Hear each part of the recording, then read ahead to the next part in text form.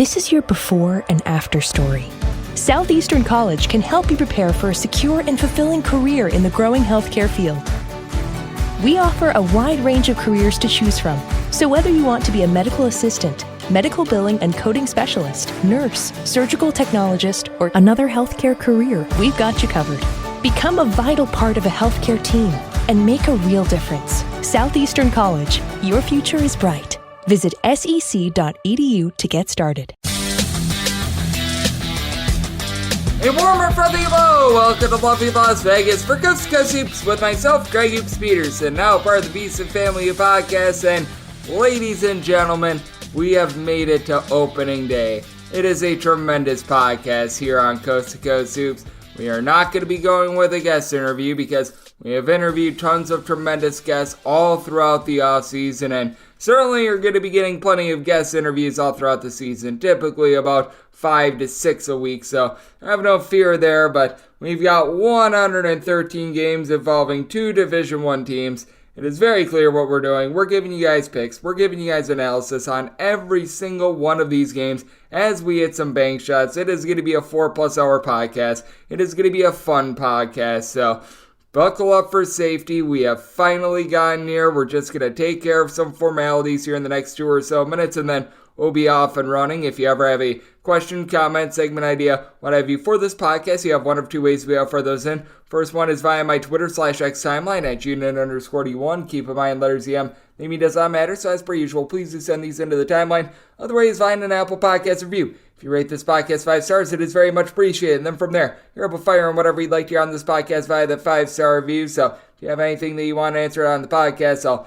answer those tomorrow and in future days. And then with regards to the betting board, there is going to be a few exclusions. That's any game that involves a non-Division I team. They just do not make the Las Vegas betting board. Many of these games are not offered until like 2 hours before the game anyway. So if you're wondering why IUPUI playing against insert non-Division I team here is not on the betting board, that is why. You're going to be seeing like Toyoka Falls or whatever that university is, Bob Jones. These are the schools that they do not make the betting board, so just want to clear that up there. And the spreadsheet link that is going to be in the show notes, which if you're listening on Apple Podcasts, Google Play, list goes on and on, it is there. Some places call it a description, and also that's where you're going to find the time markers for every single game breakdown. I will put them all in. Now, this is based on Apple Podcasts commercials, and I know that they can vary from like Apple Podcasts to Spotify to Omni, list goes on and on. So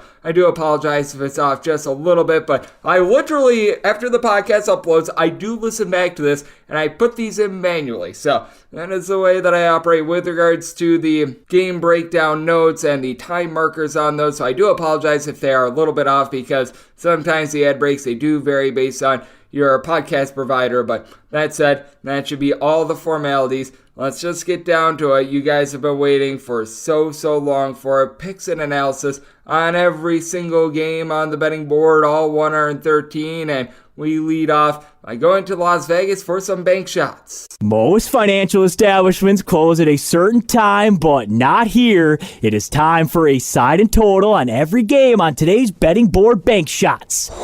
And we lead off with one of 2 DK Network write-up picks. I did 2 just because of opening night. Typically, it's only going to be 1. We had extra time because the World Series wrapped up early, but that said, we're going to lead off with a write-up pick here, and this is out here in lovely Las Vegas. 967, 968 on the betting board as we do go in Las Vegas rotation order. Oregon going to be playing against Georgia. Georgia is between a 4.5 to a 5-point underdog. Totals anywhere between 140.5 and 141. Whether you've got a 4.5 or you've got a 5, my write-up pick is going to be on Oregon laying the points. I set them as a 7.5 point favorite. I do think that Georgia's going to have a little bit of a tough time down low. They did bring in Russell Chewa to be able to help things up, but they only returned 1 player from last year that had more than 3.5 rebounds per game. That would be Matthew Moncrief, and with this Georgia bunch, they actually have Kerry Oquendo on the flip side from where he was. Last season for Georgia, he averaged right around 12.5 points per contest. He's now going to be playing for Oregon in this one, and I think that gives Oregon a pretty significant leg up in this one. He's able to give the Mike White trade secrets, what have you, as Georgia looks to pick up the pieces after they lost their top 3 scorers from a season ago. They were able to get some relatively good production out of Justin Hill, but I take a look on the flip side with Oquendo being able to join forces with so many of these guys that they returned from last season. Jermaine Cuisinart, he was able to do a solid job with 13 points per contest, began his career at South Carolina. You've got someone like Keyshawn Bartholomew, it's able to give you about 2.5 assists per contest. I really do like the Oregon freshman as well. KJ Evans, top 25 recruit, should be able to be a big-time difference maker. Jackson Shelstad, I think he's going to be tremendous in the backcourt as well. And then you bring back N'Faly Dante, who was able to give the team 8.5 rebounds per game, part of an Oregon bunch that was in the top 20 nationally with regards to rebound rate. Georgia more around 175th. Georgia had a bad assist or turnover ratio on the road last season, and on the road / in a neutral court environment, so anything away from Athens, Georgia, they were just absolutely brutal. 339th in the country in terms of points allowed on a per possession basis. I feel like Oregon is a better coach team. I feel like they did a good job bringing in those freshmen. Having Kerry Oquendo being able to give the Georgia trade secrets also helps in this game as well. And I do think that Georgia can have a little bit of a tough time putting the ball in the basket. You've got a pair of mid-tempo teams on a neutral court. I do think that the shooting is going to be a little bit shaky because of that. So I did set my total at 139.5. Here at a 140.5 to 141. Looking at the under. My write-up pick, that is on Oregon. Would be willing to lace up to 7 with this one, as I did set Oregon as a 7.5 point favorite. 969, 970 on the betting board. UConn plays us to Northern Arizona. The Lumberjacks find themselves as underdogs of between 23.5 and 24.5 points total. It's between 140 and 140.5. And with the Jacks, I needed at least 30 points to take a shot here. Now, Donovan Clingan has been dealing with an offseason injury, may or may not play in this one, and even if he does go, I think that his usage is going to be very much limited. But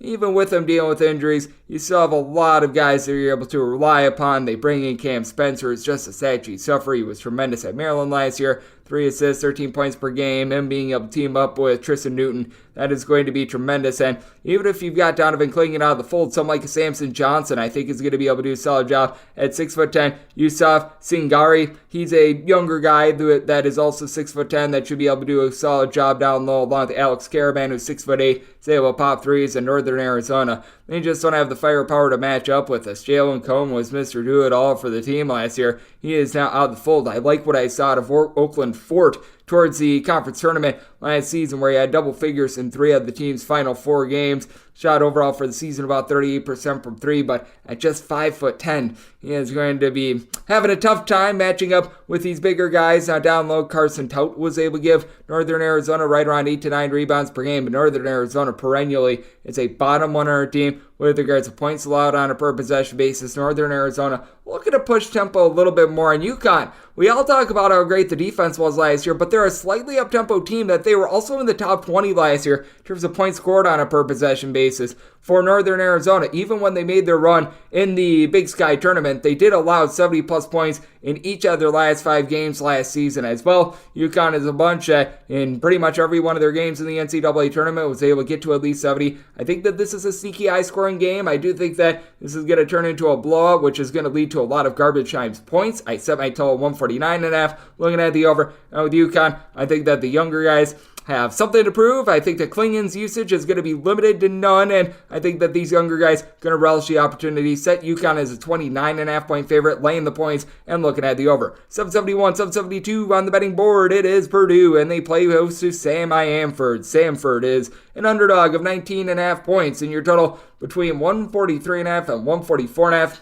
I set Purdue as an 18-point favorite. With Purdue, they are going to be playing an opposite style to Samford. Samford is looking to play buckyball, and that's for their coach Bucky McMillan. They're looking to generate a bunch of steals. They're looking to play up-tempo. They're looking to play exciting. Meanwhile, Purdue, they're looking at sticky in the mud. They were outside of the top 300 in terms of total possessions per game, and I do think that Purdue should be a top 5 team coming into the season. I think Fletcher Lawyer, Braden Smith are going to be able to take some nice strides forward. Smith a little bit more of the facilitator with 4.5 assists and 2 turnovers per contest last year. Lawyer chipped in there 11 points per game, and then Giant of the year, Zach Edey's going to be able to win the battle down low. 22 points, 13 rebounds, 2 blocks per contest while being double teamed, and it's guys like Jermaine Marshall and company, they are going to have a little bit of a tough time going up against him. But I do take a look at the man that I just mentioned, Jermaine Marshall, and he's got versatility. Shot 37.5% from three, 6'6", a little bit of a combo player. I think that he's going to be able to have an okay time here. Zach Loveday, not necessarily a true low post big man.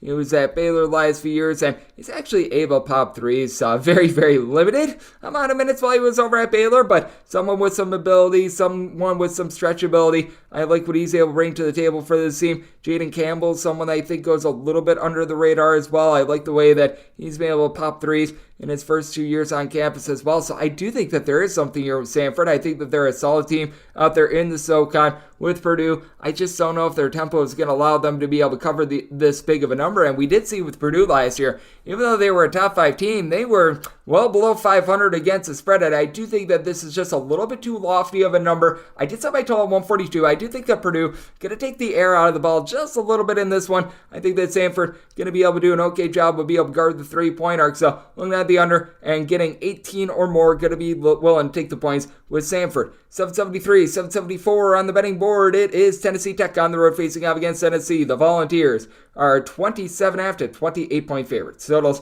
between 134.5 to 135.5. Good news for Tennessee is that Santiago Vescovi is going to be available in this one. I believe that he had to travel back to his native country. I think it was Uruguay. I might be mistaken there. Might be Argentina, but I know that he had to travel home for a little bit of a family emergency, but he is back in Knoxville. He is good to go in this one. But with Tennessee, they're still dealing with a few injuries of their own, including Zakai Ziegler being out of the fold, so that is something to be mindful of. And this Tennessee Tech team, they are a bunch that really relied upon the 3-point ball last season, and losing some of those explosive guards, I really do think is going to be holding them back, which is why I did set Tennessee as a 29.5-point favorite. Javius Harvey is able to do a nice job. He shot right around 44% from 3, was able to pump in their 12 points per contest, but Tennessee Tech, they always seem to struggle in these sort of step-up games. I like what Deontay Wood is able to bring to the table last year. Only was able to give the team right around about 6.5 points per contest.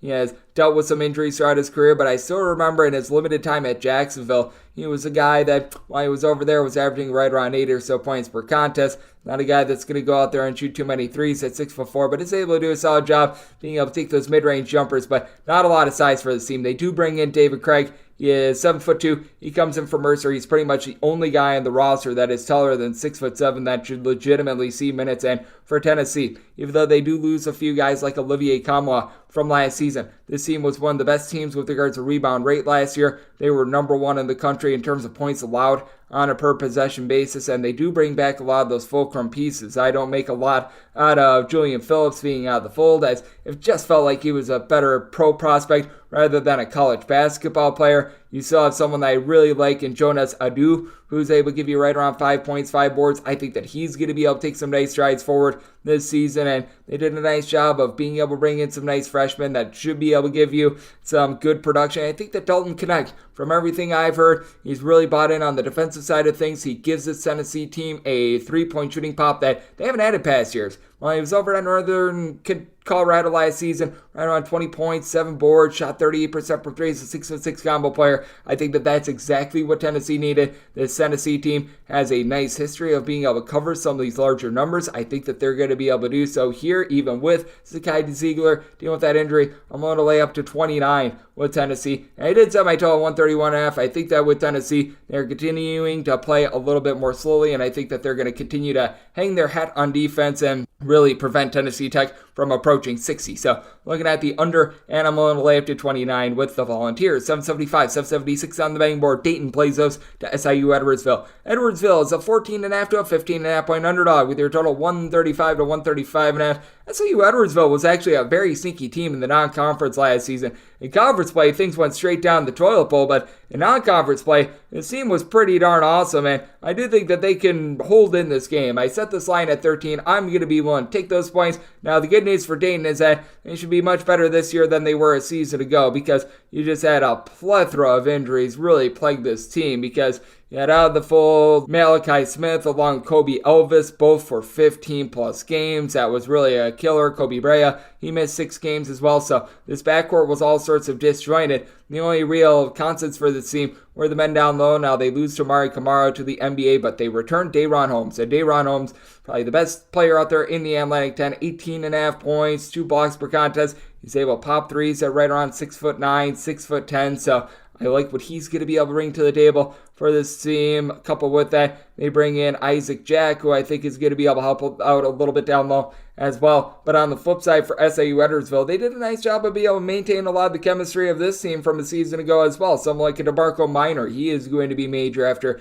he registered about 14.5 points, 5.5 rebounds per game. We saw SIU Edwardsville be very pesky against these Atlantic 10 teams last year. I believe that they knocked off St. Louis outright. Rayshawn Taylor is a bucket getter, 15.5 points per contest with SIU Edwardsville. Prior to last year, it was always a case where the defense was very suspect. They really did a better job on that side of things with the Wright brothers and Shamar and Lamar Wright. Both guys are 6'7". Both guys are able to pop some threes. They both do a solid job being able to hit the glass. I feel like this is a little bit of an overinflated number, especially when you consider that Dayton, a very slow tempo team, a team that once again last year outside of the top 310 in terms of total possessions per game. I think that that's going to lead to a slog in this one semi-total out of 133. Diving under in, I think it makes it very difficult for Dayton to be able to cover this number, set my line at 13. So being able to get 15.5 points, taking a look at Edwardsville to go along with the under. 777, 778 on the betting board. Detroit is on the road facing off against Toledo. And between 12.5 and 13.5 point favorites. Total between 152.5 and 153.5. And with Detroit, I set them as 11-point underdogs. I'm going to be willing to take the points. I actually think that the Horizon Lake is quite improved this year. And for Toledo, they are missing so many big-time players from last year. Ray J. Dennis did it all with 19.5 points, north of 5 assists per contest. So now as a result, you're going to need to have Raheem Moss be able to step up. He was a nice ancillary guard for the team. 4 boards, 8.5 points, 2.5 assists. He is a little bit of a do-it-all player. One of those guys that I felt like was a little bit more of a glue guy last year. He's going to need to take some strides forward. This year they bring in Marco Melitic, who he was over at LIU last year, nice double-figure scorer, but you're relying upon someone like a Ben White, who he was over at William & Mary and was an okay scorer for them, but it's not like he was necessarily too rambunctious. So I do have my question marks with them losing really out of their top 5 scorers, 3 of those guys. Meanwhile, for Detroit, it's a new dawn and it's a new day with Antoine Davis out of the fold after he averaged 24-plus points per contest each of the last 5 years. I don't necessarily think that that's a world's worst thing, though, because he was pretty much a black hole. You pass the ball to him and the ball was not going to be coming back out, and a clean bill of health for Jaden Stone, I think, is very big as well. Limited just 13 games last season. In those 13 games, shot 52% from 3-point range with 14 points, 5.5 boards. Being able to get him back out there in the fold, I think is going to be big. If you could get Donovan Totley to be what he was many years ago at Chattanooga, you're really looking at something as well. When he was at Chattanooga, 2018-19 season, so way back time machine. 11 points per contest, 3 assists. I do think that there's a little bit of upside there. Alex Tichuku, who comes in from Rhode Island, along with Otan Janovic. These guys are north of 6'10". They should be able to do a solid job on the glass against a Toledo team that legitimately doesn't necessarily have a ton of size. I think that Detroit is going to be throttling down a little bit. Toledo, as we know, they're more of an up-tempo team, but I don't think that Toledo was number 1 in the country last year in terms of points scored on a per-possession basis is going to be able to duplicate that. Detroit was not necessarily an up-tempo team to start with last year, and I think that Detroit actually going to be better on defense with Antoine Davis out of the full, which is why I did set my total at 151. Going to be looking at the under with Detroit, even though Antoine Davis is not out there. I, once again, don't think that that's necessarily the world's biggest negative. I'm going to be willing to take the points with Detroit, anything north of 11 to go along with the under. 779, 780 on the betting board. This is from Kier Insurance Arena. Rutgers and Princeton do battle. Princeton is between a 5 to a 6.5 point underdog. Totals between 137 to 138, and with Rutgers, I did set them as a 6-point favorite. Mostly seeing 5 to 5.5. I am going to be willing to lay it with Rutgers. Rutgers, I just feel like has been really lost in the shuffle in the Big Ten, even though they do bring back a big man that I like in Cliff Omarui, who was able to register right around 9 rebounds per game, and I just don't know who on Princeton is going to be able to match up against him, because Tucson of Wildman, he is out of the fold. He was absolutely awesome for the team. You lose Ryan Langford as well. Those are your top 2 scorers from last season, and Caden Pierce, he's really going to need to step up now. I really do like what I saw out of Caden Pierce. 8+ rebounds in 4 out of the team's final 5 games between the Ivy League tournament and the NCAA tournament. Disappeared a little bit in that Creighton game, but all in all, he was able to come on strong towards the back half of the season last year. But you also lose someone in Keyshawn Kellerman, who was very solid down low, right around 4.5 rebounds per game, was a true back-to-the-basket guy. He's now at Florida Gulf Coast, so they're going to have a really tough time matching up with Cliff Emery. Now for Rutgers, losing some of the backcourt that you had from a season ago, that is going to be very, very costly, as for Rutgers, they were so good on the defensive side of things, a top 10 team in terms of turnovers forced on a per-possession basis. Now they're going to have to look to Noah Fernandez to really hold it down after he was limited to just 11 games last season, but when he was out there for UMass, 13.5 points, 4 assists. I remember he had that game winner, I believe, in like the Charleston tournament, and you've got yourself some glue guys back in the fold as well. You could tell how different Rutgers was with/without Muwat Mogg. He's someone that he just does the little things that help teams win, right around 8 points, 5.5 boards at 6'7". He shoots about 30% from three-point range. Nothing rambunctious, but something that is much needed when you do lose someone like Caleb McConnell, who's one of the best on-ball defenders in all of college basketball. I do think that Rutgers, they're going to see that defense drop just a little bit, but Princeton is not an up-tempo team. Princeton, they're looking to pop quite a few threes. Rutgers, I think that they're going to be able to do a very nice job of guarding the three-point arc. I think that they're going to hold Princeton to a lot of one-and-done opportunities. I don't see Princeton being able to get a lot of offensive rebounds in, because I think Rutgers wins the battle on the glass. I think that they win the game. Set Rutgers as a 6-point favorite, willing to lay up to 5.5 with them. Set my total at 132. Keep in mind, neutral court environment, that should hurt the shooting of both of these teams. So diving under and diving in on Rutgers. 781, 782 on the betting board. It is Western Michigan playing us to North Dakota State. The Bison of North Dakota State are 3.5-point road favorites. Totals between 141 and 141.5.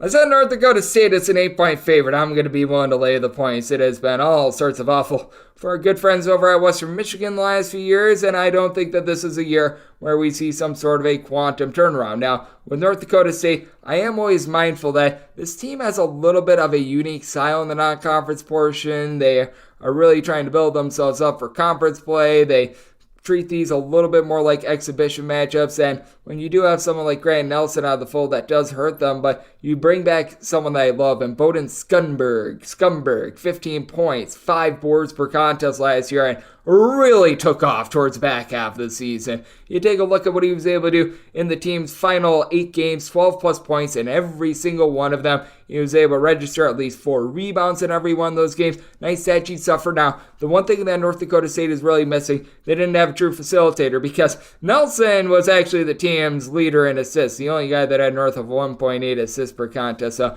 that does put this team behind the 8 ball just a little bit, but I think that to Jarvis Miller, who last season gave the team 7 points, just under 2 assists per contest, he could emerge as a little bit more of a go-to ball handler for this team and for North Dakota State as well. I do like the fact that you bring back Andrew Morgan, who's 6'10", not as versatile as our good friend Mr. Nelson, but should be able to do a nice job on the glass against a Western Michigan team that you're just staring at a lot of disjointed pieces with this team. They bring in Anthony Crump from Northern Illinois. He's able to give you a few rebounds, and B. Artis White, when he's hot, as I still remember during the 2020-21 season, averaged 14.5 points per contest, but he missed the entirety of last season due to injury. He's someone that, when he's feeling it, it's great. Shot 42% from 3 in that big year. The year after, shot more like 30% from three-point range. You just don't know what to expect there, and when you don't have much else in the backcourt, it really leads to a horse-apiece situation. They don't have a true ball handler on this team. Seth Hubbard might need to be that guy now. Titus Wright, he's able to give you 5+ rebounds per game. That should be able to help this team out a little bit. And Javonte Brown hasn't necessarily seen a lot of minutes during his college basketball career, but he does have a 7-foot frame. That should be able to help out a little bit. But that said, I do think that when it comes to North Dakota State, I do think that Morgan is going to be able to do a solid job down low, and I do think that the backcourt in general in North Dakota State overwhelms. So set the Bison as an 8-point favorite, willing to lay the number. With Western Michigan, they were brutal on offense. They were brutal on defense. North Dakota State, when they played their best basketball last year, they were playing more slowly. They were playing a little bit more defense-oriented. I think that they're going to look to be able to build off of that. I did set my total at 136, diving under, and willing to lay up to 8 points with North Dakota State. 783, 784 on the betting board. Pittsburgh plays those to North Carolina A&T. A&T between a 24 and a 24.5 point underdog. Totals between 142 and 142.5. And with A&T, I set them as 21.5 point underdogs. I'm going to be willing to take these points with this Pittsburgh bunch. They were expecting to have a few players out there like a Dior Johnson. He is out of the fold, so that does not necessarily help them out. They've been dealing with a few injuries as well throughout the offseason, so I do think that depth in general is something to be keeping in mind. And with this Pittsburgh team, they do bring back Blake Hinson. I think that that is absolutely massive. Mr. Sachi suffered for the team 15 points, 6 boards, shot 38% from three-point range, but now you've got a little bit of a changing of the guard in terms of the two guys that's able to dole out the ball as Jamarius Burton along with Nelly Cummings. Both of these guys combined for about 9 assists per contest, and both of these guys are out. You're relying upon Dior Johnson a little bit to be able to get out there and be able to facilitate. You bring in someone like an Ishmael Leggett, who I like his overall ability to be able to pop threes. Last year's only shot right around 32% from three, but not necessarily a true facilitator. So there are some question marks there. Meanwhile, you've got an A&T team that certainly there's a lot of moving parts with regards to this team. You got to think that Kyle Duke is someone that they're going to be relying upon. He only averaged right around about 3 points per contest each of the last few seasons, but with North Carolina A&T, they lose a lot of their top pieces from a season ago. They go through yet another coaching regime change. I think that they've had 4 different coaching changes over the last 6 years. It's been a little bit of a turnstile there, so very, very unfortunate. They need to get back to what they were able to do when they were towards the top of the MEAC, I believe, under Will Jones, I thought it was, a few seasons ago. But that said, they do have some nice overall versatility. Someone like Jeremy Robinson has not necessarily had the world's greatest opportunities to be able to prove himself, but was a bit of a part-time starter last year. I think that he could be able to burst. 2 seasons ago, shot about 44% from three-point range, so looking at a little bit of upside there. You've got quite a few guys that have been with the program for quite a while. This North Carolina A&T team also did a nice job of being able to scour the transfer portal. Someone like Jason Murphy, I think, is going to be able to give you some boards at 6'9", 245. So I do feel like this number is a little bit out of whack. Pittsburgh, even when they made the NCAA tournament last year, defense was a little bit spotty, even with Frederico out there. So did set my number at a 21.5, willing to take the 24 plus with North Carolina A&T, and did set my total at 141.5. Pittsburgh, not necessarily the world's most up-tempo team, and with North Carolina A&T, I do think that they're going to be dialing things back just a touch. So looking at the under and looking at the points with A&T, 785, 786 on the betting board. It is West Virginia playing us to Missouri State. Missouri State is between a 6 to a 6.5 point underdog. Total is between 135 and 135.5. I was willing to lay up to 5 with West Virginia. This is a number that opened up at 7.5, and personally, I took a little bit of an earlier number, but even now that it's diminished down to 6 to 6.5, I'm going to be willing to take the points with Missouri State. Just been a really rough offseason for West Virginia. They are going to be without Kirk Creasy. He's serving a 9-game suspension for impermissible benefits. We know that a Cook collapsed on the floor last week as well. You really feel for that kid. But for West Virginia, they're just having a tough time finding bodies. With Raekwon Battle not getting his waiver to be able to play, Noah Farrakhan is yet to be cleared as well. It means that you're probably going to be seeing a lot of Seth Wilson. And Seth Wilson actually had a really good assist-to-turnover ratio among qualifying Division I players. He was towards the top of all of college basketball. Not a high-usage guy, though. Shot 41.5% from three with about 4 points per contest. You know what you're going to be able to get down out of Jesse Edwards when he was over at Syracuse last year. This guy was awesome. 14.5 points, 10 boards, able to give you multiple blocks per contest. But again, what are you going to get out of someone like Quinn Slesniski? Meanwhile, for Missouri State, it seems like going to the dentist. Last year, they were in the bottom 25 in terms of total possessions per game. This team is a real slug. They do lose a few guys from last year, like a Josh Mogbo, but at the same time, you bring back 6'8" Donovan Clay that just does it all. 12 points, 5.5 boards, 3.5 assists.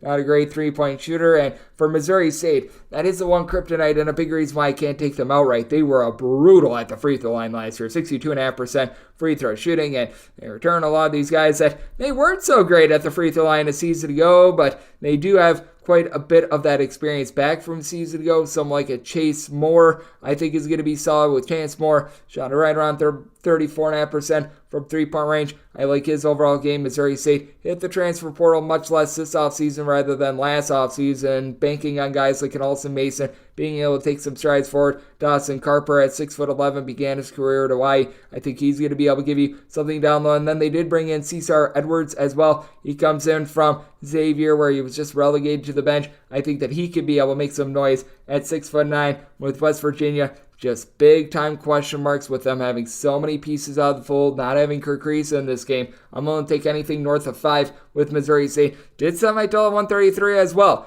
I think that because West Virginia has such a limited amount of bodies, that's going to lead to Missouri State being able to dictate the tempo of this game. So looking at the under and looking at the points with Missouri State. 787, 788 on the betting board. College of Charleston plays us Iona. Iona is a underdog of between 7 and 7.5 points. Totals between 150.5 and 151. With Charleston, I set them as 7.5 point favorites. This was an opener of 6.5, so 7 is a max I'm willing to lay, and I am mostly seeing 7 out there. So as long as you still have that 7, I still think you've got a little bit of meat on the bone to be able to lay it with this College of Charleston team. And with Charleston, it's always that whole is greater than the sum of its parts approach with them. You don't have one guy that's going to go out there and light the world on fire or anything like that. When they made the NCAA tournament last year, you had 6 different guys give you at least 8.8 points per contest. Nobody that gave you more than 12.2 points per contest. Not a single guy that gave you more than 4.9 rebounds per game, but I believe each other top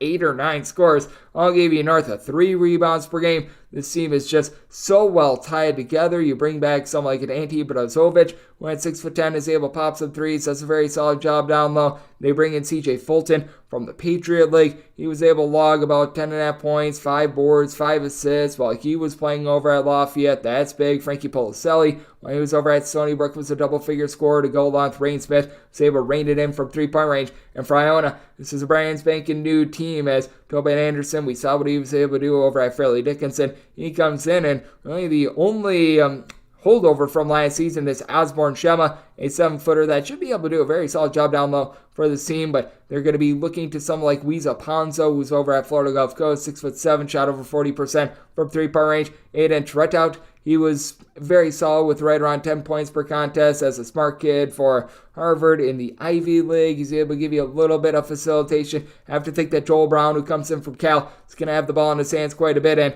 saw meaningful minutes in the Pac-12. Then again, Cal was not too great to say the least, but I do think that just sort of the disjointedness of Iona, meanwhile, you've got a lot of pieces that return for Charleston, does give Charleston very much the leg up in this one. Iona probably going to be looking to play quite up-tempo under the tutelage of Tobin Anderson. Charleston, they're a team that they play great defense, but they are not shy to run as well under Pat Kelsey. So this is a spot where I set my total at 153.5. I do think that both of these teams are going to be looking to tire out the other, and I do think that Charleston just has a little bit more depth, so willing to lay up to 7 with Charleston. Set my total at 153.5. So also looking at the over 789, 790 on the betting board. Ohio State is going to be playing us Oakland. Oakland is an underdog between 19 to 19.5 points. Totals between 143 to 144.5, and with Oakland, I did set them as 24.5 point underdogs. I'm going to be willing to lay it with Ohio State. Ohio State had a no good, very bad, terrible second half of the season last year, but I do think that they have cleaned things up a little bit. While Bryce Sensabaugh put up nice numbers for the team, you could tell that he wasn't necessarily the world's greatest team player, wasn't necessarily doing the world's greatest job on defense. Now you've got someone like a Felix Opara down low who was really able to elevate towards back half of the year last year. 4+ rebounds in each of the team's last 4 games.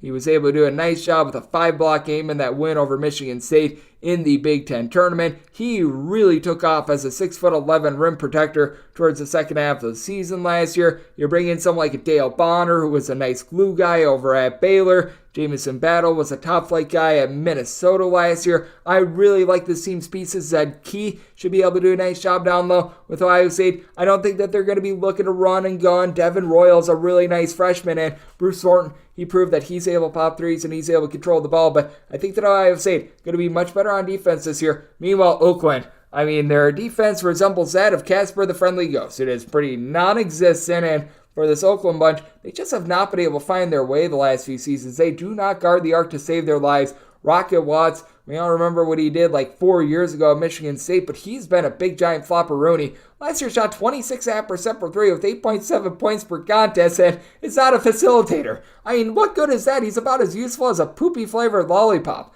Andre Polk is someone that a season ago, he averaged right around about 3.5 points per contest at Central Michigan. I thought he was going to take off after he was a pretty highly touted junior college transfer.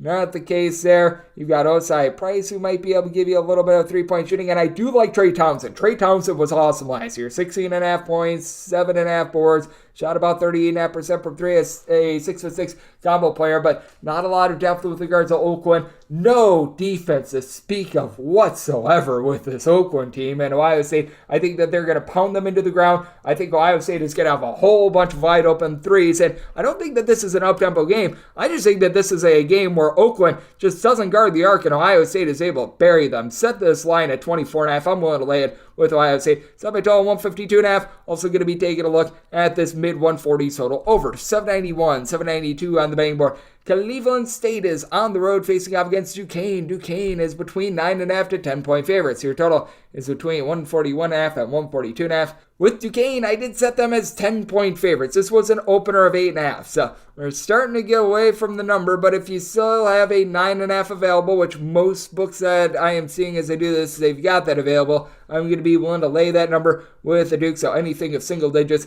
you are still good with Duquesne. I really like the way this team was able to develop towards the back half of the season last year. They did need a little bit more rebounding, but all in all, outlook of this team is pretty good. Going up against a Cleveland State bunch that they do a nice job of being able to take the ball away, but they don't necessarily take advantage of Duquesne's Achilles heel, and that's leaving the three-point arc open, as last year Cleveland State shot below 68% at the free throw line, only about 31% from three-point range. Now, they bring back their top scorer, Tristan Iona, who was able to register about 15.5 points, 6.5 boards, but also shot a ghastly 19% from three-point range. You would like to see that be a little bit better for Cleveland State. They actually do have quite a few pieces that are back from last year, and they do bring in a guy in TJ Moss, who I like. TJ Moss, he has been a well-traveled gentleman, was at South Carolina, was a starter for Detroit last year, only registered about 5.5 points per contest, playing in the shadow of Antoine Davis, but I think that he's going to be a relatively good glue guy for the team. You've got someone like Tevin Smith, who's able to give you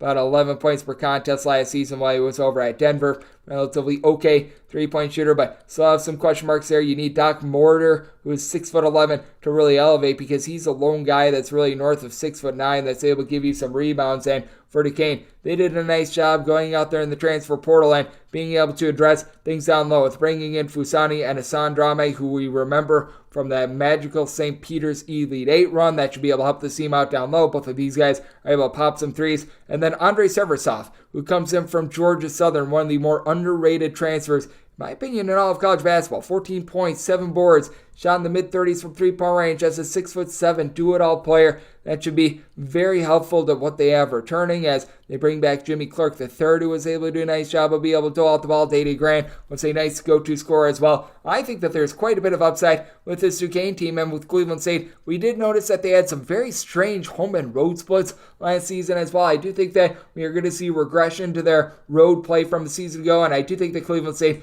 going to continue to be a very slow tempo team. Set my total at 140, diving under, and with Duquesne willing to lay up to 9.5 with them. 793, 794 on the betting board. Notre Dame is going to be playing us in Niagara. Niagara is between 8.5 to 9-point underdogs. Your total anywhere between 127.5 to 128.5. With Notre Dame, I'm actually going to be willing to lay the number. Now, with Micah Shrewsbury, he takes over this Notre Dame team. He has to pretty much build it up from scratch, and it's not like he necessarily brought in a whole bunch of 5-star transfers. He brings in Julian Roper, who's an okay player over at Northwestern, but it's not like he's got a ton to work with. But we saw Micah Shrewsbury, when he was over at Penn State, do a lot with very, very little, and I think that we need to put a bit of stock into that. Meanwhile, you've got a Niagara team that has been very well coached under Greg Paulus ever since he took over the program, but with Niagara, got to be wondering where they go without Noah Thomason. Niagara was a bottom 40 team in the country last year, with Noah Thomason, despite that slow tempo, averaging 19.5 points, 3.5 assists, and shooting 38.5% from three-point range. And Noah Thomason no longer in the fold, which means that they looked at Luke Bumbelow, who averaged 3 points per contest last year. Now, while he was over at Ball State, you may recall 2 years ago, he was averaging more like 11 points per game, shooting in the mid-30s from three-point range, but has been very inconsistent throughout his college basketball career. Someone like a Kawan Marble as well. He had some good moments while he was at Wyoming a few years ago where he averaged 9.5 points per contest. He's coming off of averaging 3 points per game as well. You can tell that Niagara is trying to buy low on a lot of these guys, and I just don't know how it's necessarily going to turn out, and I just don't know who that true ball handler is going to be for this team. Braxton Bayless is probably going to be having the ball in his hands quite a bit more as well. You don't have a ton down low. You've got Harlan Obiona. He's a 7-footer that is very much an unknown. He's a project. If they can get him to develop, that's terrific, but once again, he is a big-time project, and for Notre Dame, while it's a lot of nameless, faceless guys, I have a lot of faith in Micah Shrewsbury and what he's going to be able to do. He had a freshman class that was a little bit spotty to say the least, but Kiba Njai I think is going to be able to take off at 6'10" down low for this team. I think someone like a Matt Zona might be able to have a nice year as well, and I do think that with Notre Dame, they're going to be the better coach team, and I do think that Micah Shrewsbury going to be able to get his style working at Notre Dame a little bit sooner than people expect. I did set my total at 133.5.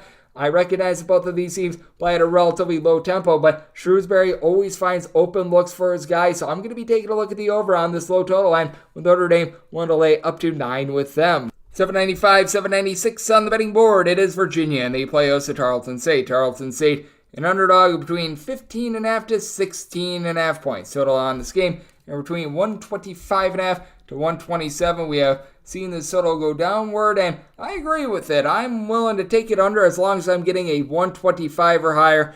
As we know, Virginia, perennially a bottom 5 team in the country in terms of total possessions per game. Actually, Virginia, if you look at their raw efficiency, points allowed on a per possession basis, they do have their struggles a little bit, but I do think that against the Tarleton St team, both of these teams are going to be stuck in the mud, and it's sort of a strength on strength. Virginia has done a great job the last few years of not turning the ball over. Tarleton St, their forte is being able to force turnovers, and I do think that the leg up goes to Virginia. I did set them as an 18.5 point favorite. Fully recognize that with this team, it is going to be a little bit of a passing of the torch, as it's now going to be Reese Beekman by himself in the backcourt, and Beekman was very rock solid last season. 5.5 assists, 9.5 points per contest. I like what he's able to bring to the table, as Gay Clark was able to help him out so much the last few years, and having Armand Franklin the fold as well. That does hurt this team, but I do like the guys that they brought in via the transfer portal. Andrew Rohde was a part of a very slow, methodical St. Thomas team that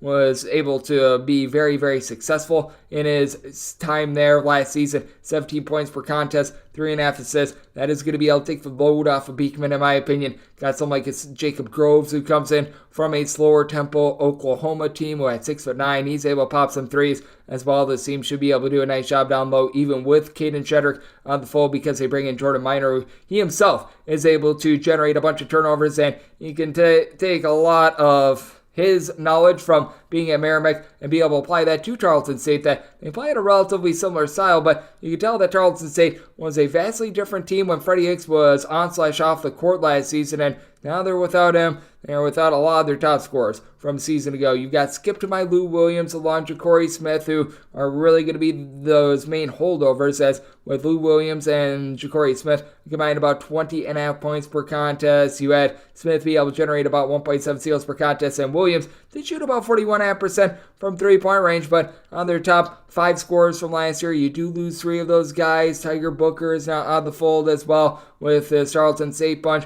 They always have a tough time being able to hit the glass, as nobody outside of Hicks averaged more than 4 rebounds per game. They really didn't do a good job of being able to replace that, so I think that Virginia going to be able to win from within. I think that Tarleton St, a team that looks to generate a bunch of turnovers, not going to do that against a wily veteran Virginia team. I think that allows Virginia to win a nice sort of a game. I set my total at 124.5, diving under on 125 or higher, and willing to lay up to 18 with Virginia. 797, 798 on the betting board. George Mason is going to be playing us down Monmouth. Monmouth is an underdog of between 10.5 and 11.5 points. Total between 137 and 138. With Monmouth, I set them as an underdog of 14 points. I'm going to be willing to lay it with George Mason. George Mason, one of the few teams that actually got a 2-time transfer to be able to get a waiver. And Woody Newton, who began his career at Syracuse, is over at Oklahoma State at 6'8", should be able to give this team some nice versatility. Now, they are not going to have Jalen Haynes in the fold. He had his waiver denied, but George Mason, now under the tutelage of Tony Skinn, he was part of that 2006 Final Four team of George Mason. You may recall he was the guy that in the Colonial Tournament very nearly costed George Mason a shot at the NCAA tournament when he punched that guy in the junk, but you know what? He loves this university, and he has brought in some very talented pieces. Darius Maddox, he was able to log right around about 8.5 points per contest when he was over at Virginia Tech last year. Career 42.5% three-point shooter. That's going to be able to elevate George Mason. Obviously, they lose a lot of pieces when Kim English goes over to Providence, but Jared Billups, an all-Metro Atlantic defender that's able to give you double figures. Amari Kelly comes in from UNC Wilmington. I really like to see him, and Raul Polite does a little bit of everything. Meanwhile, for Monmouth, they were a little bit better towards the back half of the season last year, but a bottom 50 team in terms of points scored and points allowed on a per possession basis. They lose their top scorer in Miles Foster to Illinois State. Now, Jack Collins is someone I think that they could build around. He was a freshman last year that logged about 10.5 points, did get about 2 steals per contest, and that was the one thing that Monmouth was able to do. They were able to log a few steals, but they're going to need to have someone like Atade Crawley, who at 6'10", is going to need to hit the board. So they've got Nikita,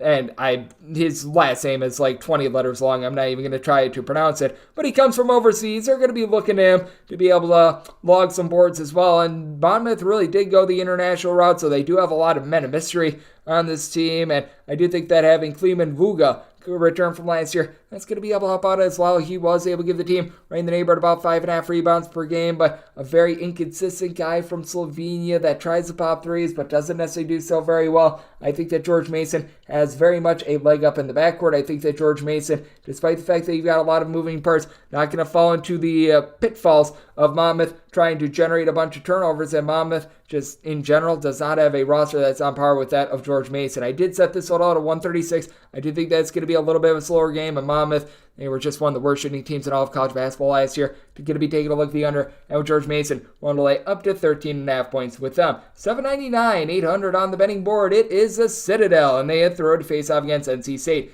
NC State finds themselves as favorites of between 19.5 to 20 points. And your total on this game, you're going to be finding it between 145 and 146. And with NC State, I did make them a 25-point favorite. This was originally 27, but MJ Rice, he is currently dealing with a little bit of ailment, might not be available for this game. So I did downgrade NC State from being a 27-point favorite to more like a 25-point favorite, but still well within my range to be able to lay the points here with the Citadel. You've got one guy that I think is really a standout, comes in from Vanderbilt, and Quentin Melora Brown last season was able to give the team a little bit over 4 boards per contest, and last 2 years has actually seen some starts for Vanderbilt, so that's a nice piece, but past that, you really don't have much with this team. They bring in Winston Hill, who was over at Presbyterian last season. 2 seasons ago, was able to log about 12.5 points, 6.5 boards per game, but was limited to 7 games due to injury last year. You just don't know what to expect out of him, or if he's even going to be playing his full allotment of minutes in this game. Elijah Morgan last year for the Citadel team, a pair of assists, 7.5 points per game, and with the Citadel, they changed hands at the coaching spot from the 2021-22 season to last year. Ed Conroy is now at the helm, and after Duggar Baucom played the team super duper up tempo, Conroy slowed it down. But if you look at just the amount of points allowed per possession, they gave up fewer points per game, but per possession, they actually gave up more points last year than they did 2 seasons ago under Duggar Baucom. And, well, NC State has to replace that backcourt of Jaquavius Smith along Jarkel Joyner. They do bring back Casey Marcel, shot over 40% from 3. Not necessarily the world's greatest facilitator. He didn't have to do any of that last year, but I think that he has it in him to be able to do a nice job, be able to dish out the ball. You've got DJ Turn It Up Horn, who comes in from Arizona State. He's a guy that can dish out the ball at about 2.5 assists per contest. Shot in the mid-30s from 3-point range over at Arizona State a season ago. I like DJ Burns, what he's able to provide down low. You bring in Ben Middlebrooks at 6'10" to be able to help out as well. And then Michael O'Connell, sneaky good transfer who comes in from Samford. Smart guy that's able to dole out 3 assists per game. Not necessarily much of a scorer, so that'll allow the likes of Horn, Morcell, and company to be able to eat. But I do think that he's going to be able to find these guys in space, and I do think that NC State is going to be in for a little bit of a sneaky good year. I did set my total at 151. The Citadel, though they're playing slowly, they're not efficient at all on defense. NC State, we know that they've got some deficiencies with regards to their defense as well, so I'm going to be taking a look at the over, and with NC State, willing to lay up to 24.5 with them. 801, 802 on the betting board. It is Providence, and they're going to be playing against Columbia. Columbia is between 18 and 18.5 point underdogs. Total is 143.5, seeing a straight 142.5 as well. Did set my total at 149. Columbia has been a train wreck the last few years on defense, and I have absolutely no idea how they have maintained the same coaching regime that they have. I mean, it has just not been going well in general for the Sponge, but that said, with Providence, I made them a 21-point favorite, even with all the moving pieces of Kim English English is going to have some consistency from a season ago because he did bring with him some of his friends from George Mason, Devontae Gaines, Justin Fernandez, two very nice ancillary pieces for the team, along top scorer Josh Oduru from a season ago. They all come over, so you're going to see a lot of flair that we saw with George Mason last year, but some of the biggest wins in the offseason for Kim English was actually retaining some of the guys from last year. Devin Carter was rock solid, 13 points, 5 boards, 2.5 assists. Not a great three-point shooter, but you got Bryce Hopkins, who I legitimately think is one of the best players in all of college basketball. 6'7" last year, 8.5 boards, 16 points, 2.5 assists, shot 36% from three-point range, waned a little bit towards the back half of the season, but I really like the sort of coming together of some of the holdovers from Providence, along with the George Mason A team from a season ago. Corey Floyd Jr. is a little bit of an upside guy as well. And for Columbia, there's just really not much to speak of for this team. I mean, they're looking for any sort of consistency whatsoever. They actually didn't do the world's worst job of recruiting the last few years. Blair Thompson, he was a top 350 recruit. He's 6'8". I think that he could be able to blossom a little bit this year. And then you've got Geronimo Rubio de la Rosa, 13.5 points, 5.5 boards, 2.5 assists, shot 37% from three.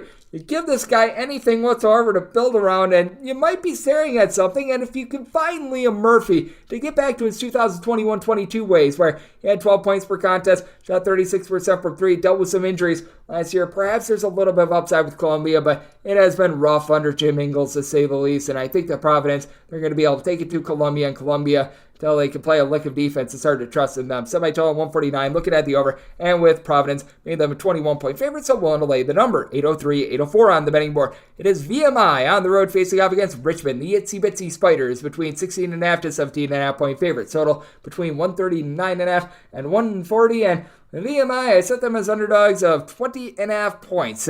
We're at the upper part of what I'm willing to lay with Richmond, but I am going to be willing to lay it with Richmond. I'd be willing to go up to 20 with them. With the Itsy Bitsy Spiders, they are looking to turn the page because they do lose likes of Tyler Nelson and company, but I do think that they are facing off against a VMI team that is truly one of the worst in all of college basketball. VMI, because it's a military institute, they just can't bring in transfers in. You're looking to Deshaun Jackson to really elevate the team. Last year, he did log about 7 rebounds per game, did a nice job down low, was able to give you a steal per contest, actually shot 37% from three. Needs to be more assertive because you just look around at this team and who's really going to have the ball in his hands a lot? Maybe it's Devin Butler, but I mean, Devin Butler hasn't done that in 3 years there. You're going to need to have a big leap of faith there. Cooper Cisco is someone that I think might be slept upon a little bit as well. Did shoot 54.5% from three-point range, but he also took 22 threes last year, so you're going to need a much higher usage there, and they really don't have a lot of size in general other than DJ Nussbaum, so that's a bit of an issue. Meanwhile, with this Richmond team, it's going to be a brand spanking new team because they do lose quite a bit of the backcourt from last year as well, but I do like the fact that they bring in Jordan King. The King was able to log over at ETSU last year right around 15.5 points per contest, a career 37% three-point shooter, just a nice building block in general. I do think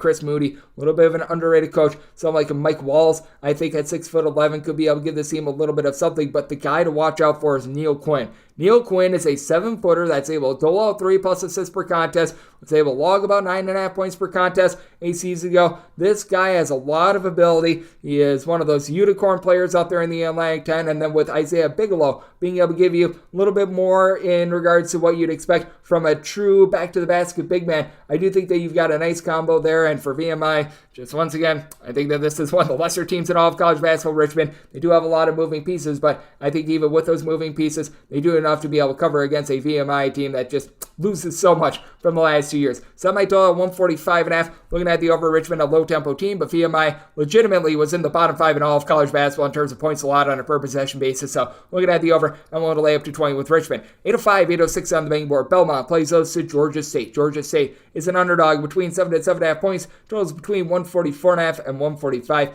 Georgia State was one of the biggest money-burning teams in all of college basketball last year. They covered fewer than 30% of their games, and I think that is going to continue here. With Belmont, I did set them as 9.5 point favorites. With Belmont, they do lose a few guys from last season, including Mr. Shepard, who is on to the NBA, and is a first-round draft pick, but do not sleep upon Cade Tyson. Cade Tyson is someone that at right around 6'7" was able to bury about 40% of his threes, double-figure score as a true freshman. I really like this guy's ability, and I think that he is going to be a game wrecker out there in the Missouri Valley, and I just don't think that Georgia State is really going to have anyone that's going to be able to compare. Now, Georgia State had Murphy's Law hit them with regards to injuries. Dwan Odom was one of the few constants for the team last season, and for Dwan Odom, you know that he's just not going to give you any three-point shooting. He shot less than 20% from three last year, does everything else relatively solid, 13 points, 4.5 boards, 4 assists, a steal per contest. You need him to sell hot dogs at the hot dog stand. He's able to do that as well, but where is that three-point shooting going to come from?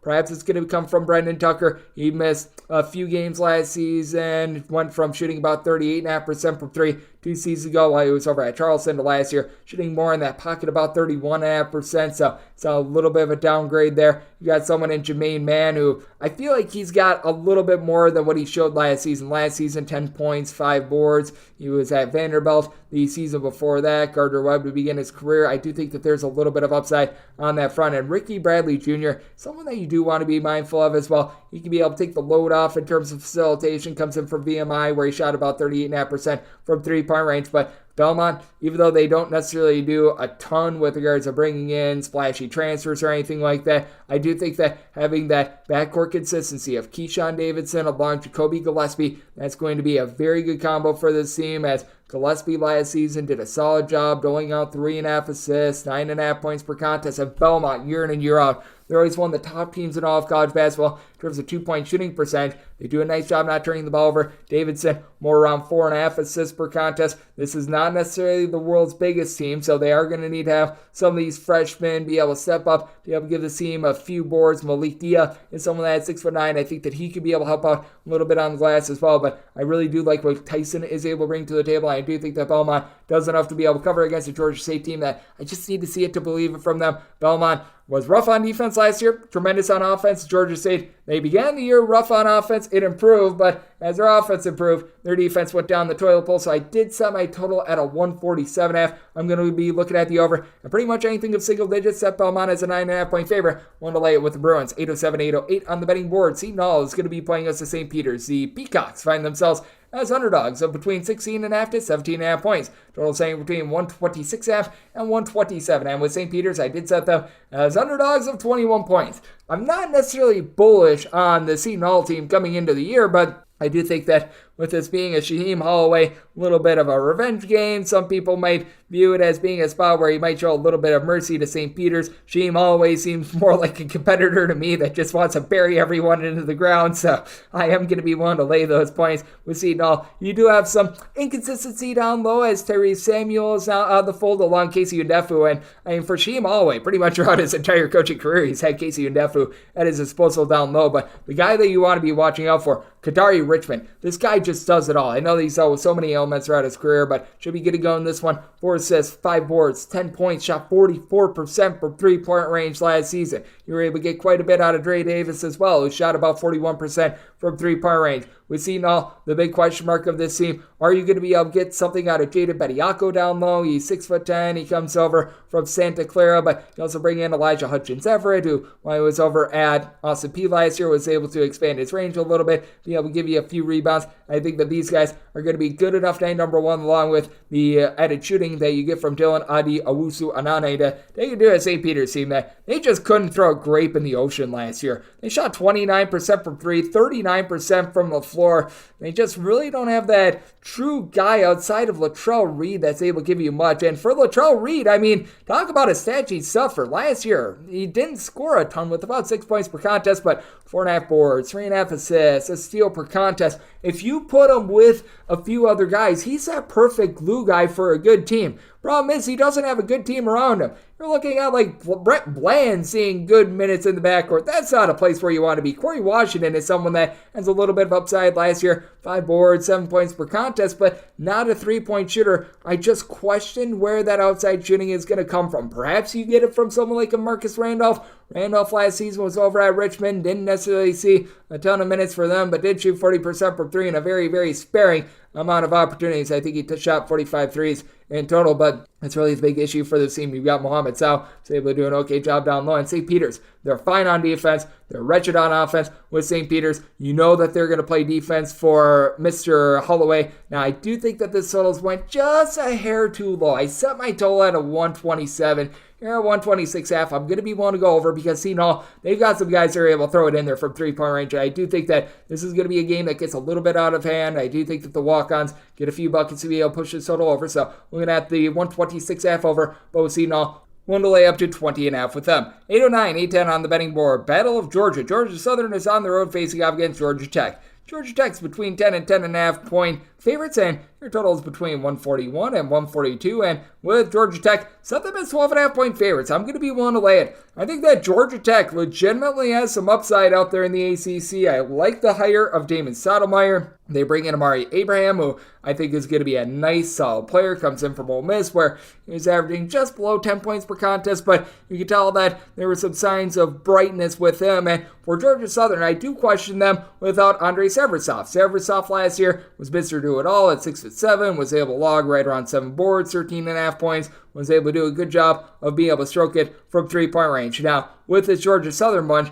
I do like the fact that they were able to revamp the roster a little bit via the transfer portal. You bring in Eugene Brown III, who was at Ohio State, just could never find his sea legs at Ohio State, but I think that's a nice little bit of a buy low spot with him. You bring in someone like Jamar Franklin, who last season only was able to log about 4.5 points per contest over at South Alabama, but I do think that he's got some room to be able to rise up as well, but you do have to have your question marks down low. Carlos Curry was able to do a nice job being able to log about 7 to 8 rebounds per game in the backcourt. You bring back someone like a Cam Bryant at 6'7", does a little bit of everything, but I do have my question marks as to who that main go-to ball handler is going to be. Maybe that's going to be someone like a Derek Harris Jr., but that's something that needs to be decided for Georgia Southern, and I think that that's something that Georgia Tech is going to be able to really take advantage of. I think that Georgia Tech has the sort of roster in which they are going to be playing much better on defense than they have the past few seasons, and for Stoudemire, he returns Miles Kelly, who I really like the way that he did it all for Georgia Tech last year. Was their top scorer, 14.5 points, shot about 38% from three-point range. It's able to give you at 6'6", right around 3.5 to 4 boards per contest. You've got down low someone in Tyshawn Claude, who at Western Carolina was able to log right around 8 rebounds per game. Now, they are dealing with an injury to Lance Terry. You do want to be mindful of that, but Kawasi Reeves, he had a little bit of upside when he was at Florida towards the back half of the season last year as well. With Georgia Tech, I think that they did a very good job utilizing the transfer portal. It's going to be a little bit disjointed towards the beginning part of the season, but for Georgia Southern, with all that they lose in the backcourt, along with Seversoff as well, it's going to be disjointed for them as well, and I think that the sheer talent of Georgia Tech is going to be able to win out. Georgia Tech, they did a solid job on defense, allowing 67 points or fewer in 3 out of their final 5 games. I think that they're going to be looking to play a little bit more up-tempo this season under Damon Stoudemire, so I did set my total at 142.5. We've noticed that Georgia Southern has been able to utilize their scoring prowess just a little bit more as well with the way that things have churned over for them last few years as well, so I'm going to be willing to take a look at a sneaky over, and with Georgia Tech, willing to lay up to 12 with them. 8-11, 8-12 on the betting board. It's Colorado playing host to Towson. Towson's between a 14.5 to a 15-point underdog. Totals between 138.5 and 140. I am mindful that it's very tough to be able to go into Boulder and be able to get a cover, but Colorado's only been covering about 50% of their games at home the last 4 or so seasons. With Colorado, the bigger split is that they just stink at being able to cover games on the road, but I think that Towson is going to be a game opponent. I set them as an 11.5-point underdog. Losing Nicholas Timberlake to Kansas was undoubtedly brutal for this team and last few seasons in general. You've been able to rely upon Cameron Holden, who I remember he had a triple-double in a game last season, but down low, they should be able to hold their own. Charles Thompson, 12 points, 8 boards, 6'7", 250-pound strong man. Now, Eddie Lampkin probably going to win that battle down low for Colorado, but I don't think that he completely dominates that battle. Coupled with that, you've got a few guys in the backcourt that I do think that they're going to be able to take some strides forward, as they had to deal with Jason Gibson being out of the fold for the entirety of last season, so that meant that they were able to get a few of their lesser guys out there some nice minutes, and I do think that some of these guys are going to be able to flourish. I think that you get a lot out of someone like a Messiah Jones who comes in from Wofford, 6'6", a little bit of a combo player, and then you've got Nenda Tark. Nenda Tark, he comes in from the MEAC last season where he was able to log about 12.5 points, 6 boards. Not a guy that's going to be explosive from three-point range, but also does a nice job of being able to generate turnovers. And Towson is always a slow-tempo team that they look to hang their head on defense. Meanwhile, you've got a Colorado team that last season, I still remember it so well. They played a very up-tempo to begin the season, but in conference play, they really throttled back. I do think that they're going to play a little bit more like they did in conference play last year rather than non-conference play. You bring back KJ Simpson, Tristan DeSilva, pair of guys that gave you 15.9 points per contest, combined for 9 boards. DeSilva at 6'9", shot about 40% from 3. He was really able to take over towards the back half of the season. And do not forget with Colorado, this team did a very good job of being able to bring in some freshmen that should be able to elevate the team. Cody Williams is a top 50 guy that at 6'8", has great versatility. I think that Javon Ruffin as well should be able to be a rough and double, shot 36% from 3, was really trusted towards the back half of the season as well. Final 2 games against the Arizona schools, was able to log 23 points before he was ruled out for an injury for the rest of the season. You bring back Giovanni Hadley along with Julian Hammond. So I do think that with Colorado, they are going to be able to win this game, and I think that they win this game by double figures, but just the way that Tad Boyle plays, typically his team is in their sort of happy place when they're playing a little bit more slowly, when they're playing a bit more defense-oriented, and Towson, they're a team that is going to be willing to oblige. Set my total at 137.5, diving under, and 12 or more, going to be willing to take the points with Towson. 8-13, 8-14 on the betting board. Florida International is on the road facing off against Central Florida. Central Florida is a favorite of 14 points, and your total, that is 146. I do see an edge with Central Florida. I think that Central Florida is going to have a rough time in season number 1 in the Big 12, but I do think that they should be able to get the job done and win this game semi-convincingly here against a Florida National team that they do lose Denver Jones from a season ago. But with Florida National, you go back to what they did in non-conference play last season. They were 10th in the country in terms of total possessions per game. They still do have a few holdovers from a season ago. Arturo Dean being the main of them, 12 points, 4 assists, 4 boards per contest. Also north of 3 turnovers per contest, and I think that it's going to be a sloppy game for them going up against a Central Florida team that, take a look at what they were able to do overall. This was a top 50 team in terms of points allowed on a per possession basis. Now, losing Taylor Hendricks is absolutely brutal. That guy was able to do a little bit of everything. Ethiel Horton, he was a great three-point shooter for this team as well. But Abrima Diallo, he's a 7-footer that comes in from San Jose State, was able to give them north of a block per contest, 6+ boards, very good rim protector. On top of that, they bring in Jalen Sellers, who were at Ball State last 2 seasons, has shot over 40% from three-point range. CJ Walker at 6'8",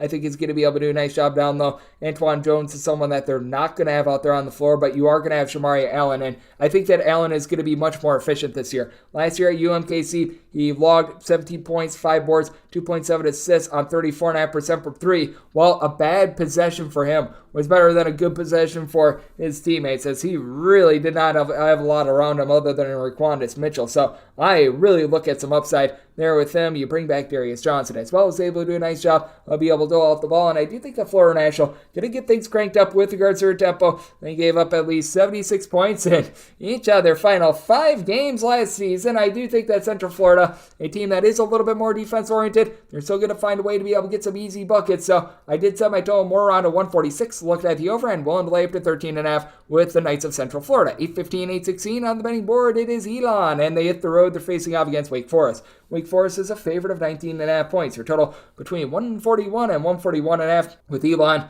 I set them as an underdog of 21.5 points. It's almost as if Elon Musk is trying to play 1-on-5. We know that that is not the case, but that said, you take a look at this Elon team, and it has been rough going for them ever since they had the coaching change about 2 or so years ago. And it's been a case where things have been herky-jerky for them with Elon. The biggest question that you have is, what are you going to be able to get in terms of replacing Sean O'Halloran? He was Mr. Do It All for them, right around 13 points per contest. Did a nice job generating a steal, was able to give out a few assists per game. Now, I like what Max McKinnon was able to show through the back half of the season last year as well. 11.5 points, 5 boards, 2.5 assists, steal per contest. So he's a upside guy, but wasn't necessarily a tremendous three-point shooter. You bring back Zach linebacker of him from a season ago as well, who you rely upon a little bit more with his 3-point shooting, but 3-point shooting percentage has fallen in each of the last 3 seasons, became very pedestrian towards the back half of the season last year as well. And Rob Higgins, he comes in from St. Francis of New York.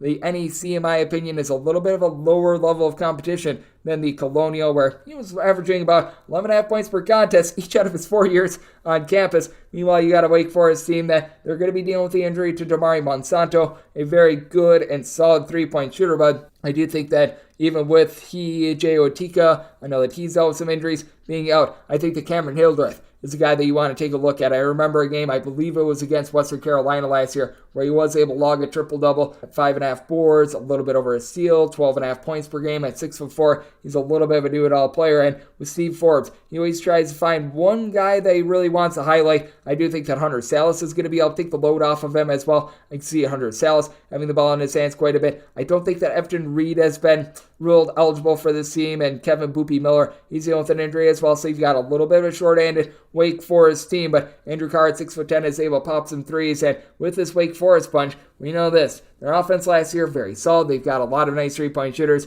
Defense was a little bit pedestrian with Elon. They had a tough time putting the ball in the basket, but their defense was absolutely dreadful as well. Wake Forest has been looking to play a little bit more up-tempo under Mr. Forbes, so this is a case where at a 141.5, I'm looking at the over semi-total more around a 143.5, and with Wake Forest, despite the ailments, despite the fact that they've had some waivers not go through, I'm going to be willing to lay this number, made them a 21.5 point favorite. 8-17, 8-18 on the betting board, it is Evansville, and they play also Miami of Ohio. Miami of Ohio is between a 3 to a 3.5 point favorite, and your total, it is between a 142.5 and 143. Evansville, I said as a 5.5 point underdog, I am going to be willing to take the points. Now, I actually do think that this coaching staff, year number 2 of a lot of the Butler guys coming over, I do think that's going to be a little bit better for Evansville. I just take a look at Evansville, and I just don't see the talent with this team. I wish I could put it any other way. Cameron Hafner, he comes in after he was over at Eastern Illinois, and he was able to log 7.5 points, shot about 42.5% from 3-point range a season ago. Not like he was necessarily the highest usage guy in the world, though, and now he's going to be bottled up because there's just not a lot of guys to be able to help him out. Gage Bobe, I think, is going to have the ball in his hands quite a bit. In the backcourt, you've got someone in Antonio Thomas, who I think that he's got a little bit of upside last season. Saw a very sparing amount of minutes, but you can tell that towards the back half of the season, they were featuring him quite a bit more in the 38 minutes that he played. And the Drake game towards the back half of the season last year showed off with 11 points, 4 assists. So that was a nice sign for him after you saw so many guys leave via the transfer portal in the offseason. You've got someone in Kenny Strawbridge who, at 6'6", he and Yancey Toomey are going to be the top rebounders. And with Toomey, he's right around 6'10", comes over from France, 10.5 points, 5.5 rebounds, shot in the neighborhood about 26.5% from 3, but he's able to do a solid job down low as well. But for Miami of Ohio, despite the fact that I think that Travis Steele is not a great coach, to say the least, I just think that they've got much more on this roster. They do bring back from last year Julian Lewis, who he didn't necessarily have the world's greatest performance towards the back half of the season. Really got it going in his first few games, got injured, was not the same since then. Anderson Marbeau is a 300-pounder down low that is able to give you 5+ rebounds per game. Reese Potter is someone that they bring in as a 7'1" big man to be able to fortify things as well. You've got question marks in terms of backcourt, but I do think that Darweshi Hunter, he's going to be able to do a solid job as just a pure scorer. Comes over from Northern Illinois at about 9 points per contest, shot 42% from 3-point range. Ball handling, going to be a little bit of a question mark for Miami of Ohio. It's a major question mark, though, on the flip side for Evansville, and with Miami of Ohio having much more down low, I think that they're going to win from within, so I did set Miami of Ohio as a 5.5 point favorite. I'm going to be willing to lay the number. So I total 137.5. Miami of Ohio looked to play a little bit more up-tempo last season, but was not efficient on offense. Evansville, they're a slower team that is very inefficient on offense, so we're going to have the under to be going along with Miami of Ohio on the spread. 8-19, 8-20 on the betting board. Oklahoma plays us to Central Michigan. Central Michigan is an underdog of 20 to 20.5 points. So on this game is between 136 and 136.5. With Oklahoma, set them as 20-point favorites. Now that we're getting up to 20.5, saw an early opener of 21. I'm going to be willing to take the points with Central Michigan. Not necessarily a vote of confidence for Central Michigan, but I do take a look at Oklahoma, and I just don't necessarily think that this is the world's greatest roster. You do bring in Javion McCollum from Siena. When he was off the floor for Siena, honestly, the team wasn't much worse off without him. So That's a little bit of a red flag for me. With Oklahoma, you've got Sam Godwin, who at 6'10", and he was okay while he was at Wofford a few seasons ago, but that's a little bit of a roll of the dice. And if you get full-on John Hughley, there is something to be had with Oklahoma. John Hughley was just out of the fold last year with Pittsburgh. 2 out of the last 3 years, he's really dealt with injuries. That 2021-22 season, he was awesome, 15 points, 8 boards per contest, but there's a lot of ifs there with him. And then Rivaldo Suarez, he was a very highly touted junior college transfer a few seasons ago. Did not find it at the D1 level with Oregon. Meanwhile, for Central Michigan, they had so many injuries hit this team last season, so just a clean bill of health in general should be able to help them out. Marquise Harding,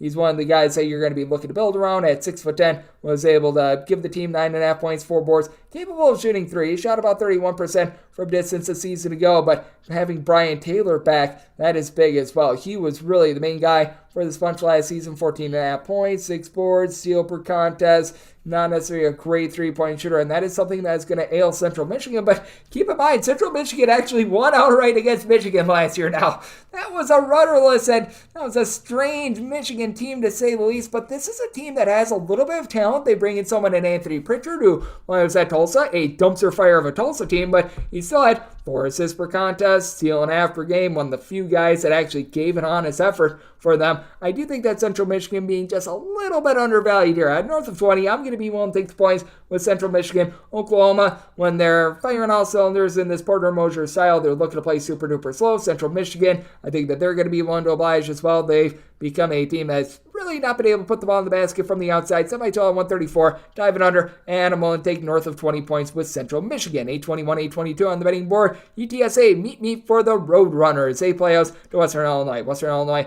between 5.5 and 6.5 point underdogs. Those between 144 and 144.5. With Western Illinois, regime change in the offseason. Rob Jeter is now over at Southern Utah, so you did see quite a bit of turnover with this team. And for UT San Antonio, they now enter the American, and I think they are by far the worst team out in the American. So I think that's going to be a little bit of a rough year for them with UTSA. I could only make them a 5.5 point favorite. So here at a 6.5, I'm going to be willing to take the points with Western Illinois. They did have to piecemeal this roster together a little bit, but they do bring in one guy that is really a holdover from last year, Quinlan Bennett. Bennett, 5.5 boards, 9.5 points per contest. Not a guy that's going to be spreading the floor or anything like that, but you know what? He's able to do a nice job as a little bit of an undersized forward. You got someone in KJ Lee that I think has a little bit of upside as well. Last season was able to put up a little bit over 4 points per contest. His 3-point shooting has been a little bit spotty, and I do think that at 6'8", if he's able to lend a little bit of versatility, that's going to be big. Along Joe Petrakis, who at 6'11", he's able to pop some threes as well. Big question mark, what are you going to be able to get in terms of being able to bring up the ball? I've heard some good things about their young guy in Shea Davis, perhaps being that guy. DeMarco Anderson is someone to watch out for as well. Western Illinois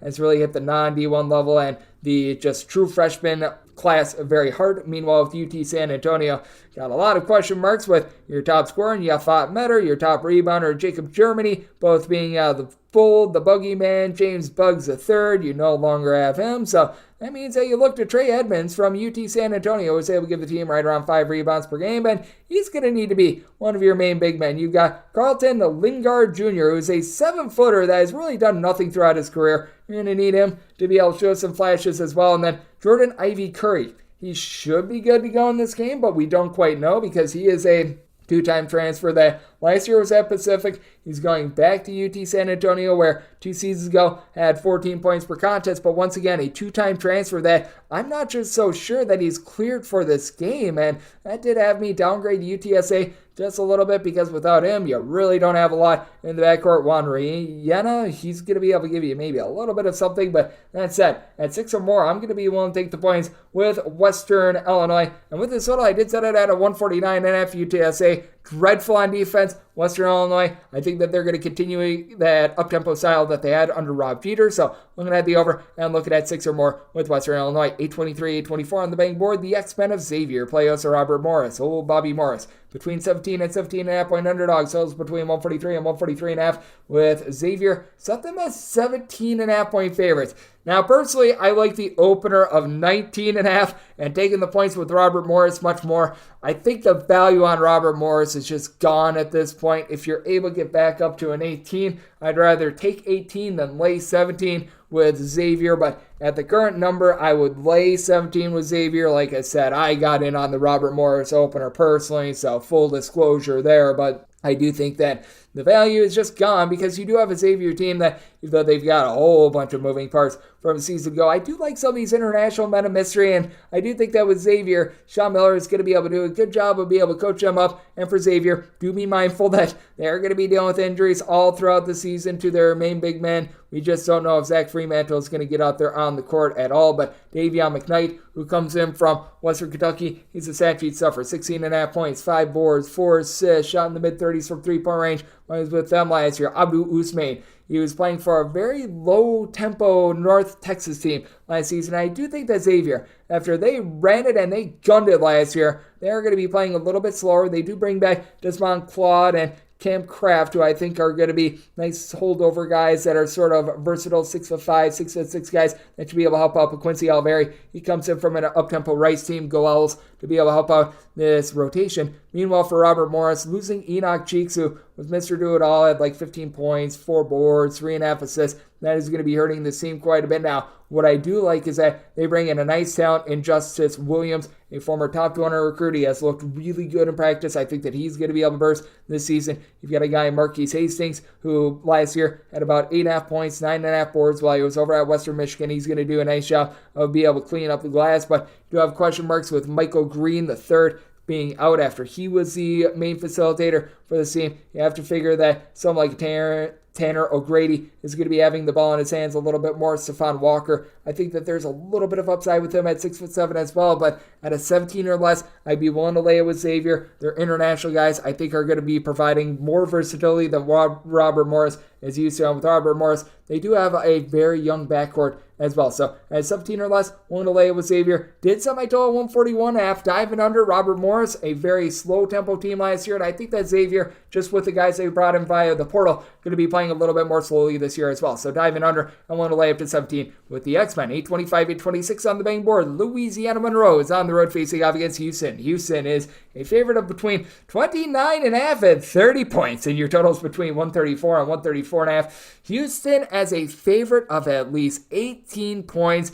They have covered north of 70% of their games in the Kelvin Sampson era, and I said Houston has a 31.5 point favorite. This opened up at 27.5. Value is starting to diminish, but I still see a little bit of meat on the bone. This is a Louisiana Monroe team that I think is just unfortunately in for another pretty awful year. And I mean, for Louisiana Monroe, they do have one guy in Tariq LaCour who was able to give them about 13 points per contest. I like what he was able to bring to the table. And then you've got Nika, and I always say this last name wrong, Mecca Varsheli. Hopefully I said that correctly. He last season, in a very small sample size, he was able to put up about 10 points per contest. You go back to his last full year 2 seasons ago. For Nika, 10 points, 4.5 boards, shot about 36% from 3 as a 6'8", a little bit of a combo player. Depth is an issue though.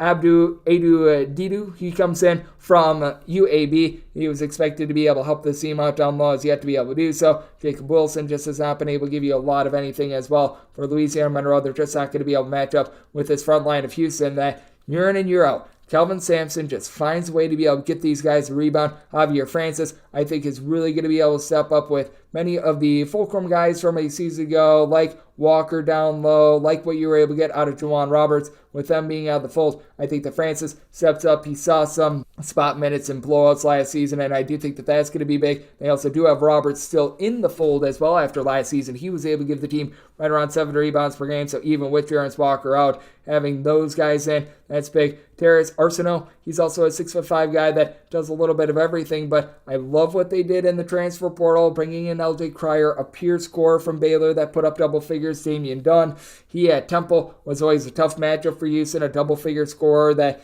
in this system, I think they should be very efficient with the three-point shooting because Jamal Shedd just does such a good job of finding guys in space. One of the most wily guards in the country, plays tremendous defense, 5.5 assists, 10.5 points, shot only about 32% from three, but just such a good job of being able to take care of the ball. And I do think that Houston, once again, dominated on the glass. We've seen them cover these big spreads in the past, and I think that this is going to be another one. Set my line at 31.5. I'm willing to lay it with Houston. Set my total 131.5. Houston, they do such a good job of bearing down on defense. We're in the bottom 50 in terms of possessions per game last season, so looking at the under and looking at Houston laying the points. 827, 828 on the betting board. Wisconsin is playing against Arkansas State. Arkansas State is a underdog of between 14 to 14.5 points, and your total on this game, finding it between 134.5 and 135.5. I set Arkansas State as a 13-point underdog. With Wisconsin, they bring back a lot of pieces from a season ago, and thank the heavens, they actually brought in someone via the transfer portal. A.J. Storr,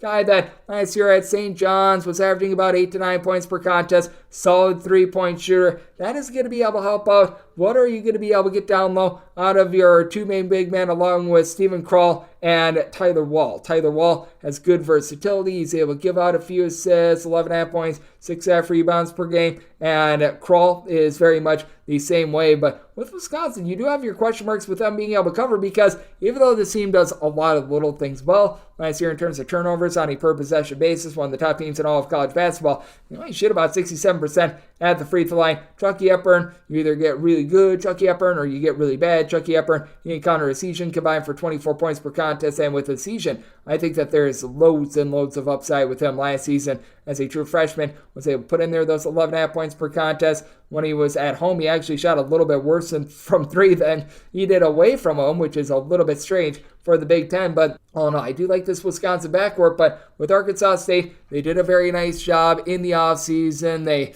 replaced their coach, and they brought in Brian Hodgson, who was an assistant over at Alabama, and he did a nice job of being able to retain some of the guys from a season ago in the backcourt, and Avery Phelps, Caleb Fields. Fields was able to give out 4+ assists per contest, and then they bring in Tarleton St top scorer in Freddie Hicks, who logged 16 points, is able to give you a few boards, is able to pop a few threes. I like what they're going to be able to get out of Taryn Todd as well. Todd, a former top 200 recruit that just has never really been able to find his sea legs, but I think that this is going to be a good landing spot for him. And then you've got DeAndre Dominguez. Dominguez last season at UMass, about 8.5 points per contest, shot 39% from three as a 6'9" stretch player. I really think that this Arkansas State team did a tremendous job in the transfer portal. I think that with Wisconsin playing very, very slow, and Arkansas, I think they're going to crank up the tempo. I think that they're going to be held down a little bit more in this one. I think that they're going to be getting faster and faster as the season goes along. They're going to be able to hold in this game. I set my line at 13. I'm going to be willing to take the points with Arkansas State. Set my total at 129 as well, so diving under to go along with the points of Arkansas State. 829, 830 on the betting board. Boston College plays us at Fairfield. The Stags went from being 10.5 point underdogs to being between 13 to 14 point underdogs, and your totals between 131.5 and 132.5. At the 10 to 10.5 that I was seeing on the open, I thought that you had a little bit of value on Boston College. That is gone. I set Fairfield as an underdog of 11 points, and Fairfield is going through an interim coaching regime, and I think that Jay Young being out of the fold like 3 weeks before the start of the season, it is going to be causing for some chaos, and it's going to be causing for some strife as the season goes along. But typically in that first game without your coach, you typically get a little bit of a bump up. And who's Boston College to be laying this many points? I like Quentin Post. He's a 7-footer that shot in the mid-30s from three-point range. When he was actually out there, he averaged 13+ points, 7+ rebounds per game. So, I mean, Quentin Post, pretty awesome. What are you going to be able to get outside of that? TJ Bickerstaff, who was able to do a nice job being able to nab some rebounds. He's now out of the fold. And you look on the flip side for Fairfield, they bring in Alexis Yetno. He's been dealing with some back issues. If he does play in this game, he's probably going to be rather limited. But,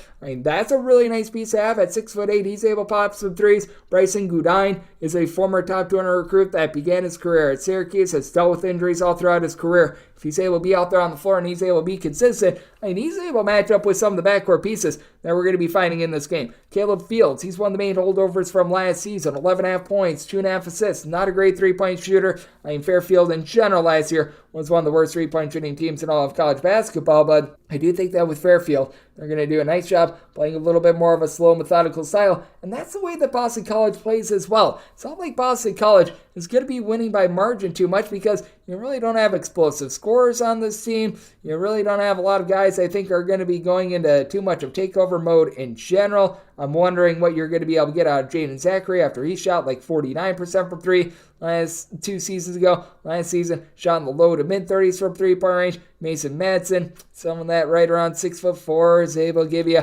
about 6 points per contest last season. Lots of question marks with Boston College. Certainly, I think that Fairfield is a dumpster fire, but I don't think that they're big enough of a dumpster fire to lose by 13-plus points. So, semi-total 129, diving under, and going to be willing to take the points with the Stags. 831, 832 on the betting board. It is Texas State, and they hit the road. They're facing off against Little Rock. Little Rock is an underdog of between 1 and 1.5 points at home, and your total on this game, finding it anywhere between 140.5 and 141. And with Little Rock, I made them the 1-point favorite. I am going to be willing to take them outright on the money line. Typically, when I have the other team favored, when I have an underdog on the betting board that I set as a favorite, I take the money line personally. You can do what you want. If you want to take the points, if you want to take the money line, heck, you're not obliged to bet any of these. I will call it what it is right there. But that said, I personally will be taking the money line of Little Rock in this one just because I do think that with Little Rock, you are getting some tremendous value with them because I just am not a believer in what you're going to be able to get out of Texas State. Texas State has a nice history of being a defense-oriented team, but with Texas State, we saw what they were last season without Mason Harrell, and they were a complete and utter dump. Meanwhile, you've got a Little Rock team that, at the very least, they were able to utilize a lot of pieces. And for Little Rock, it was a bunch that didn't play any defense whatsoever. You got a Texas State team that they weren't able to throw it in from 3 at all last season. So it's a good old case of something's got to give. But for Little Rock, what I think is just so important for them is the fact that you've got D'Antoni Gordon back in the fold after he last year at 13.5 points, 5.5 boards. Once again, not a great three-point shooter, but able to do a solid job locking down there. You're bringing Jameer Chaplin, someone who had South Florida last year, was able to log about 7+ points per contest, and this is a little bit of a coaching regime team that they bring in Mikel Mitchell. Mitchell was over at Arkansas last season where he played a little bit more sparingly, but you go back 2 seasons ago at Rhode Island, 10.5 points, 5.5 boards, 2.5 blocks per contest, a legitimate rim protector. I think that Little Rock is going to be much better on defense this season. They brought in a lot of pieces to be able to back that up. I do think that they're going to be a little bit of a rough three-point shooting team going up against a Texas State bunch that they always look to play relatively slow. With not having their main scorer and Harrell in the fold, you're going to be looking to Colton Benson, who I do think was a good transfer. Coming in from Army, he was able to log about 11.5 points per contest, shot 37% from three-point range, but past that, a lot of men of mystery in the backcourt. Josh O'Garo, he was only able to log about 2 points per contest at San Jose State a few seasons ago, has been sort of in and out of the fold, bouncing around, so I do look at Texas State, lots of question marks here, and I do like the pieces that Little Rock brought in the offseason. I'm going to be taking Little Rock outright on the money line on their home floor. And set by total at 139. So also looking at this north of 140 total under. 833, 834 on the betting board. Eastern Michigan, it's a road face-off against Butler. Butler is a 14.5 to a 15-point favorite, and your total staying between 140.5 and 141. With Butler, made them a 13.5-point favorite. I'm going to be willing to take the points with Eastern Michigan.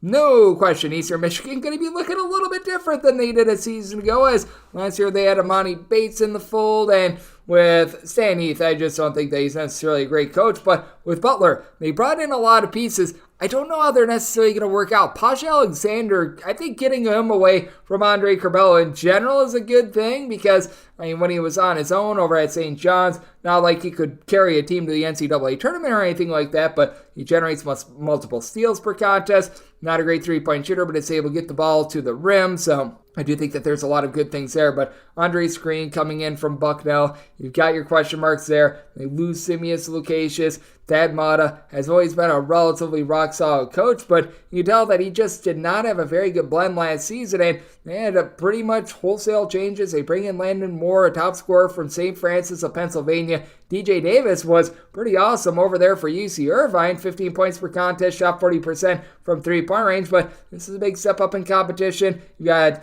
a guy in Jalen Thomas who was dealing with injuries all throughout the year last year as well. And you got an Eastern Michigan team that, with Amani Bates, he was sort of like a black hole in that the ball would go to him and it wouldn't be going to anyone else because a bad possession for him was better than a good possession for other guys. And I do think that a little bit of team basketball in general might be able to help out this team. Legend Geeter, Jalen Billingsley at 6'8", these guys need to do more than 3 to 4 rebounds per game that they were able to log. But I think that someone like a Yusuf Jihad, who was last year a little bit of an afterthought, he's going to be able to step up as a true freshman. He was shooting about 43% from three-point range. Tyson Acuff is someone that, while he was over at Duquesne a few seasons ago, was a nice takeover player. And last year, 14 points per contest. He shot about 34.5% from three-point range. I do think that you have some legitimate upside with Eastern Michigan, with Acuff being able to run the show, being a nice spot-up shooter. John McGriff, someone that comes over from Binghamton, I think that he's got a little bit of upside as well. And I think that Butler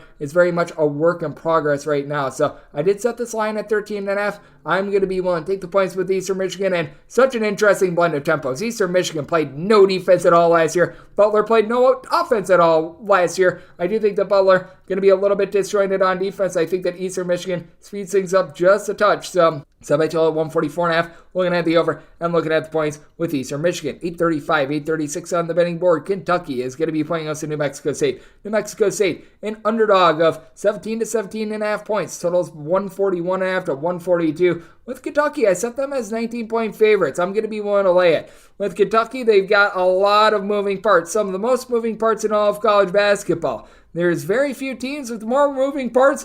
New Mexico State is sadly one of them. Jason Hooten comes over from Sam Houston State, and literally 100% of the scoring from last year needs to be replaced. We all remember the hazing scandal that went down with New Mexico State, and they brought in some guys with some talent, but we don't know if Femi Odekale is going to be out there on the floor. I have not seen whether or not his waiver went through, as he's a two-time transfer, was a double-figure scorer a few seasons ago over at Pittsburgh. You've got Jalen Jackson-Posey. He comes in from Stone Cold Steve F. Austin. When he's out there on the floor last year, was able to shoot 45% from three, but he had an injury, cut his season short in the middle of February. Rakeem Gary, he was averaging right around about 11 points per contest at South Carolina State. That's South Carolina State. Lots and lots and lots of question marks, and I don't know if Davion Bradford, the 7-footer that they brought in, is going to be tremendous down low. Now, speaking of Bradfords, you've got a 7-footer on the flip side in Aaron Bradshaw, who he is out of the fold for Kentucky. They're going to be dealing with ailments for him. You've got Ogana Onyesu, who's dealing with an injury as well, but Antonio Reeves, I think, is going to be a takeover player last season at Kentucky. Shot nearly 40% from three, 14.5 points per game.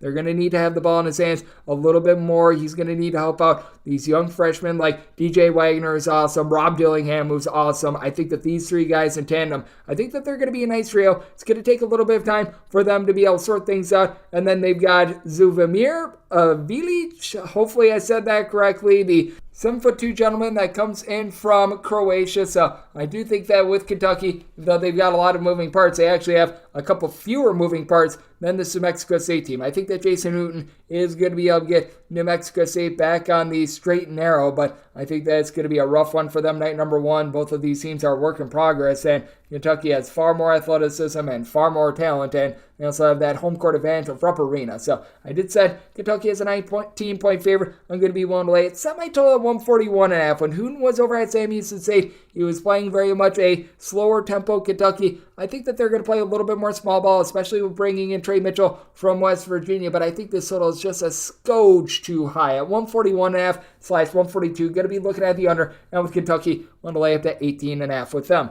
837, 838 on the betting board. UAB is going to be playing us on Bradley. The Braves of Bradley are 4.5-point underdogs. So this game is saying between 139.5 and 140. And I did set UAB as a favorite of 7 points. I'm going to be willing to lay it. With UAB, they have done a great job of scouring the transfer portal the last few years, and according to JUCORecruiting.com, they brought in 2 of the top 4 junior college transfers in this class. Christian Coleman, 6'9" gentleman who was over at South Plains last season. He's very versatile. He's able to stuff the stat sheet, and then don't call his name Alejandro Vasquez. He began his career over at St. Bonaventure. He at 6'4" is a really nice combo guard, and I think that these guys are going to work really well at UAB. Now, for UAB, as we know, they lose Charlie Walker, who's one of the top scorers overall in all of college basketball last season, but I do think that having Eric Gaines back, who was able to log about 13 points per contest, he's going to need to be a little bit more efficient and diligent with the ball, but I do think that there's a lot of upside there. Tony Toney, I think, is going to be able to help out in the backcourt as well, and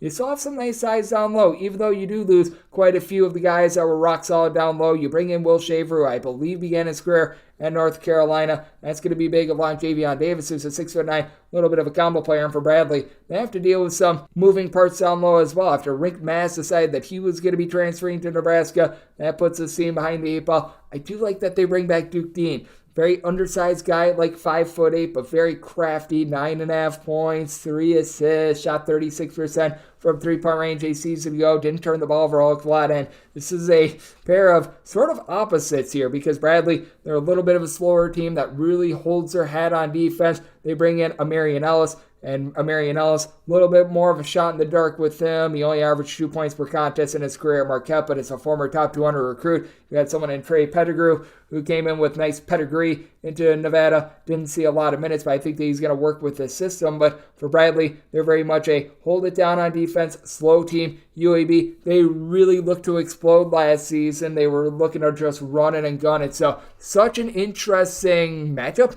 We saw Bradley when they were out in Missouri Valley Conference play last year. They got sped up a little bit, and when they were taken out of sort of their happy zone, it did cause them to be a little bit out of sorts. I think that UAB is going to be able to do that in this contest. As a result, I did make UAB the favorite as a 7-point favorite. I think that both of these teams, even though they've got a lot of moving parts, UAB, I like the junior college transfers that they brought in. I think that these guys are being slept upon, so going to be willing to lay this number. Also set my total at 143. I think if the battle is slow and fast, UAB is actually going to be able to speed this game up a little bit, and keep in mind, in a game where you expect it to be like a 7 to 8 point game, late game free throws might cause this to go over as well. So looking at the over and looking at UAB, willing to lay up to 6.5 with them. 8:39, 8:40 will be the last game that I hit before we take our first break. We need to take 2 breaks here on the show, so I will take one after this breakdown. 8:39, 8:40, Morehead St hits the road face-off against Alabama. The Crimson Tide are between 21.5 and 22-point favorites. Total setting between 144.5 and 145 with Alabama. I did set them as favorites of 24 points. I'm going to be willing to lay it. In a normal circumstance, I actually would be willing to take the points with Morehead St, but about 2 or so weeks before the start of the season, Morehead St found out that they are going to be without Mark Freeman, their top scorer from last season for the entirety of the campaign. That really just hurts this Morehead St team. A Morehead St team, I like some of the pieces that they've got, but they also lose Alex Gross from last year as well. He was their top rebounder, so you don't have a lot of guys with experience down low. You've got some size, and Deontay Miles, who's 7 feet tall, has never really been able to get a lot of minutes, spent 3 years at Xavier and just could never really get off the bench. You do have someone in Khalil Thomas who he transferred over about a year or two ago after a nice career over at UMass Lowell last season. He was able to pump in there 8 points, right around 5 boards, has a little bit of versatility, shot 37.5% from 3-point range, but you have to be questioning who's going to have the ball in his hands. Now then, you've got Freeman deal with the injury, and for Alabama, certainly a lot of moving parts. You lose Jaden Bradley, you lose all those guys that were so tremendous down low after you saw Noah Clowney get drafted. Obviously, Brandon Miller, he's now tearing it up with the Charlotte Hornets. You go down the list, but I still do think that this team is going to be just fine because Mark Sears, when they're made holdover guards, he was dealing with a little bit of a growing issue, and he might be a little bit limited night number 1, but he should be out there on the floor. You bring in Aaron Action Estrada, who over at Hofstra last year averaged 15 points, 5 boards, 5 assists. I personally don't have the highest expectations for Latrell Wrightsell Jr. I mean, he was solid at Cal State Fullerton with 16.5 points per contest. This is just a different breed. And 2 years ago, shot about 26.5% from 3-point range in the Big West. So question marks there. But Nick Pringle, the 6'10" gentleman, I think he's going to be solid down low. And Grant Nelson at 6'11", so much versatility. He is the just perfect big man for Alabama. With Alabama, I don't know if they're going to quite have the defense that they did last season with Alabama prior to last year. They've always struggled a little bit on the defensive side of things, but going up against a Morehead St team as one of the slower teams in all of college basketball, with Morehead St being without their head of the snake, I think that this is going to be a really nice confidence booster for them. As a result, I did set Alabama as a 24-point favorite. I'm going to be willing to lay the number, made my total 140 as well. I do think that Alabama holds it down a little bit, and with all the moving parts, I do think that Alabama is going to be playing a little bit slower night number one. So looking at the under and looking to lay with Alabama, we are going to take our first break and then finish up the games on the normal Las Vegas betting board on the flip side here on Coast to Coast Hoops with myself, Greg Peterson, now a part of the Beast and Family Podcast. Sports Betting Innovative Analytics has taken the guesswork and emotion out of sports betting to bring you an innovative and trustworthy resource to enhance your journey to becoming a winning player. With industry-leading money-back guarantee options backed by their sophisticated modeling, they want to introduce you to a system that's not widely seen or available to help you beat the bookmaker. Specializing in NBA, college basketball, and WNBA, your first week is always free. Get started at SBIA1.com today. And we're back here in lovely Las Vegas for Coast to Coast Hoops with myself, Greg Peterson, now part of the Beast and Family Podcast. Let's waste absolutely no time whatsoever here. We made you sit through a commercial break, so in return, you get more picks, you get more analysis. Let's pick up where we left off on the Las Vegas betting board with Eastern Illinois versus Illinois. Today's slate is especially large, so that just means more trips to the window. Hoops is dishing out a second half of bank shots. It is 841, 842 on the betting board with the homestanding Illini, 26.5 point favorites, totals anywhere between 140.5 and 142, and with Eastern Illinois, did set them as underdogs of 32.5 points. I am going to be willing to lay it with Illinois. Illinois, I do think that might be number 3 in the Big Ten. And you've got TJ Shannon who returns. He was able to put in there 14 plus points per contest, relatively solid rebounder, and I just think that everything works well with this Illinois team. And on top of that, I like the fact that Brad Underwood, year in and year out with his teams, he always curtails how the team plays to the actual roster itself, rather than trying to fit a bunch of square pegs into round holes. Meanwhile, with Eastern Illinois, this is just one of the worst rosters in all of college basketball. They actually did bring in a few okay pieces via the transfer portal. Someone like a Jalen Gibson was over at Mount St. Mary's. I think that he's going to be able to elevate a little bit 2 seasons ago. Shot right around about 35% from three-point range. Tiger Booker last year over at Tarleton St, he logged about 6.5 points per contest, was able to have some signs of brightness. Kendall Davis, he was over at LIU. That's a guy that was able to put in there some points as well. And Dan Lewis, keep in mind, 2 years ago, this was actually one of the best scorers in all of college basketball in terms of overall three-point shooting percentage. 2021-22 season, averaged 7.8 points per game, shot 53% from three, shot about 32% from three-point range with 3.5 points per contest last season. I do think that there's some upside there, but I just don't know who's going to be doling out the ball for this team, as last year that was Kyron Hodges. He's now out of the fold, was the team's lone double-figure scorer from a season ago. You're able to get a little bit of something out of Caleb Donaldson along with Yakima Rose. Both of these guys were able to give you about 3.5 assists per contest. You got Donaldson, who is back in the fold, so you got to think that he's going to have to be really elevating this team. I believe that Yakima Rose is back as well. They listed him as an athlete rather than listing him as an actual position player, but you don't have really anything down low other than Jermaine Hamlin, who at 6'10", just has not been able to do anything for the team. And I think that Illinois, they should be able to just completely destroy down low. I love what you've got out of Coleman Hawkins at 6'10". He's able to give you 6.5 boards. He's able to dole out assists, pop some threes. Marcus Somas, a guy that over at Southern Illinois last season was able to average 15 points, 5 boards, 5 assists. Dane Danger is very solid down low. Justin Harmon is a double-figure scorer over at Utah Valley. Quincy Guerrier, another guy with versatility. You've got so many guys on this Illinois team that stand like 6'6" or greater. They're all able to just shoot it from three-point range. They're all able to handle the ball. I think that this is just a scary matchup for Eastern Illinois. We have seen Eastern Illinois win as a bigger underdog outright. Don't think it's going to happen this time. One to lay up to 32 with Eastern Illinois. Did set my total at 150.5. I think that Illinois, with the roster that they have, they're going to be looking to play a little bit more up-tempo this year, and I think they're going to be playing an exciting brand of basketball against an Eastern Illinois team. That's one of the worst teams in the country in terms of points allowed on a per possession basis last year. So, willing to lay the points with Illinois and taking a look at the over. 843, 844 on the betting board. It is UW Green Bay on the road facing off against Illinois State. Illinois State a favorite of 25 to 25.5 points. Total is 131.5. With Iowa State, I set them as a 23.5 point favorite, so I'm willing to take 25 plus with UW Green Bay for this Iowa State bunch. It's a team that I think is going to be able to win and win convincingly in a lot of games. I think them trying to win by 25 plus point margins, just not really going to be their MO. TJ Otzelberger plays a little bit of a slower style, and they bring in Keyshawn Gilbert from UNLV, who I think is going to be able to elevate this team in terms of their outside shooting. Shot about 38.5% from 3, 11.5 points per contest. If I do have a question mark with Iowa State, though, Caleb Grill was really that linchpin on defense for this team, really kept things together. With him being out, I do have my question marks, though. We still have a guy that's able to do an amazing job of generating turnovers in Taman Lipsby. Lipsby last year wasn't necessarily a tremendous scorer, but he would give you multiple steals per game, 4 boards, 4.5 assists, while logging only about 7.5 points per game. I think the lack of three-point shooting going to cost this team a cover, but certainly I do think that they're going to be able to win outright. And for UW Green Bay, I do think that bringing in Sundance Wicks is going to be able to turn this thing around. They bring back Clarence Cummings III. He was a relatively solid scorer with about 10.5 points per game from last season, but Noah Reynolds,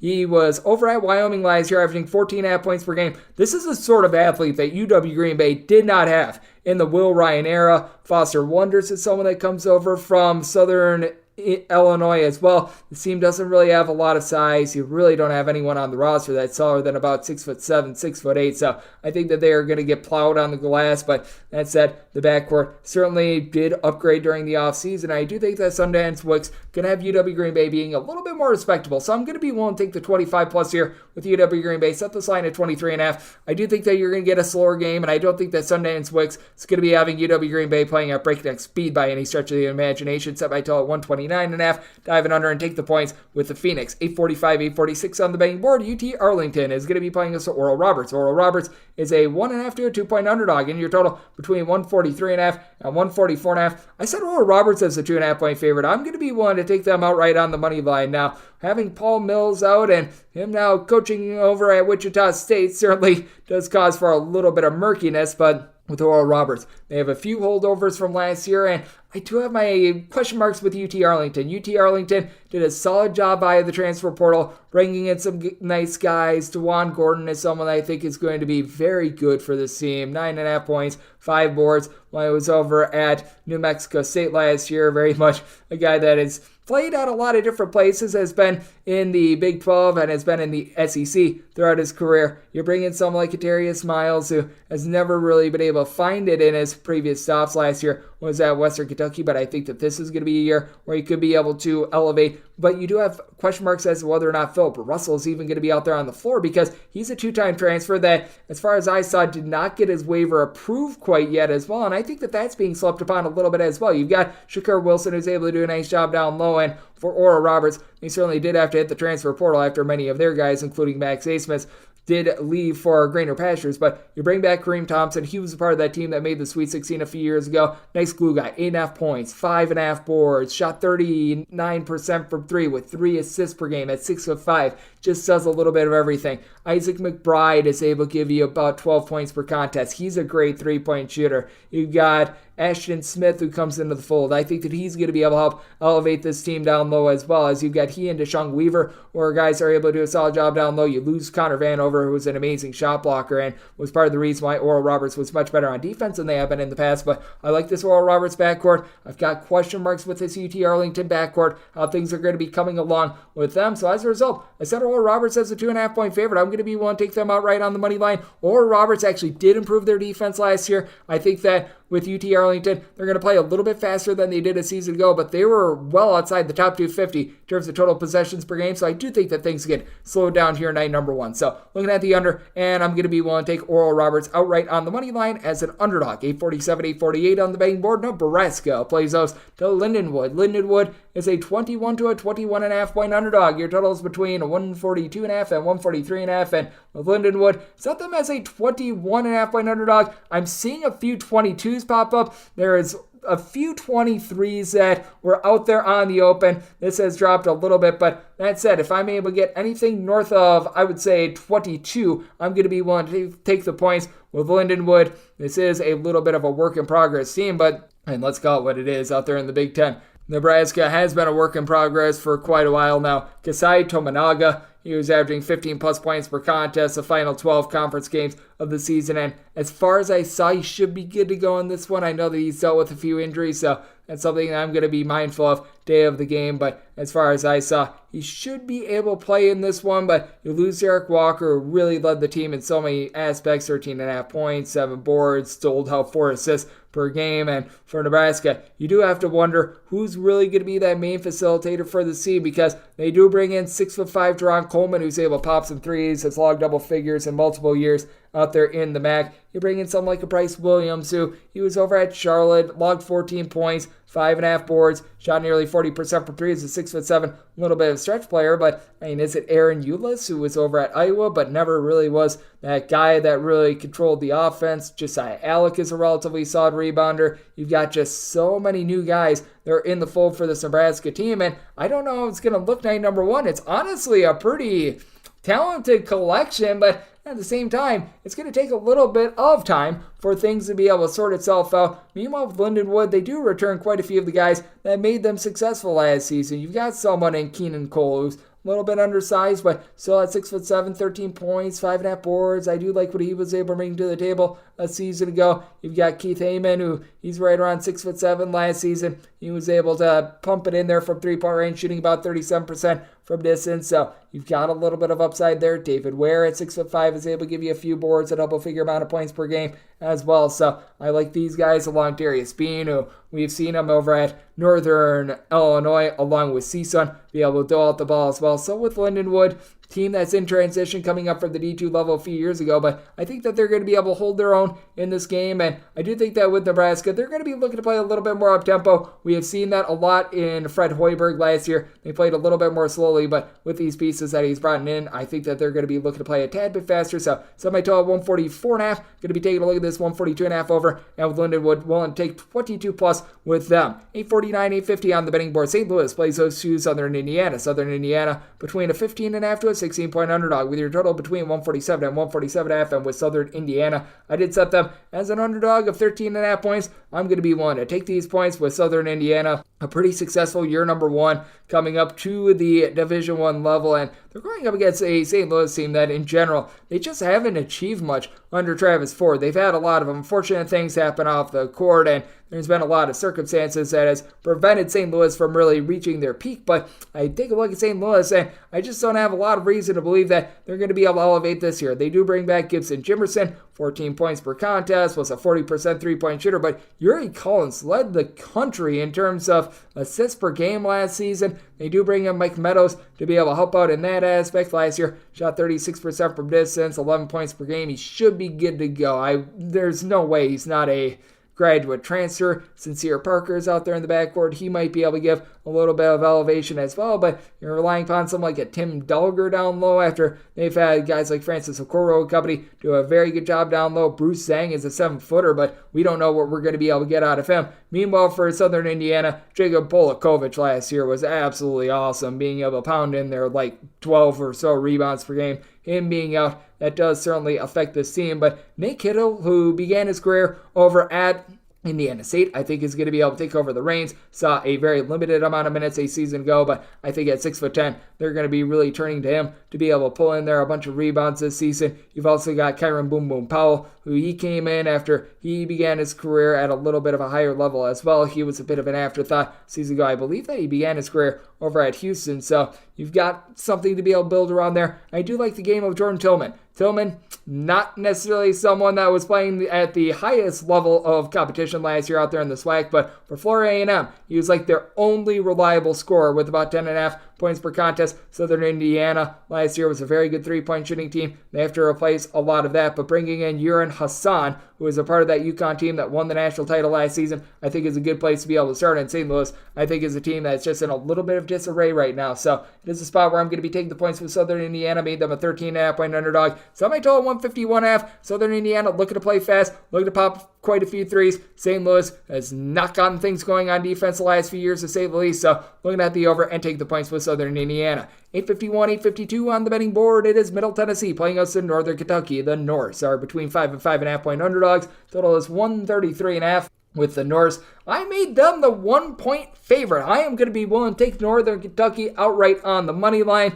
I think that the Rising Lake is much better this year than it has been in past years, and I take a look at this Middle Tennessee team. They lose a lot of the good pieces that they had last season. Like last season, you had Eli Lawrence bumping in their 12 points per game. He's now at Texas A&M. You had Tafali Leonard. He was supposed to go to Memphis, and I believe that he's now actually just going pro after DeAndre Dishman played like 500 years of college basketball. He's out of the fold as well. So you're really going to be looking to someone like Cameron Weston, who last year, a modest 7.5 points per contest, 4.5 boards, 3 assists. He's a nice glue guy, not a guy that's necessarily going to elevate your program, in my opinion. Elias King, someone that comes in, and I think that he's going to be able to deliver some nice scoring, and he was able to generate about 9.5 points per contest, shot about 41% from three-point range as well. But you have big-time question marks as to who's going to be bringing up the ball. Is that going to be a little bit more Justin Porter, who last year was in a little bit more of a reserve role? Or are you going to be looking at Jalen Jordan, who he was able to log about 9.5 points per contest last year after beginning his career at St. Francis of Brooklyn? He averaged about 2 assists per contest. Big-time question marks there, and not necessarily a lot of size outside of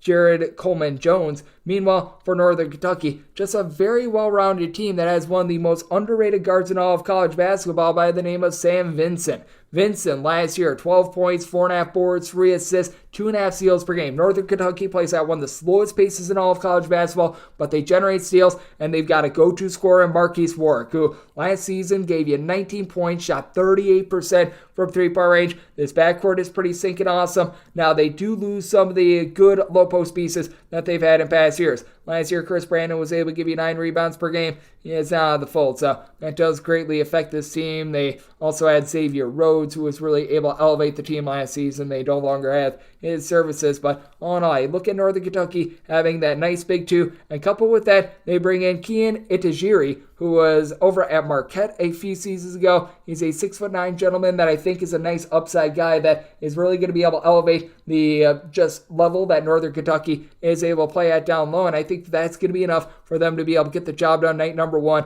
I think the wrong team is favored. Going to get a nice plus price on Northern Kentucky on the money line, and I am going to take it. I think that Northern Kentucky plays their slow, grimy style in this one. Set my total at 131, looking at the under, and looking at Northern Kentucky outright on the money line. I think they cause a lot of turnovers against a Middle Tennessee team that I don't think they've got a true point guard. 853, 854 on the betting board. Northern Illinois is on the road facing up against Marquette. Marquette is between 23.5 and 24-point favorites. Total on this game is 147.5. We did see Northern Illinois actually rise up a little bit last year, but I like Marquette in this spot. I'm going to lay up to 26 with Marquette. The big kryptonite that Marquette has is down low. They really don't have anyone other than Oso Ogudero, who's able to give you 5+ rebounds per game, and I do think that Olivier Maximise Prosper, I always say his name wrong, him going to the NBA, that is going to be affecting this team a little bit. But for Northern Illinois, who do you really have down low? Oluwasegun Durasimi, he's 6'9". He's able to give you a little bit of size, but it's not like he was some sort of an amazing rebounder last year with right around 3 boards per contest. Zurich Nutter is someone I like, very nutty name, 12.5 points, 5 boards. He's been around quite a while, but I mean, past those two guys, you have no rebounding whatsoever. I do like what I saw out of the backcourt a season ago, but many of these guys moved on, and now it's up to Keyshawn Williams. Now, when Keyshawn Williams was out there on the floor, he was a difference maker last season. Right around 18 points per contest. He was able to log right around 2.5 assists per game, and he shot 35% from three-point range, but he got injured in late January. As a result, he's going to be probably out of form. It's a little bit questionable as to whether or not he is going to be full go night number one or not, and you do lose so many of those other guys that helped out David Coit, who he was solid, 15.5 points per contest, shot about 37.5% from three-point range as well, but having out of the fold Caleb Thornton, who went over to Akron, is big. You really don't have a lot of rebounding, as last year Anthony Crump was your top rebounder. He's now out of the fold, and you have to look to Xavier Amos to be able to take over that role. I do think that with Marquette, all that they're able to get out of Tyler Kolek, who is a top 5 guy with regards to assists per game last season, a guy that shoots it very well from three-point range, and a Marquette team that, as a whole, they've got so many explosive three-point shooters. Cam Jones, 36% three-point shooter, 15 points per contest. You were able to get good production out of David Joplin and a little bit of 6'9" Manroe shooting 40% from three-point range. I think we're going to see an uptick in Steve Mitchell this year as well. I think that that's going to be too much for Northern Illinois to be able to handle, and I do think that the Achilles heel of Marquette down low not going to be exposed in this game, and I think that this is going to be a very up-tempo game. Northern Illinois really played a bit more up-tempo last season. Marquette may have really pushed tempo as well, and they've got a little bit of a steal or bust sort of defense. So I did set my total at 156, looking at the over, and willing to lay up to 25.5 with Marquette. 855, 856 on the betting board. Louisiana is playing us to Youngstown St. Youngstown St. It's an underdog of between 4 and 4.5 points, seeing a straight 3.5 out there as well. 148 to 149 is your total, and for Louisiana, I set them as 2-point underdogs. I'm going to be taking the Penguins outright on the money line as well. So, hey, in this part of the podcast, you're getting some dogs I like outright. As for Youngstown State, fully recognize that they do lose 3 of their top 4 scorers from a season ago. That is going to be putting them behind the 8 ball just a touch, but I like the way that they were able to go out in the transfer portal line. They did a nice job of being able to replace quite a few of these guys. They've got someone like DJ Turner up Burns, who I think is going to be tremendous down low. Last 2 years at Murray State has been a nice rebounder. Not someone that's going to give you good versatility, but I mean, we saw last year they did a great job with Adrian Nelson, who had never really taken threes before in his life, and they had made him a very nice, versatile three-point shooter. They also have returning from a season ago one of their main fulcrum guards in Brandon Rush. Rush last season was able to pump in their 14 points per contest, shot 38% from three-point range, was able to log a little bit over a steal per game, was a big reason why the team had the success that they did. And on top of that, they bring in Brett Thompson, who over at Tennessee Tech shot over 41% from three-point range, 3 boards, 3 assists, a steal, 12 points per contest. Just a nice stat sheet stuffer like you need with this Youngstown State team. And Ziggy Reed at 6'6",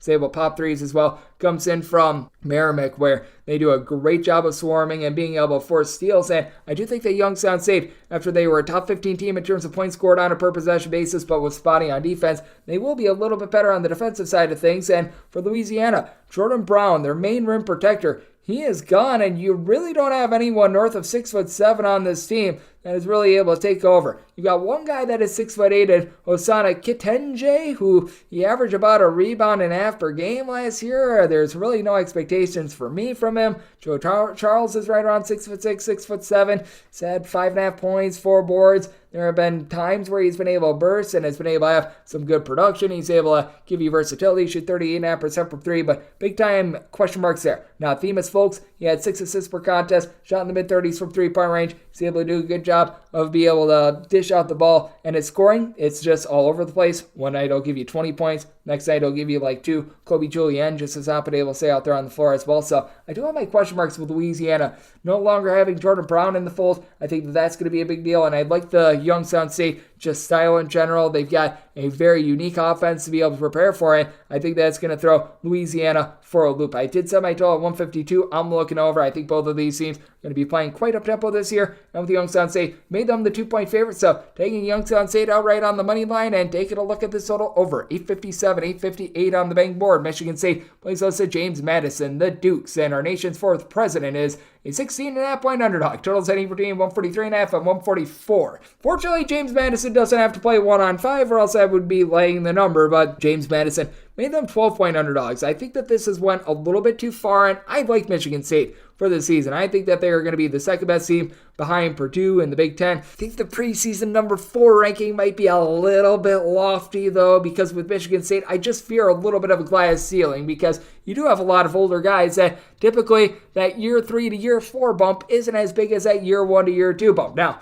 it does need to be pointed out with Michigan State, they did a tremendous job of bringing in some guys as true freshmen, like Jeremy Fears, I think is actually going to be very good in the backcourt for this team. I do think that once they get Jackson Kohler out there, as he's going to be missing the first half of the season, he's going to be able to elevate this program as well. Xavier Booker is someone I really like as a big man down low, because I do have some question marks when it comes to Maddie Sissoko. We saw in that scrimmage against Tennessee, just didn't look tremendous. Now, they've got their closer in Ty Walker. Walker, just tremendous as a just off-the-ball guard. 15 points, 3 assists per contest. A.J. Hoggard is able to get him the ball, but for James Madison, they have a very unique style. They're looking to generate a bunch of turnovers. We're in the top 25 in terms of turnovers force on a per possession basis last year. And last year, they really ran an 8-man rotation. They did lose a few guys from that rotation, but they replaced part of it with improved rebounding. TJ Bickerstaff, 2 seasons ago over at Boston College, was able to log 7.5 rebounds and about 6.5 points per game. That'll be able to help this team out. Terrence Edwards, their top scorer from last year with 13.5 points, 5 boards, shot 46% from 3.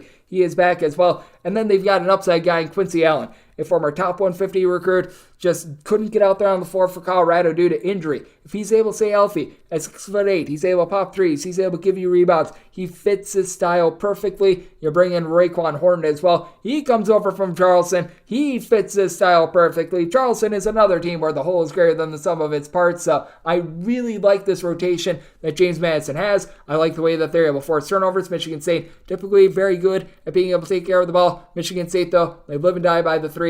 Top 10 team in terms of three-point shooting percentage last season. I think that James Madison does an okay job on the glass, and that'll keep them snug in this game. And I do think that this is going to be a bit more of an up-tempo game. I do think that Michigan State raises their tempo just a touch from a season ago. Semi-total 148, looking at the over, and I'm going to be willing to take the points with James Madison. 859, 860 on the betting board. Duke is playing us to Dartmouth. Dartmouth is an underdog of 26 to 26.5 points, and your total on this game, it is between 140.5 and 141. Opener on this game was 23.5. Truth be told, I personally laid an opener with Duke, so now we've gotten to the point of no return, in my opinion. If you've got a 26 or higher available, I would say probably keep waiting, because I do think that this number for Duke, it's only going upward, and I would be, at this point, now starting to take the points with Dartmouth, even though you do have a Duke team that they are so deep, it's not even funny. But I do think that that's part of the handicap as well, because Duke is so deep. I do think that they are going to be trying a few funkier rotations. We know what we're going to be able to get out of Tyrese Proctor towards back half of the season last year. Guy was really able to emerge, and technically, because he reclassified last year, this should be his true college freshman season last year. 3.5 assists, about 1.6 turnovers per contest. 3-point shooting was a little bit hit or miss. Came on towards back half of the season. Kyle Filipowski, he's able to fill it up. 15 points, 9 boards, a little bit over a steal per game. Pops threes, not necessarily the most efficient 3-point shooter in the world, but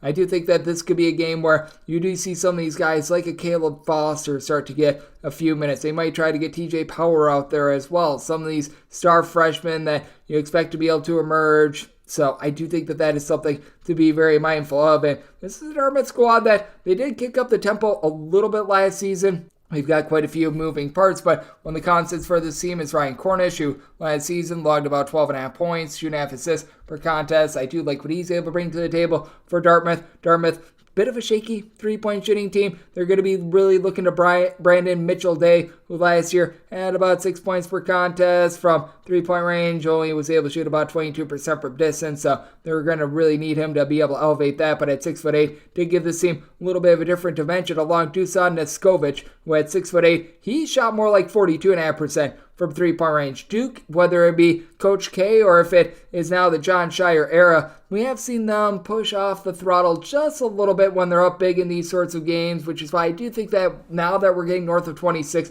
we've went a little bit too far. Like I said, when this was an opener, I laid it with Duke, so personally, I do think that you want to be diving in overnight if at all humanly possible, but that said, with the number where it is right now, 26.5 or more, I'd be willing to take the points with Dartmouth. Did set my total at 148. Duke has slowed things down a little bit more with John Shire at the helm, but Dartmouth, they are looking to crank up the tempo. So I'm actually looking at the over to go along with north of 26 with Dartmouth. 861, 862 on the betting board. Evelyn Christian is on the road facing off against Oklahoma State. The Cowboys are a favorite of 10.5 to 11 points with your total of 140. I said Oklahoma State as an 11-point favorite. So now that we're seeing 10.5s populate, I would be willing to lay 10.5 and absolutely nothing more with Oklahoma State. Oklahoma State has had a little bit of a rough last few seasons ever since Cade Cunningham has been out of the fold, but I do think that for Oklahoma State, they do have something to build around, especially in the front court with Mike Marsh coming in. I like the fact that Marsh last season was able to be rock solid over at Jacksonville State. He was able to give the team right around about 5 boards, 10.5 points. Does a very good job in terms of just overall defense, and comes over from a Jacksonville team that was one of the slowest teams in terms of tempo in all of college basketball. I also think that year number 2 at the Power Conference level going to do John Michael Wright some good. He was an absolutely amazing player over at High Point, where he was averaging north of 17 points per game. This last year over at Oklahoma State, that was more around 10 points per contest. Shot about 34% from 3. I think now he's going to be able to elevate. And then you've got coming in from the Atlantic Sun, Jarius Hickman, who is a 6'4" gentleman that just does a good job of being able to stuff the stat sheet, going up against an Abilene Christian team that they're an all-or-nothing defense. They are either going to get a steal or they're going to give up an open basket. There's really not a lot of in-between with them. Now,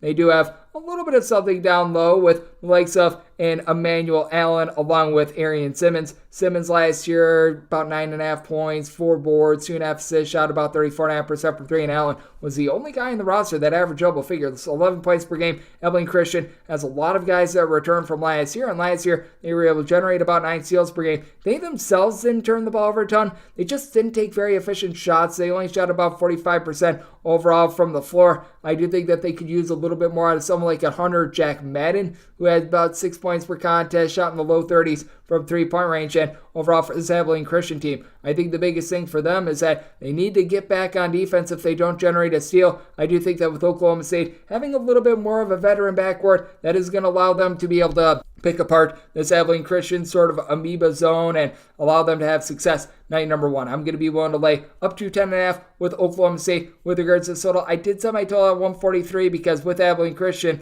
even though they don't play super duper up tempo, lots of scoring in their games because they're very all or nothing with them being able to get a fast break basket or giving up a quick basket. So looking at the over, and I'm going to be willing to lay up to 10.5 with Oklahoma State. 863, 864 on the betting board. Grand Canyon, it's a road face-off against Southeast Missouri State. Southeast Missouri State is a 16 to a 16.5 point underdog with your total between 143.5 and 144.5. And with Grand Canyon, I did set them as favorites of 18 points. I'm going to be willing to lay this number. Philip Russell, the top scorer for Southeast Missouri State when they made the NCAA tournament last season, he is now out of the fold, and I think that that's going to be a big issue for a Southeast Missouri State team that was very aggressive. They fell just a ton last season. Now, if you are looking for a little bit of good news with Southeast Missouri State, they were a little bit banged up down low last year, so for one, that allowed them to be able to have quite a few other guys like a Josh Early be able to get some minutes towards back half of the season, but coupled with that, now you've got Kobe Clark back in fold after prior to his injury, about halfway through the season, was averaging 8.5 rebounds, 2.5 assists per contest, began his career at Georgetown. That is going to be able to help out this bunch, but you do have to wonder where they go in terms of the ball handling. Aquan Smart, someone that began his career at Maryland, has never really been able to take off, even at Florida International, was not able to really find it there. You got someone in 7-foot Mason Handback who's going to be able to give you a little bit more down as well. And then Adam Larson, he was able to bust out, be able to pop a few threes along Dylan Branson towards back half of the season last year, but just feels like a little bit of a ragtag bunch. Meanwhile, for Grand Canyon, Rayshawn Harrison, he had a rough first 8 games of the season for Grand Canyon. After that, was averaging north of 19 points per contest for a Grand Canyon team that they were the top over team in all of college basketball last season.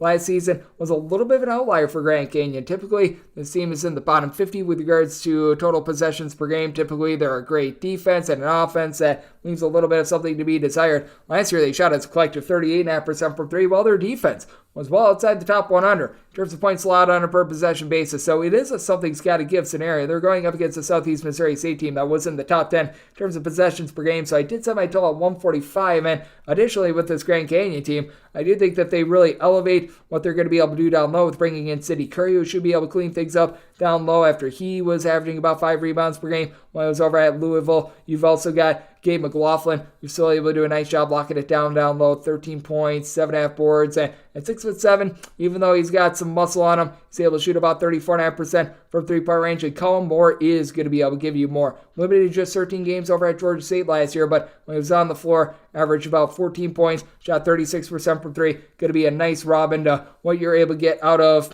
Rayshawn Harrison controlling the offense, and Ty and Grant Foster was the number one junior college transfer in all of college basketball a few seasons ago. Didn't necessarily work out for him over at Kansas, but I do think that Grand Canyon, this is going to be a good fit for him. I do think the Grand Canyon number one is going to come out, going to shoot threes much like they did last season and take it to a Southeast Missouri State team that really likes to play up-tempo. Set my total at 145, looking at the over and looking to lay up to 17.5 with Grand Canyon. 865, 866 on the betting board. UIC, Illinois, Chicago. It's the road face-off against Cincinnati. Yes, we are into Cincinnati, and Cincinnati is on to being a 14.5 to a 15-point favorite. And your total on this game, it is anywhere between 142 to 142.5 with Cincinnati. Made them 14.5-point favorites. Now that we're getting to 15, that would be my buy point on UIC. UIC has had a little bit of a rough go of it as they've had a lot of guys leave via the transfer portal over the last few seasons, but for Cincinnati, you want to talk about a rough go of it. They had their two main big men be denied waivers to be able to play immediately. So Aziz Bendango, he is not in the fold, and you also have Jamiel Reynolds, who did not get cleared as well. So that means that Victor Lakin, who last year had 7 boards, 11.5 points per game, he's going to need to do it all down low. Did average a block and a half per game, so I do think that he's solid. And Kalu Ezikpe, he's also back in the fold. Last season was a little bit of an afterthought towards the early part of his career. He was really a nice rebounder when he was over at Old Dominion, so they're really going to need to rely upon him. When it comes to the backcourt, you bring in Simeus Lucasius. He's a 6'7", 6'8" do-it-all player that comes over from Butler. I think that he's going to be able to elevate his game. And CJ Frederick, while he was over at Iowa a few seasons ago, a tremendous three-point shooter that has just dealt with a bunch of injuries. But gotta think that Giselle James, who is of relation to Edgerrin James, is going to have to really run the offense. Not sure how that's going to look early on during the season. And then for UIC, you lose really the guy that was able to control the offense last year in Jace Carter, who was able to log 16.5 points per contest. But Yusuf Salah, who comes over from Idaho, he's a solid three-point shooter that in 2 seasons shot about 35% from three-point range. He's going to be able to help them out in the backcourt. You bring in Marquise Kennedy, who was a part of quite a few of those good, loyal Chicago teams last season. Things were a little bit out of sorts with him, but for his career, about a 32% three-point shooter, someone that is used to playing in a little bit more of a button-up system and is able to deliver some good defense. But I do think a lot of people slept on the fact that Isaiah Rivera came over from Colorado State. Needs to work on the defense a little bit, but was a starter that last season shot right around 38% from three for his career, is a nearly 40% three-point shooter, was able to log 8.5 points, 2 assists per contest. Have a little bit of question mark as to who's going to primarily have the ball in his hands. I'm thinking that it's going to be Kennedy personally, but I do think that all those losses in the front court for Cincinnati are going to add up, and with having Toby Okani, who's 6'8", is able to give you 7 rebounds per game for UIC, that'll keep them rather snug in this game. So I did set this line at 14.5, 15 or more. Take the points with UIC. Semi-total at 146.5. I think both of these teams are going to have a struggle on defense. With Cincinnati, where I really think we're going to see the loss of Bandango, is that he was one of the better mid-major defenders down low in all of college basketball. So looking at the over and the points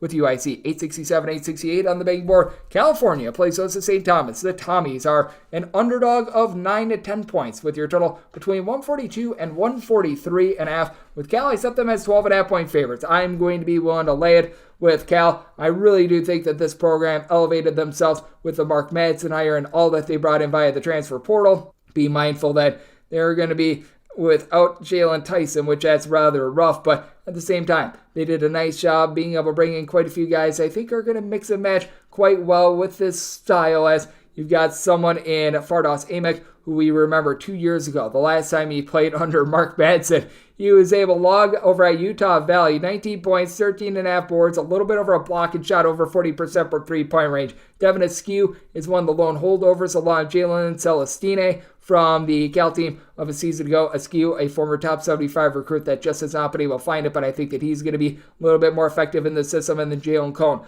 was a top scorer over at Northern Arizona, 17.5 points. We've seen him even at Virginia Tech be able to log like 9+ points per contest. Solid three-point shooter that's able to dole it out. And for St. Thomas, losing Andrew Rohde, who led the team with 3.5 assists, 17 points per game. That is going to be major. Now, they did a nice job of being able to mix and match down low with guys like Parker Jorkland, who was able to give you 5.5 boards, double-figure amount of points per game. I like his overall game. And then Brooks Allen, someone that you don't want to sleep upon as well. 9 points, 4 boards, 2.5 assists. He's the main glue guy for this team. And with Brooks Allen, the big issue that you do have with him, the scoring is inconsistent. He'll give you like 4 points one night, he'll give you 15 the next, and then he'll go off for 20, and then he'll give you a nothing burger. Kendall Blue last season was able to pop threes at about a 32% clip, about 7.5 points per game. But for St. Thomas, what they do very well, they take care of the ball. One of the top teams in terms of fewest turnovers on a per possession basis. They also give up the three-point arc. They play super duper slow. I do think that Mark Madsen is going to get Cal playing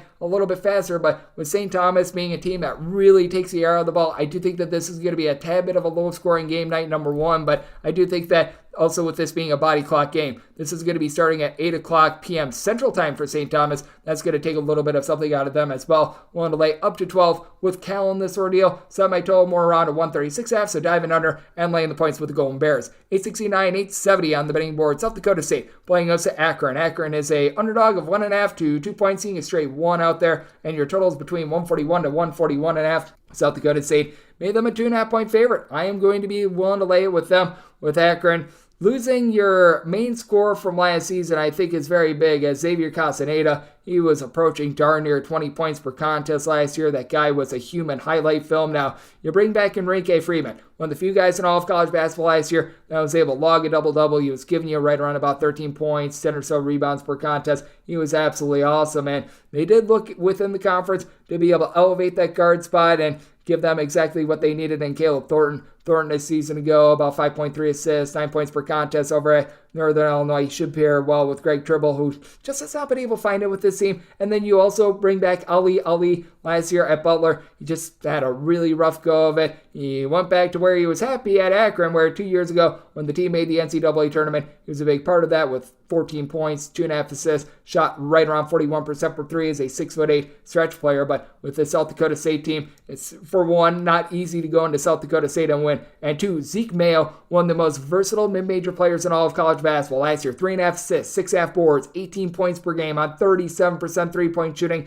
Got better as the season went along. I absolutely love what he's able to bring to the table. Couple that with a guy that I think is going to be able to elevate, and Luke Appel. Last season, he was very limited, only played 5 games. 2 seasons ago, was able to log about 9 points per contest, shot 36% from 3. Getting him back out there on the floor, that is big. Charlie Easley is easily an upside guy. 2 seasons ago, he shot right around 50% from 3. Last year, 47.5% from distance. He's just a good spot-up shooter in general. And for South Dakota State, reason why they underachieved last year is that they turned the ball over so much in the early part of the season. When Matthew Moores, a transfer from Wisconsin, was able to get going, when you got a little bit more out of William Kyle, the third down low, was able to log about 9 points, 5 boards per contest. They really buckled down, and they were able to protect the ball. I think they have found a way to be able to do so a little bit better in Akron. Not a team that I think is going to be generating a lot of steals, so I think that this is a good matchup for South Dakota State. South Dakota State lost a double overtime thriller a season ago in this matchup. I think they get their revenge. One to lay up to 2 with South Dakota State. Set them as a 2.5 point favorite. Semi-total 142.5. Looking over, Akron was a tad bit shaky on defense last year. South Dakota State, they traditionally look to play up-tempo. They couldn't last year with all the moving parts. Now with these guys a year older and wiser, I think that they're going to do so. So looking at that over to go along South Dakota State on the spread, willing to lay up to 2 with them. 871, 872 on the betting board. Utah plays us to Eastern Washington. Eastern Washington, an underdog of 11.5 to 12.5 points. And your total is between 143 and 143.5. Eastern Washington, I said, as a 9.5 point underdog. I'm going to be willing to take those points. Eastern Washington, you may recall last season, had that ridiculous something like 18 or so game win streak. They do lose a man of steel. Steel Venters, their top scorer from the season ago, but they still have some guys I like in the backcourt, including some nice transfers in Jake Hyman, who, I mean, it didn't work out for him at Wyoming, but a former top 200 recruit that began his career at UCLA, 6'7", little bit of combo player that I think is going to be able to bring a lot to the table. Down low, you've got Ethan Price, who last year logged about 4 boards at 6'10". He buried nearly 37% of his threes. Cedric Howard is someone that was a very nice Robin on the team a season ago. Just makes winning plays, shot nearly 40% from 3, 2 assists, 5.5 boards, 7.5 points per contest. So all in all, I do like what this Eastern Washington team has coming back, even without the man of steel. Meanwhile, for Utah, I actually do think that this team has some very nice pieces. You've got Brandon Carlson, who's a 7-footer that's able to give you multiple blocks per contest at 7 feet tall. He's able to pop threes. they've got a nice home court advantage out there in Utah, but Eastern Washington, they're used to going to elevation and big sky play. They're used to that rough travel, so that does mitigate a little bit of the home court advantage that you do get in a situation like this. Raleigh Worcester, he is not the worst. He was able to log about 5 boards, 5 assists, 8.5 points per game. I like what he's able to bring to the table. And for Utah, this was a top 30 team in terms of points allowed on a per possession basis. They bring in Cole Bajema. It just feels like there's something missing. They're a team that they play relatively slowly. They do give up a few second chances, even with Carlson out there in the fold, and his brother Ben Carlson is also able to give you right around 5 to 6 rebounds per game. They don't necessarily turn the ball over a ton, but you don't have those explosive guards, and Eastern Washington, even with them having Steele Venters out, I do think that guard play is going to be able to keep them in this game, keep this within single digits. I set Utah as a 9.5 point favorite, so taking the double figures with Eastern Washington. Eastern Washington, a little bit more of an up-tempo team. Utah, though, a very good defensive team. I do think that things get slowed down on Utah's home floor. Semi-total 141.5, diving under and taking the points with Eastern Washington. 873, 874 on the betting board. Air Force is playing us Portland St. Portland St, a 6.5 to a 7-point underdog. Totals between 138 and 138.5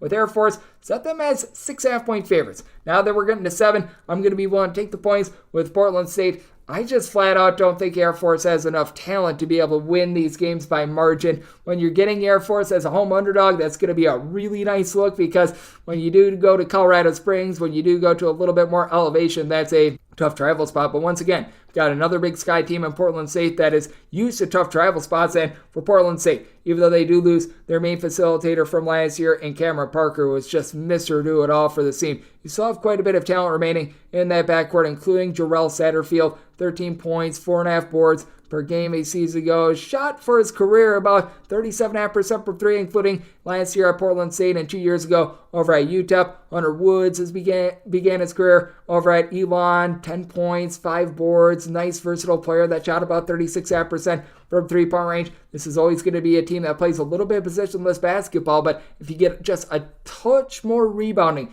out of Hayden Curtis, who was a little bit of an afterthought last year, but has a nice frame at 6'11", I think that you're staring at something with this Portland State team. Meanwhile, for Air Force, last year, this team was really built around Jake Heidbreder. He was able to log 15 points per contest. He was able to shoot about 39% from 3. He's not Clemson, so that does not help out the cause. Carter Murphy was able to be a relatively nice ancillary scorer. He's now at Georgia Tech as well, which really puts it at the feet of Ritas Petreitis, who was solid. He was the only guy that really could grab a rebound for the team, 10.5 points, 6 boards, shot in the mid-30s from 3-point range, and that has always been a little bit of a bugaboo for Air Force, as Petreitis, among guys that saw action in at least 10 games last year, was the only guy that logged more than 3.5 rebounds per game. Portland State has a little bit of a weakness down low, but with Air Force's complete inability to be able to grab rebounds, I think that is going to be able to keep Portland State in this game. As we know with Air Force, you're not going to be getting a lot of guys via the transfer portal line.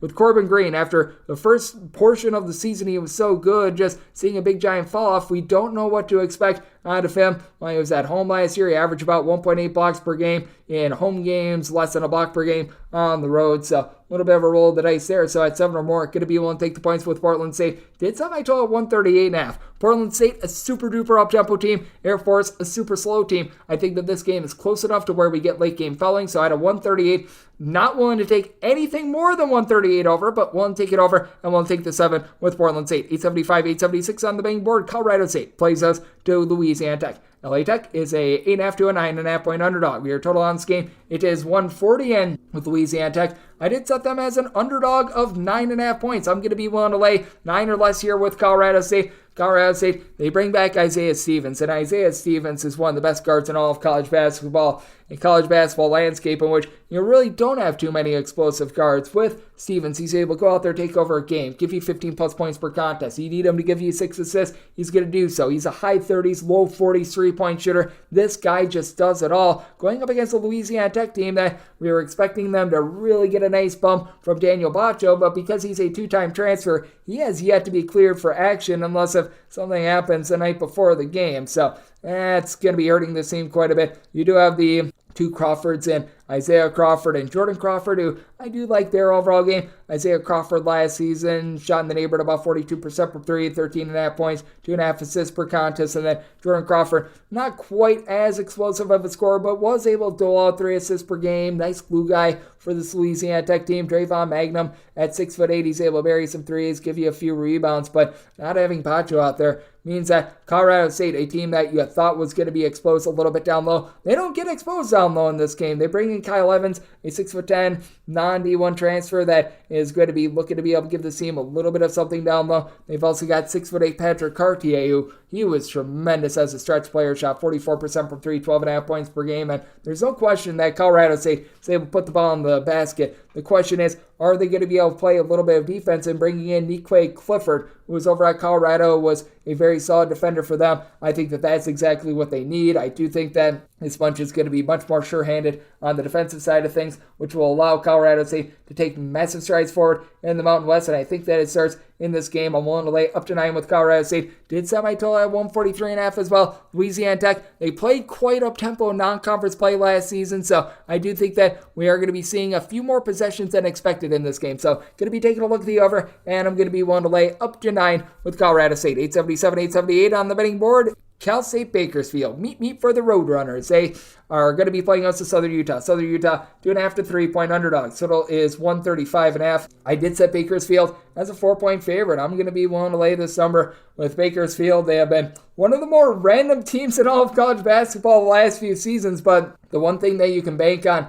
with Bakersfield is that they're going to look to try to take the air out of the ball, and they're going to look to try to play very, very slowly. They do lose one of their top scorers on Antavian Cullum last season. He logged like 13 points, 5 boards, just was really able to take over a game after Caleb Higgins went down with a very unfortunate injury a season ago. So that was very, very rough. But the good news for Bakersfield is that they do bring in Fadilius Okerke. He was over at CSUN last season, was a nice rebounder with being able to pull in there about 5 boards per contest. In Bakersfield, typically they are looking to win that battle down low. I still think you've got a lot of upside as well with Modestus Conclares, a former top 200 recruit, began his career at Creighton, has never really been able to stay out there on the floor. Last 2 seasons has played a combined 32 games, and last season logged about 6 rebounds per game before his season was cut short in mid-January. He's capable of popping threes. You now have Higgins back in the fold, who I was alluding to as well. 4 assists, 13 points per game before he suffered a season-ending injury towards middle part of the season last year. And because the team was so banged up, so many of these ancillary pieces were able to see some minutes like Marvin McGee III. You bring in Cameron Woolbon from UC Santa Sacramento as well, and that's going to be big. Meanwhile, you got a Southern Utah team that has very new look. Rob Jeter, he comes over from Western Illinois to fill the void left by Todd Simon, and he's going to be looking to Rob Jeter the fourth in the backcourt to be able to help things out. I do like that they brought in Jamar Sibley. Sibley was over at UTEP last season, didn't see a lot of playing time after 2 seasons ago, more like 5.5 points, 4 boards, shot in the mid-30s from 3-point range as a 6'8", nice stretch player. If Zion Young can find it from 3-point range as well, that would be absolutely massive for Zion Young. Has been a well-traveled gentleman, actually played at Western Illinois under Rob Jeter a few seasons ago, and during that 2019-20 season, had 13.5 points, 4.5 boards, shot over 41% from 3 last 3 seasons. He's just been sort of miring in mediocrity, but this bunch in Southern Utah, they're really relying upon a bunch of non-D1 transfers. Quite a few of these guys a little bit less heralded. Someone like Jamar Simpson, he's going to need to step up after he spent the season last year over at UW Parkside. I will say, was one of the better D2 players in all of college basketball, but lots of question marks with this team. Not sure how it's going to come together. Meanwhile, with Bakersfield, you know that they're going to play slowly. They're going to be able to lock it down. Did set this total at a 136. I do think that this game is going to be snug enough for late game following at Southern Utah. Even though they do have a regime change, they're still going to be relatively up-tempo under Rob Jeter. So taking a look at the over, and with Bakersfield, we'll lay up to 3.5 with them. 879, 880 on the betting board. It is Kansas State playing against USC. Neutral court game from a lovely Las Vegas, with Kansas State being a 3-point underdog. Total on this game between 142.5 and 143. When Naquan Tomlin was still in the fold, I was grading this game like it was more of a 2 to 2.5 point spread. Now with USC, I'm going to be willing to lay up to 3 with them. I don't want to go any further than this 3, but I'm going to be willing to lay the 3 because I do think that Tomlin being out for Kansas State is going to be hurting them. He was able to give them 5+ rebounds per game, and let's call it what it is. We do have a lot of moving pieces with this Kansas State team. Marquise Noel was one of the best floor generals in all of college basketball. Keontae Johnson was able to give you 15+ points per contest at 6'7", was able to pop a lot of threes, so it is a team that has very much a new look now. Tyler Perry, you've seen him on the silver screen. Now you're seeing him on the hardwood. Last season over at North Texas, was able to log 18+ points per contest despite being on a team that was dead last in the country in terms of possessions per game. He should be able to elevate this team. They got Quez Glover late in the transfer portal after it looked like he was going to be going to BYU over at Samford last 2 seasons. Was able to log 15+ points per contest, but with USC, I feel like this recruiting class really got slept upon. Isaiah Collier has a chance to be a top 5 pick, if not even the number 1 overall pick in this year's draft. He's 6'5". He does it all. He's able to pop threes. He's able to handle the ball. He's able to do a great job guarding multiple positions. That is big. Now, down low, you've got a little bit of issue with Vincent Iwuchukwu. He's been dealing with some ailments, and we know that Bronny James is not going to be in the fold, but even if you don't have Iwuchukwu in the game for this one, Joshua Morgan last season for the Trojans was able to log a little bit over 2 blocks, 5 boards, 7 points per game. He does a good job being able to protect the rim. And then you've got Boogie Ellis in the backcourt that's able to give you 14+ points per contest, shooting the high 30s from 3-point range. DJ Turn It Up Rodman at 6'6" at Washington State last season, logged about 6 boards, 9.5 points. He's a solid 38% 3-point shooter from a season ago as well. So lots of ability here with this USC team. With Kansas State, I just think that the amount of moving parts, even though you got a tremendous coach in Jerome Tang, just going to be a little bit too much to overcome. Also a body clock game as well. This is a West Coast game that is going to be beginning at about 9 o'clock p.m. Central Time. So I'm willing to lay up to 3 with USC. In terms of total, I did set my total at 143.5. USC, a mid-tempo team that they do a good job of being able to cut things off inside. They'll give up the 3-point arc a little bit much, and Kansas State, they've had some holes with their defense ever since Jerome Tang has taken over as well, and they've really cranked up their tempo. So looking at the over and looking at USC laying up to 3. 881, 882 on the betting board. Pacific plays us to Sam Houston State. Sam I am. Houston State is a pick'em to a 1-point underdog with your total anywhere between 139.5 to 140. I did set Pacific as a 3-point favorite. I'm going to be willing to lay the number with Sam Houston State. They stayed in-house with regards to their coaching staff after Jason Newton decided to take the New Mexico State job. So I do think that with the moving parts that you've got there, that is going to be relatively rough. And for Sam Houston State, they had an 8-man rotation that was just so good last year. They were really able to bear down on defense with Quagrant really being the only guy that gave you north of 11 points per contest. Grant was able to dole out the ball. He was able to do so many things. He's now out of the fold. You do bring back a few guys from last year. Jaden Ray is able to give you about 3 to 4 assists per contest. Lamar Wilkerson, about 7.5 points, shot 37.5% from 3 at 6'4", 6'5". I like what these guys are able to bring to you, but you're going to really need Solomon Diambia to be able to elevate this team's ability to be able to rebound, as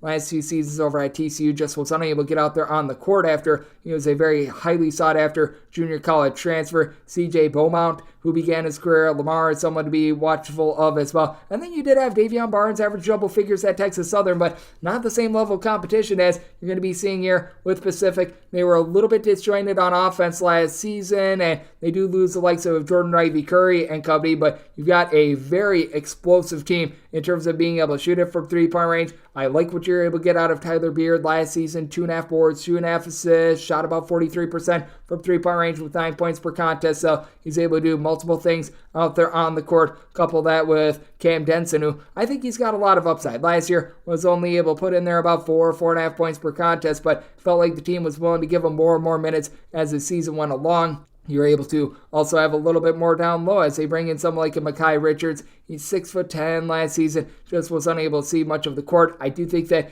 he's going to be seeing many more minutes. I do think that year 1 to year 2 development is going to be big for him, along with having Judson Martindale, Greg Outlaw, a pair of up transfers, having another year within the system as well. Pacific is just a strange place to play as well. It is the old Alex J. Spanos Center. I believe that is named after one of the Spanoses of relation with regards to the LA Rams, but I do think that with Pacific just having that very unique, strange home court environment and Cen Michigan State being in all sorts of transition does give you a little bit of an edge with the Tigers. I set Pacific as a 3-point favorite. I'm going to be willing to take them on a pick'em line. Semi-total 139 as well. Pacific has been playing a little bit more up-tempo last few years, but Cen Michigan State very much a team that is looking to hang their hat on defense that lost a lot of their scoring from last season. So looking under and looking at Pacific as a pick'em. 883, 884 on the betting board. San Diego State is going to be playing us to Cal State Fullerton. Fullerton is an underdog of 14 to 15 points with your total 131 to 131.5. It's at Fullerton as a 17.5 point underdog. I'm going to be willing to lay it with San Diego State. I think a lot of people view what San Diego State did as a little bit of a fluke last season.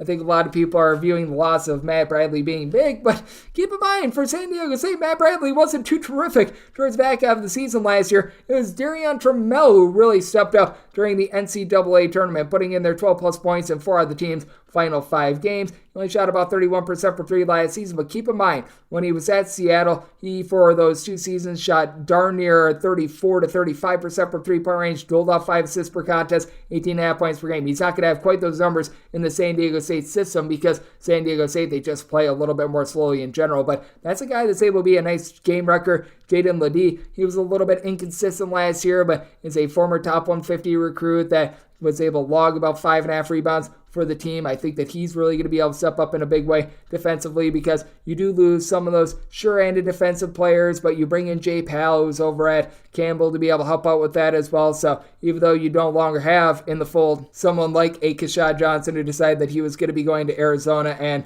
Nathan Mensah, this team should still be very solid down low with regards to their defense. And for Cal State Fullerton, the loss of top scorer Latrell Wrightsell, I think, is very much worth noting. He was able to log 16 points per contest. He, along with Max Jones, were really the lone 2 guys that were able to pop threes. And Jones was awesome. 39.5% three-point shooter, double-figure amount of points per game. And then you also have back in the fold Vincent Lee. Lee was very nice on the defensive side of things. 7.5 points, 4.5 boards. Someone that's really able to lock it down with that aspect. Not really going to give you a whole bunch of shot blocks or anything like that, but does a very good job of being able to scrambling for loose balls, but you do lose quite a few of your main defensive players, so that is going to be something to watch out for. I do like Torrey San Antonio. He's someone that stands right around 6'3", really is able to guard multiple positions, does a nice job being able to hit the glass, shot about 41.5% from 3-point range as well. Fullerton was a very good cover team a season ago, but with all the losses of many of their top scorers from a season ago, having a bit of transition with regards to who's going to be bringing up the ball, I think that's going to affect them against a San Diego State team that's always on point with their defense. That might total at a 131.5. I'm going to be willing to take a look at the over at a 131 or less. This is my max buy point on the over, but we did see San Diego State play a little bit more up-tempo in non-conference play last season, so I do think that this total is just a tad low, so looking at the over, I want to lay up to 17 with San Diego State. 885, 886 on the betting board. Portland is playing us at Long Beach State. Long Beach State a 2 to 2.5 point favorite with your total between 158 and 158.5. And with Long Beach State, I set them as underdogs of 2.5 points. I am going to be willing to take Portland outright on the money line as a home underdog. With Portland, this team 2 years ago under Shante Leggins, they were really building something. It looked like Shante Leggins was finally getting the Pilots back on course, and then Portland had pretty much half their team get injured last season. So a little bit of transition there, but they do bring back their top scorer in Tyler Robertson. Robertson last year did it all. 15.5 points, 5.5 boards, 5 assists, shot 33% from 3-point range. This for a Portland team that they had some really good 3-point shooting and some really good free throw shooting a few seasons ago. That was a little bit more on the fritz because they had to trot out their guys that they weren't expecting to, and they've been able to bring in a few pieces via the transfer portal to be able to help elevate this team. I do think that having Yachu Yamanachi Williams come in is going to be very big, as he lies here at about 7 points, 7 boards while he was out there in the Southland. He actually comes over from Japan, and I mean, with him being able to elevate his game, I think that he's got a very high ceiling. On top of that, you've got Vukasin Masic, who last year was able to log about 9.5 points per contest while he was over at Maine. That was actually 2 years ago, but I mean, this is someone that is going to be a little bit of an up transfer, but is able to dole out the ball, is able to pop some threes. I think that there's a lot of upside there. And then you also had Chris Austin miss the entirety of the season last year after 2 years ago as a starter for that Portland team that was elevating. He was able to log 14 points per game, gave you about 4.5 rebounds, 6'4", 6'5" guy that I really do like. And then on the flip side, for Long Beach State, it's all about the Trayers, as you've got Lasana Trayer along with Abakar Trayer. Both of these guys were able to log north of 8 rebounds per game with Abakar Trayer, 10 points, 8 boards. He was able to dole out 3.5 assists per contest. He had some nice versatility there. And then with Lasana Trayer, no relation, by the way, a little bit more of your back to the basket, traditional big man, 13 points, 10.5 boards, not really a great shot blocker. And for Long Beach State, defense has been questionable with the team, but couple that with the fact that Long Beach State shot in the bottom 15 in all of college basketball in terms of threes, that's a little bit of an issue. Now, they did bring in Messiah Thompson to help address that. Messiah Thompson last season while he was over at Alabama A&M, 11 points per contest, shot about 41% from three-point range. You should be able to give the team a little bit more of something there, but you also lose Joel Murray, who was able to give the team about 16.5 points per game, and with Marcus Iones, he's going to really need to hold it down in the backcourt. Was able to log about 14 points per contest, but he's only about a 26% three-point shooter, and it was actually Abakar Trayer who actually led the team in assists. So you need to get a little bit more out of the backcourt of Long Beach State. I don't know if Messiah Thompson necessarily does it, and a clean bill of health for Portland State means I think that this team is going to be on the upswing. Both of these teams like to play up-tempo. Both of these teams have some pretty wretched defense, to say the least. I did set my total at 160.5. I'm looking to go over. And with Portland State, I feel like they should be the favorite, taking Portland outright on the money line to go along with the over. 887, 888 on the betting board. UC San Diego is playing us to Denver. Denver is an underdog of 6 and 6.5 points. Totals between 147 and 148 with Denver. Set them as 8-point underdogs. I'm going to be willing to lay it with UC San Diego. UC San Diego has successfully made the transition up to the D1 level. It's been a little bit up and down for them last few seasons, but I think that this is San Diego's best team yet. Going up against the Denver bunch, they do lose quite a few of their key pieces from a season ago. Tevin Smith was able to give the team 11 points per contest. Did a nice job also being able to give the team darn near a block per contest as well at the guard spot. Him being out of the fold, that is going to be hurting this team. Now, I love what Tommy Bruner is able to bring to the table. Top scorer with 4 assists per contest, 16 points per game, mid-30s three-point shooter. He's been very good for the team in the backcourt, but you need to have Taku Timnamo, who came over from the Pac-12 a few seasons ago, 10.5 points, 6.5 boards. Did shoot about 41% from three, but you're probably going to need a little bit more in terms of front court defense from him. They also bring in Jackson Brenchley. He just could not get out there on the court for Utah the last few seasons. Really, his best year was his freshman year, where he had 4.5 points, 2.5 boards, shot 36% from three. At 6'5", he actually has a little bit of ability, but I mean, it's been a long time since we've seen that. And then the ancillary pieces in this backcourt around Tommy Bruner. Got a lot of question marks there. Not a lot of depth when it comes to the Denver team. Meanwhile, for UC San Diego, Bryce Pope was able to really do a nice job of being able to give the team scoring. Not necessarily the most efficient three-point shooter at about 32% last season, but 18.5 points, 4.5 boards. He does a very solid job there, and I do think that you're going to be able to see more out of J-Ron Brooks this season. He was limited to just 8 games last season due to injury. When he was out there on the court, about 10 points, 6 boards. Didn't shoot it well from three-point range, but if you go back earlier in his career, he was a former top 150 recruit, spent the beginning part of his career at USC and Washington, was actually a relatively solid three-point shooter at both of those stops. So I think that that's going to be able to elevate this team. And then you got Cade Pendleton, a 6'10" gentleman that is a little bit of an unknown. I think that he could be able to spell some minutes for Emmanuel Shaminga down low. Shaminga, he came over from UC Irvine and instantly gave the team some nice rebounding, 7 points, 4 boards. He's a very nice back-to-the-basket rim protector, not necessarily an amazing shot blocker, but I think that he'll be able to work on that as the season goes along. Along Francis Nworke, who at 6'7", is a very good glue guy in general, and we've seen with Denver last few years in general, defense has always been very lax. You've got a Denver team that has quite a bit of good three-point shooting, not a lot of great defense. You've got a UC San Diego team that really looks to play slowly, methodically, run things through Bryce Pope. So it's a good old situation if something's got to give. I think that San Diego gets a little bit more of their tempo in this game. So I did set my total at 146. You're at 147 to 148, diving under. And with the UC San Diego, one to lay up to 7.5 with them. 889, 890 on the betting board. Washington State places Idaho. Idaho is an underdog of between 21 to 21.5 points. Your total is between 137.5 and 138 with Idaho. I set them as 18.5 point underdogs. I'm going to be willing to take the points. Washington State in quite a bit of transition and probably feeling a little bit salty about the fact that they are one of those 2 Pac-12 teams that is yet to really find a home, but Perhaps a reason why they have yet to be able to find home is because this team has had a tough time finding a way to be able to get to the NCAA tournament, and now they lose their top few scorers. TJ Bomba's out of the fold, Justin Boom Boom Powell's out, DJ Rodman is now at USC. You really have to look to Jay Mullins, who was 5th on the team in scoring last year, to elevate. Last year he averaged 8.5 points. He did shoot 43% from three-point range, and for Washington State, they were just such a different team at home rather than on the road. At home, they gave up right around 17 to 18 points, fewer per 100 possessions at Pullman rather than on the road. And ironically enough, Isaac Jones, who was a top scorer at Idaho last year, was able to log 19.5 points, 7.5 boards. He shot about 32% from three. He's now going to be facing his opposing team, and you got to think that Idaho is going to want to take it to him just a little bit because he was the main man for the team last season, so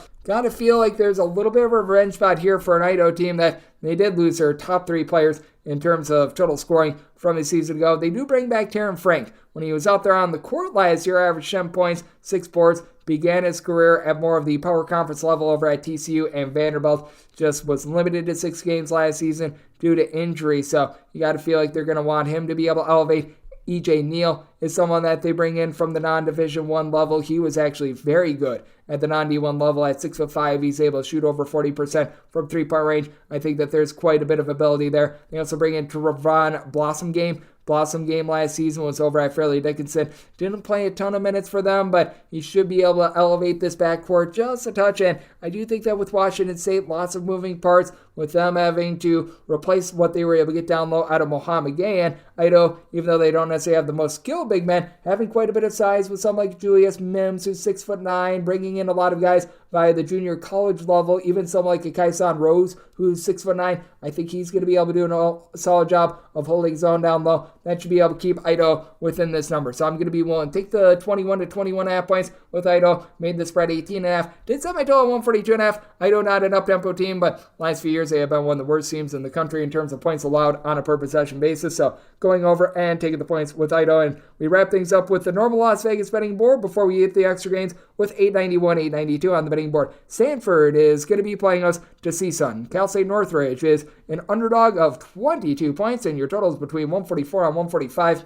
Certainly, I think that Samford going to be better this year than they have been the past few years under Jared Haas, with bringing in Andrei Stojakovic, a top 50 recruit that at 6'7", he's able to fill up the stat sheet, he's able to rebound, he's able to pop threes, and then you do bring back the Joneses. Spencer Jones was really the main scorer for the team last year, 14 points, 4.5 boards, shot 39% from three-point range, and you've got to expect that Michael Jones is going to do all that he can to get the ball in his hands, about 9.5 points. Played a little bit more off the ball last season with some of the guys that left via the transfer portal, having Harrison Ingram out of the fold. I do think that that is going to lead to him having the ball in his hands a little bit more. On top of that, Michael O'Connell, who didn't score a lot but did allow 3+ assists per contest, he is also gone as well, so that does hurt the team. But with having guys like Maximine Reynon, Brandon Angel, and company, who are very tall but feels like they're a little bit timid to get their nose dirty down low, that should be able to give them a little bit of something in this game against the CSUN bunch. It is completely new look. Andy Newman, he comes in from Cal State Bernardino, where he really ran an up-tempo style, and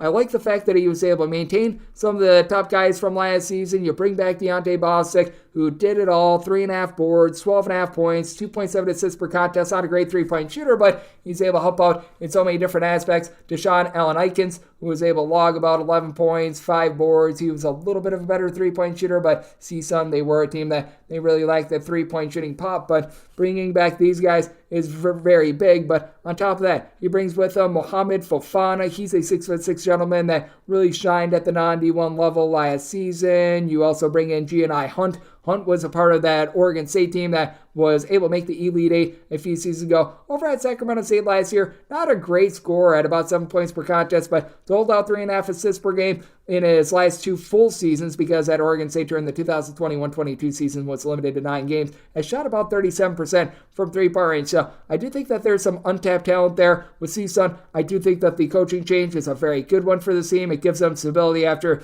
the old Mark Gottfried situation, and with Samford I just still have a little bit of a tough time singing Jared Haas, as time and time again he's had a lot of talent and failed. I do think that CSUN is going to be playing a little bit more up-tempo. That's why we've seen the rise in the total. This total opened up at 140.5. I took this total over on the open. It is now between 144 and 145. Now we've gotten to a point of no return. At this point, I'd be looking at the under at north of 144, but that's because we have seen a full 4+ point move with regards to this total. And with Samford, going to make them an 18-point favorite, so you're at 22. Taking a look at the points with Cal State Northridge, and now we will take our final break. And coming up next, we've got 50 games on the extra games betting board. We're going to get you all those next as we go into the bonus. On the flip side, here on Coast to Coast Hoops with myself, Greg Hoops Peterson, now a part of the VSiN Family Podcast.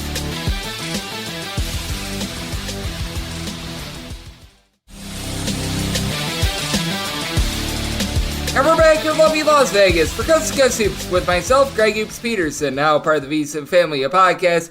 We have gone through the regular games on the betting board for this college basketball opening night. We still have plenty of games on the board, though. The extra games board in non-conference play gets quite expansive and always one of my favorites. So let's get you guys picks and analysis on these extra games as we go into the bonus. The normal betting board picks are complete, but there are some extra games today, so we go into the bonus. This begins with 305-001, 305-002. VCU is going to be playing against the McNeese. McNeese State is anywhere between a 10.5 to an 11.5 point underdog. Total's anywhere between 142 and 145. And before I go any further, I will say I am doing this as we've got numbers from DraftKings and one faraway book. So you are going to be noticing a little bit of variance. These numbers might change a little bit, which is always why I try to give you guys my exact handicap on all these. So just a little bit of a disclaimer there. But that said, I made McNeese a 9-point underdog. If you're getting double figures, I like being able to take the points here as you've got two teams that are completely new look. Ryan Odom, he takes over after he had a nice run over at Utah State, and he tried to bring a few guys with him. Max Shulga, he was a nice double-figure scorer last season over at Utah State, but this is a completely new-look VCU team. VCU, as we remember under Mike Rhodes, they were trying to force a bunch of turnovers. They were trying to just be defense-oriented. Utah State, very much more of an offensive team, so this is a different team than what you're used to handicapping. They bring in Jason Nelson, who scored right around 10 points over at Richmond, but I didn't think he was necessarily the world's greatest point guard, and with Sean Bairstow out of the fold for at the very least the first month out of the season, I do think that it puts VCU behind the 8 ball. Now with McNeese, they have a lot of moving parts with Will Wade in the fold, and with Will Wade, as we know, he's dealing with some things that is going to be keeping him away from the sidelines to begin the season, but you bring back Christian Scholmate, who averaged darn near a double-double last year. Ontavion Cullum, he's someone that comes in from the SEC at 6'8". He should be able to do a nice job grabbing some boards. Shahada Wells, I remember when he was at UT Arlington, he was a 16+ point per game scorer. Even at TCU last year, had some moments of brightness. You've got some like a Mike Saunders Jr., so he'll put the ball in that basket. And Trey English did play alongside Shulmate last year in the backcourt as well. So I actually think you have a little bit more chemistry with McNeese. I know that with the Will Wade situation, it does make things interesting, but you've got a pair of very, very new look teams. I do think that VCU might be a little bit disjointed. They've got a great home court, but double figures I think is a little bit too much, especially with Bairstow being out of the fold. I do think that for VCU, defense is going to be a little bit more optional for them than it was in past years. I did set my total at 147. I think that McNeese under Will Wade is going to be looking to push tempo a little bit more, so you're at between 142 and 145. Again, big range there, but anything below 147, looking at the over, and with McNeese, we'll take 9 or more with them. 305-003, 305-004. Miami is going to be playing us NJIT. NJIT anywhere between 22.5 and 23-point underdogs. Totals anywhere between 141.5 and 144. And with NJIT, I set them as underdogs of 26.5 points. This is an NJIT team that they're dealing with a whole bunch of movement in the offseason, and I fully recognize that you do lose quite a few guys in the Miami backcourt, but for NJIT, it's Grant Bellmeyer who's going to be taking over. Now, I do like the fact that they bring in Storrs, who was the interim head coach over at Manhattan last year. He's one of the assistants, and they do bring back someone like a Makai Gray, who was a nice contributor for the team last year. Adam Hess in the last 10 games of the season was averaging double figures, but past those two guys, a lot of new look guys. If you could get Elijah Buchanan going, because he missed darn near the entirety of last year. He played only 4 games, 2 seasons ago when he was MNN. He was able to give the team right around about 9 to 10 points per contest. He was able to do a nice job being able to chip in there some assists, some rebounds, a little bit of stat sheet suffer at 6'5". That's going to be able to help them out, but I just don't think that this team has any depth whatsoever, and I very much do question how they're going to be able to match up down low. Not to say that Miami's going to be like a top team in the country in terms of rebound rate, but no Chad Omier. He's a guy that's able to average a double-double. We saw Nigel Pack struggle a little bit towards the beginning part of the season, but he was able to emerge late, and the big key for this team as well, Wooga Poplar, who was shooting north of 40% from three-point range towards the back half of the season last year. He will be in the fold. There was some question marks with him. You also bring in Matthew Cleveland, was a little bit of a bust in his first year and a half over at Florida State, but a former top 50 recruit that really filled it up towards the second half of the season, especially in ACC play. I think that this is a Miami team that is also going to be featuring a little bit more out of someone like a Bentley Joseph, who I do like in the backcourt as well. He's going to be able to dole out the ball, and I do think that it's going to be a little bit of a assist by committee with Miami of Florida. I do think that they're going to need to have Nigel Pack have the ball in his hands a little bit, but I think that this is a nice tune-up for them. I think that they should be able to take it to an NJIT team that they are very much new look. I do think that NJIT is going to be pushing tempo a little bit more on Miami. As we know, they were all gas, no breaks last season. Defense was not great for them. Offense was terrific. I think that they're going to be a similar team this year, probably a mid-tempo team. So I did set my total at 152.5. I do think that this is going to be a higher scoring game. We saw Miami play quite a few harebrained games in the non-conference last year, including a game against Cornell, in which both teams got to 90. So yeah, 141.5 to 144. Looking at the over, set my total 152.5. And with Miami, willing to lay up to 26 points with them, so laying it with Miami. 305-005, 305-006. It is Rhode Island, and they're going to be playing us to Central Connecticut. Central Connecticut, anywhere between 10.5 and 12-point underdogs. Total on this game is anywhere between 134 and 135.5. And with Central Connecticut, I did set them as 10.5-point underdogs. Seeing the 12 that I'm seeing out there, I'm going to be willing to take the points. Anything of 11 or more is going to be my buy point on Central Connecticut. I do think that Sean Sellers is doing a relatively solid job with this program. I do think that it's going to take them a little bit of time to be able to get things on the straight and narrow, but you just take a look at this Rhode Island team, and last year was just a completely lost year for them. Archie Miller is someone who I am very much questioning as a coach. He had that nice Elite 8 run when he was at Dayton a few years ago. Past that, he has done a big, giant nothing burger. They bring in Zeke Montgomery. Montgomery was a solid player over at Bradley that was able to give you a double-figure amount of points per game, and did shoot 42% from three, but not necessarily a great ball handler, and now they're going to be relying upon Lewis Coatwright, who he was able to put up 3.5 plus assists per contest while he was in the Metro Atlantic last season. But I think that this is going to be a little bit of a disjointed team. Really, other than Joseph Blau, you don't have much down low. And for Central Connecticut, it's not like this team is going to be amazing on the glass or anything like that. But I do think that they're going to be able to hold their own, as down low they've got someone that I do like in Alan Jean Rose, who I think is going to be able to do a nice job giving you a double-figure amount of points. He's able to give you right around 5 boards per contest. This is not the biggest team in the world, as they lose Andre Snoddy in the offseason, but I think Abdul Moa, hopefully I said that correctly, he's going to be able to step up a little bit for this team. And Devontae Sweatman is someone that you do want to be taking note of as well. He, towards back half of the season, was averaging 3 plus assists per contest. I think that he's going to be able to elevate to help out Kellen Amos, who was able to give the team about 13 points per contest, was a relatively solid 3-point shooter. I just don't think Rhode Island is there at this point. Rhode Island, in terms of both points scored and points allowed on a per possession basis last year, was well outside the top 200. Central Connecticut, I feel like under Patrick Sellers, building a little bit of something. So at 11 or more, I'm going to be willing to take the points with Central Connecticut. With Rhode Island, they were a mid-tempo team that was relatively inefficient on offense. And we've noticed with Central Connecticut, they've been bumping up their tempo just a little bit. And I think that this could be a game that might be close enough for late game falling. So I did set my total at 136.5. So here at a 134, 135.5, looking at the over, and 11 or more, taking the points with Central Connecticut. 305-007, 305-008. The bracket Boston Bucknell by some playoffs to Delaware. Delaware, anywhere between 5 and 7 point favorites. Totals between 141 and 143. I can only set Delaware as 2.5 point favorites. John Griffin comes in during the offseason, and I do like that John Griffin was able to maintain a little bit of chemistry with Bucknell. Flat out, when you're in the Patriot League, you can't bring in a lot of transfers, but Elvin Edmonds, the fourth last season, he was a very solid 3-point shooter. He was able to give the team in the neighborhood about 10 or so points per contest. I think that he's going to be able to elevate as a little bit of a combo guard. You got Jack Forrest, who comes in from St. Joe's. You'd like to see a little bit more out of him, but I do think that being able to have a little bit more size with bringing in Utah Blejek. Hopefully I said that correctly. He's going to be able to help out because you did have a 7-footer last year in Andre Screen who's now playing for Butler, and that's going to be a bit of a loss, but do not undermine the losses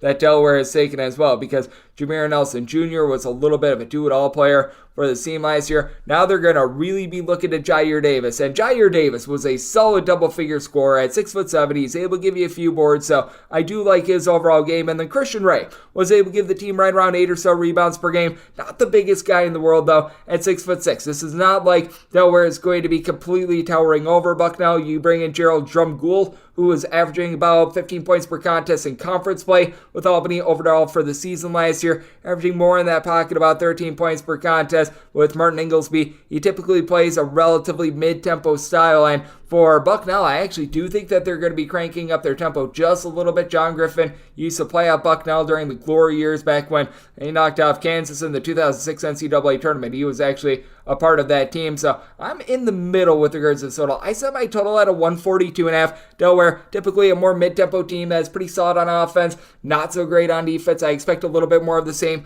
Bucknell feels like they're going to get back to their three-point shooting roots, with this being between 141 and 143. Personally, I would rather have the 141 over rather than a 143 under, as I'm in the middle at a 142.5. So going to be looking at the points, and with Bucknell getting 3 or more, I set Delaware as a 2.5 point favorite. Going to be willing to take the home underdog Bison. 305-009, 305-010. Howard is going to be playing us Hampton. Hampton is an underdog of between 5 and 7 points, totals between 145 and 148. So, yeah, you're noticing some big ranges on these extra games. But with Howard, I did set them as 9-point favorites. Howard did take some losses in the offseason, but I don't know if they're necessarily the world's biggest losses in the world, because we did see last year with their leader in assists, Elijah Hawkins. He was one of the leaders in all of college basketball in terms of turnovers per game. They do lose Steve Settle III as well, but I do think that someone in Shai Odom is going to be able to step up after he was able to give the team in the neighborhood about 11 points per contest. With Howard, it's a little bit of a new look team, but don't forget with Hampton, they also lose their main ball handler as well, and Russell Dean, for a Hampton team that they just flat out really didn't have a lot of depth last year. You had a really good 3.5 sort of guys, and that's about it.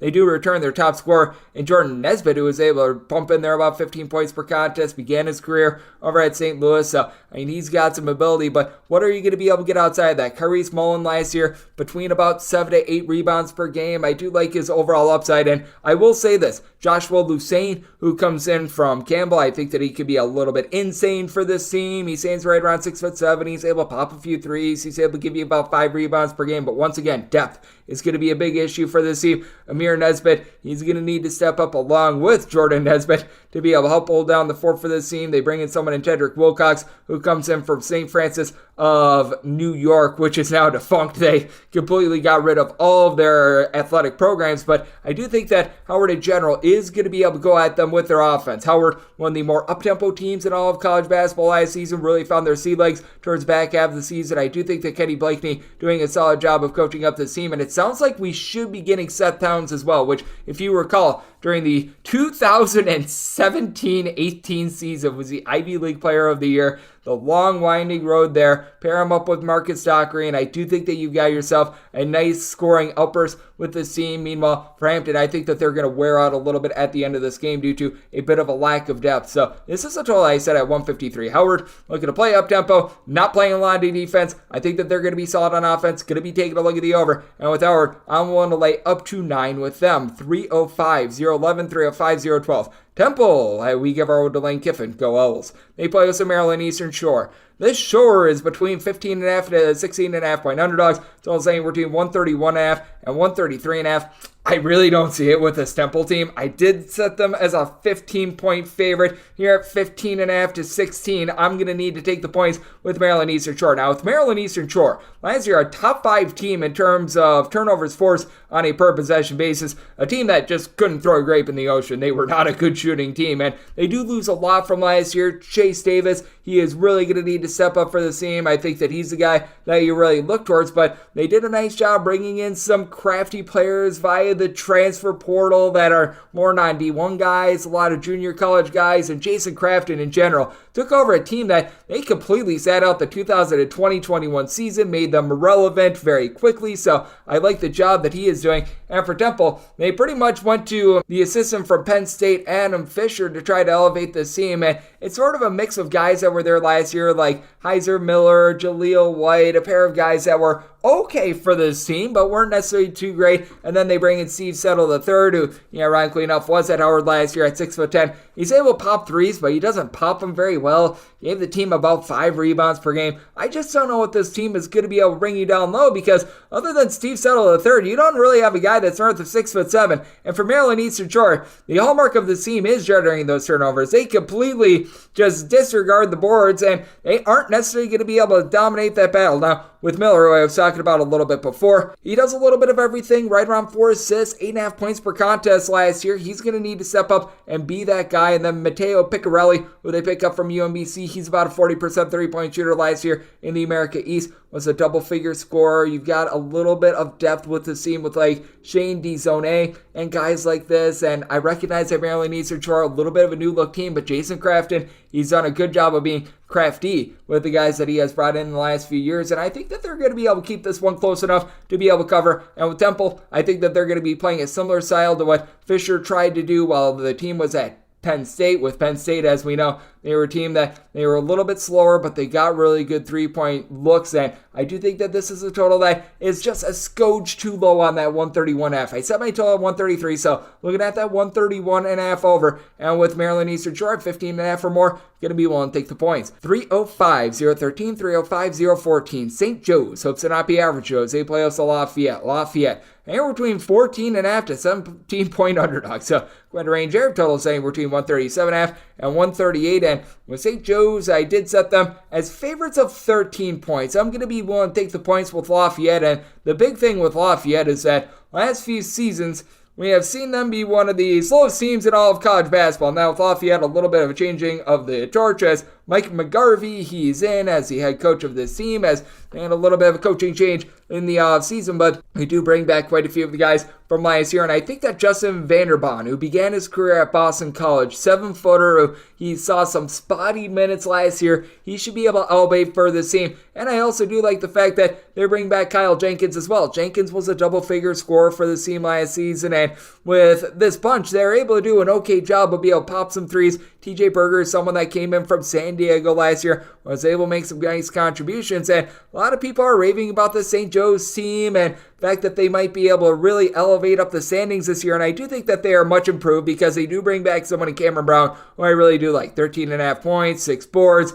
Not a guy that would necessarily dole out the ball a ton, but was about a 36% three-point shooter. And Lynn Greer III was really able to do a nice job of dishing out the ball towards the back half of last season. 3+ assists in each of the team's last 5 games. Was able to cut down on the turnovers as the season went along, and is able to give you about 5 rebounds as well. So I do like this backcourt. I have my question marks with what you're going to be able to get down low. Kaper Klanzic is someone that's right around 6'8". He should be able to do an okay job on the glass. I do think that with regards to the starting 5, no ifs, ands, or buts about it, St. Joe's, they're going to be able to do a nice job. They were a little bit more of a mid-tempo team last season, but if you're able to get anything out of Christ at a Sunoco, hopefully I said that correctly, they are going to be staring at something down low. But I do think that with St. Joe's, they are looking to play a little bit more defense-oriented. I do think that they're going to be backing off the throttle a little bit, and just with the way that Lafayette plays, they try to just stick you in the mud, make things super-duper ugly, and I see that being the case in this game. I set my total at 131. I do think that Lafayette is going to be able to get things slowed down, and St. Joe's, the better team. They certainly have the better starting 5 in this one, but I'm going to be willing to take the points with Lafayette because I do think that they get a little bit more of their tempo in this game. So sort of correlated here. Looking at the under with Lafayette at my total 131, and at north of 13 points, going to be willing to take the points with the Lafayette Leopards. 305-015, 305-016. Colgate plays host to Brown. The toothpaste of Colgate is anywhere between 5.5 and 6-point favorites. Total anywhere between 146 and 147. Good old something's got to give game. Colgate has been a top 5 3-point shooting team each out of the last 3 years. Brown is looking to really hang their head on defense. They are looking to do a good job of holding teams below 70, and I set my total 143.5. I still think Colgate is going to get some of theirs, but I think that Brown is going to be halfway successful on the defensive side of things. I did set Colgate as a 5.5 point favorite, so at the 6 I'm seeing right now at DraftKings, it's my minimum buy point on Brown, but it is a buy point that I have on Brown, as Brown did a really good job of retaining a lot of their guys from a season ago. Keno Lilly Jr. was their top scorer, 17 points per game, shot darn near 40% from 3, 2.5 assists per contest. He is back in the fold. You've got Nana Owusu-Anane. He is someone that's able to do a solid job as well. 10.5 points, 8 boards, a little bit over a block per contest. They're going to need him because with Colgate, a little bit of a changing of the guard once again. You've got Tucker Richardson, who's out of the fold, which means that they are really going to be looking to Braden Smith to be able to pick up the slack. And Braden Smith was a little bit of a do-it-all player last season. 11.5 points, 4 boards, 4.5 assists. It was really his first true year out there on the floor. So I do think that he's going to be able to have a nice bump. But they are going to be relying a lot on those two guys down low. And 6'10" Keegan Records along 6'11" Jeff Woodward. And I do think that they're probably going to be able to win the battle a little bit down low against Brown. But I do think that Brown is going to be able to do a good job of being able to cut off the 3-point arc. They did a nice job of making sure that they had sort of their ancillary guards like Akimo Ferrari return to the fold for this team. I think that you can expect a little bit of a boost up from some of the guys like a Kalu Anea as well. He's someone that has dealt with a little bit of injury throughout his career at 6'8". I think that he's going to be able to do a nice job down low, and I do think that Brown is going to get this game slowed down. I think that they're going to be able to hold down a Colgate team a little bit that could be a tad bit spotty with regards to their 3-point shooting at the beginning part of the season. You'll notice Colgate, they'll go off like one game and score 100 points against Syracuse, and the next game they're a little bit more famine when they're outside the conference, and I do think that the defense is going to be able to keep Brown close in this game. Set my total at 143.5, so diving in on the under, and with Colgate, I set them at a -5.5, so I had 6 or more willing to take the points with the Brown Bears. 305-017, 305-018. You've got Syracuse, and they're playing us to New Hampshire. New Hampshire is an underdog of 14.5 points. Totals between a 140 and 141, and with New Hampshire, I did set them as an underdog of 17 points. I fully recognize that this is going to be a bit of a test of fate with regards to our good friend Mr. Autry, who's going to be coaching up his first game after we saw our good friend in Jim Boeheim on the sidelines for 100 billion years. But I do think that for Syracuse, they've got a very talented roster. Now, they are dealing with a few injuries. I was noting this during the offseason. Judah Mintz, you've got a little bit of question mark there, but they do bring in J.J. Starlin, who I remember was a top 50 recruit last season. It just felt like that Notre Dame system didn't really suit him well. He fell a little bit out of favor towards back half of the season, shot only about 30% from 3-point range. I think this system is going to suit him very well. Now down low, you lose Jesse Edwards, and that is going to be rough, but I do think that there are going to be guys to be able to help out this bunch. 7'4" Nakeem McLeod, if he can be unleashed, that is going to be absolutely massive for this team. You got Benny Williams, who's dealing with some, shall we say, personal things. I know that he has been suspended, and that is something that has been taken into account with regards to his handicap, but Malik Brown is someone I think you could see some minutes with, and with Syracuse, I think that they're going to go away from playing only like 5 or 6 guys like Jim Boeheim did the last few seasons. I think that there's going to be a little bit more depth with regards to rotations. Meanwhile, for New Hampshire, it's just how far can Clarence O'Daniels be able to take you, because he averaged a double-double last year, shot 39.5% from 3 at 6'6". They put in their 15 points, 10.5 boards. This guy was absolutely awesome, but with this New Hampshire team as well, it is a case where this is a team that they do a good job of taking care of the ball. They don't force a lot of turnovers, and they give up a lot of open threes. And against the Syracuse team, I think that they're going to be a relatively good 3-point shooting team. I think that that is going to be coming back to nick them in the tuchus. Now, the one thing that I will say with this team is that last year, Kyrie Brown was absolutely awesome in that backcourt, and I do think that losing him, that is going to be absolutely killer. If they still had him in the fold, I would certainly be willing to take the points here, and I do think that Trey Woodyard, he is going to be able to elevate a little bit for this team. Someone that last year was pretty pedestrian after coming over from Valparaiso. It is a case where with Syracuse, I did set them as a 17-point favorite. I think that the Autry era gets off with a win and cover. I did set my total at 143. I think that Syracuse going to be playing a little bit more up-tempo with having Judah Mintz along with J.J. Starlin in the backcourt. I think that this is going to be a brisker pace with Syracuse. So take a look at the over. I'm willing to lay up to 16.5 with the orange. 305, 019, 305, 020. Siena's going to be playing us Holy Cross. Holy Cross is between 7 and 7.5 point underdogs. Totals between 137.5 and 138. With Holy Cross, I set them as 6.5 point underdogs. So being able to get 7+, I'm going to be willing to take the points. Dave Paulson, who we remember the great amount of success that he had for Bucknell, he is back in the Patriot League, and he's got at his disposal a backcourt that I actually really like. They lose Jarrell Gates, who was their top rebounder from last year, 16 points, 8.5 boards, and as a big man, he also doled out nearly 3 assists, a block, a steal and a half per contest. But you bring back Bo Montgomery, Will Batchelor, and Joe Octave, all guys that gave you at least 11.5 points per contest, with Montgomery about 2.5 assists per contest. Batchelor, he was able to shoot 40% from three-point range. This is big, and to be able to mitigate that loss of Gates, you got Loth M. Coulibaly, who was limited to 2 games last season during the 2021-22 season, showed a little bit of promise down low as a good rebounder at 6'9". I think that Holy Cross is going to be just fine there, and for Siena, lots of moving parts for this team as you lose darn near everything from last season. They do bring in Sean Duru-Gordon, who was pretty awesome at Awesome P, 12.5 points, 6 boards at 6'5". He was able to shoot in the low 30s from three-point range, so I do think that there's a little bit of upside there, but you've got essentially a new-look team with so many of these teams out there in the Metro Atlantic. This is just another case of them. You did have some nice signs of brightness last season out of Michael Ely. Ely, as a freshman, shot about 34% from 3, 9.5 points per contest. Really built up some confidence towards back half of last season as well, being able to put up double figures in 6 out of the team's last 8 games. So I think that that is going to be big moving forward for Siena, but I do think that because they've got a little bit of a lack of experience, Holy Cross brings back the entirety of their backcourt. They're going to be able to hold in this game, and I really like Dave Paulson as a coach. Did set my total on 136.5. I think that Holy Cross going to be maintaining a mid-tempo, maybe a little bit slower as well. Dave Paulson, not known for running it and gunning it when he was at George Mason, along with Bucknell. Siena are a team that they're typically a little bit slower and a bit more defense-oriented as well, so going to be taking a look at the under, and at 7+, taking the points with Holy Cross. 305, 021, 305, 022. You've got Charlotte playing us a Maine. Maine hopes to not get Maine. They're anywhere between 8 to 9 point underdogs, totals between 132.5 and 133.5, and with this Maine bunch, I did set them as 10-point underdogs. I am going to be willing to lay it with Charlotte.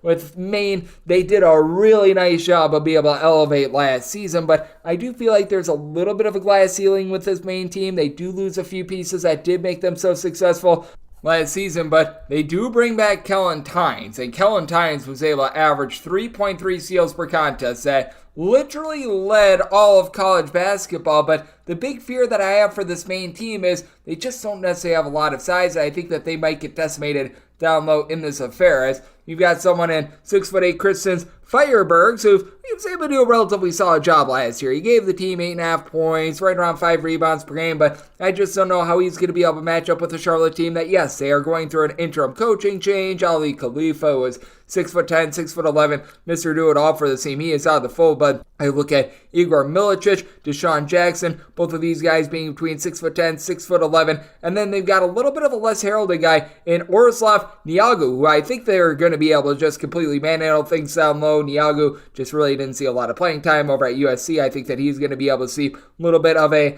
elevated bump there, and then I look for a little bit of a bump for Jackson Threadgill as well, a guy that shot right around about 35% from three-point range, 6 to 7 points per contest last year. It felt like he was one of those all-or-nothing guys where he would give you like 12 points one night, 3 points the next night, then he'd put up 20, and then he would score 3 in the next 2 games combined, but I think that he's going to be able to help out this team. And for Maine, the big key is you're going to need Jaden Clayton to be able to take a little bit of the load off of Kellen Tynes, who does such a good job of being able to generate those turnovers that I was mentioning. And then Peter Filipowski, I do think that he's going to be losing that battle down low. They bring in Keon Burns from LIU for this Maine team, but I do think that even though Chris Markwood, he's doing a very good job of elevating this team, and I do think that there are bright days ahead for Maine. I think that they're actually going to be relatively solid out there in the America East. I think that it's just going to be too much down low for them against this Charlotte team, which is why I did set Charlotte as a 10-point favorite. Charlotte, because they did have a little bit of a coaching change after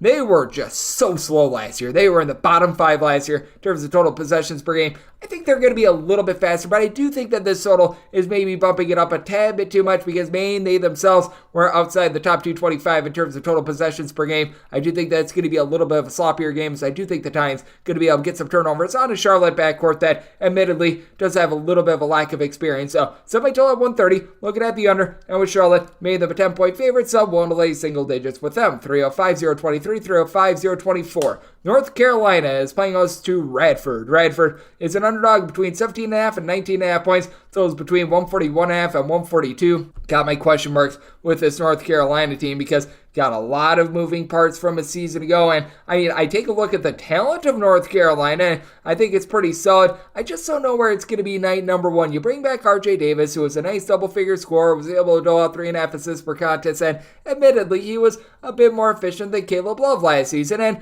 Armando Bacot is going to be able to do a nice job dominating down low. Radford was a relatively middle-of-the-road rebounding team last year. Bacot, last few seasons, has been averaging a double-double. We all know what to expect out of him, but is Harrison Ingram going to be able to take those strides forward? Last year at Samford was pumping in there about 11 to 12 points per contest.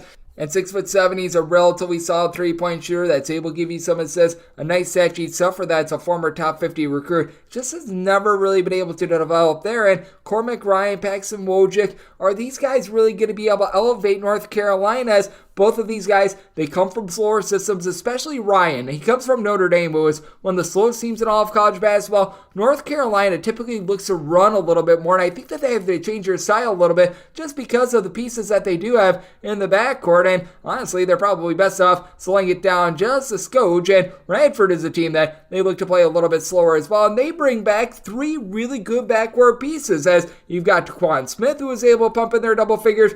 Brian Antoine, keep in mind, he was a former top 25 recruit, has dealt with some injuries throughout his career, but he was a nice double-figure scorer that was able to chip in there about a steal and a half per contest. Keon Giles, he's able to give you multiple assists. He's a guy that's able to give you 10 points per contest as well. They bring in Chandler Turner from Bowling Green at 6'7". He's able to give you some rebounds. He's able to do a nice job stretching the floor a little bit. Justin Archer at 6'7" was able to emerge down low as well. There's a lot of returning talent for this Radford team. They're going to be the more together team, in my opinion, night number one. And I sort of wonder how North Carolina is going to mix and match. Jarius Nichols, I think, is a relatively solid coach for this Radford team as well. So I feel like much like last year, North Carolina was overvalued to begin the season. I think we're getting the same thing here, and we should not be sleeping on Radford in the Big South, in my opinion. I did set my total a little bit higher at a 144.5, as I do think that North Carolina going to be looking to push tempo a little bit more, so I'm going to be taking a look at the over, but I set North Carolina as a 16.5 point favorite, so getting 17 plus, taking a look at Radford to go along with that over. 305-025, 305-026. South Carolina plays OC USC Upstate. Upstate's between a 13 to a 13.5 point underdog.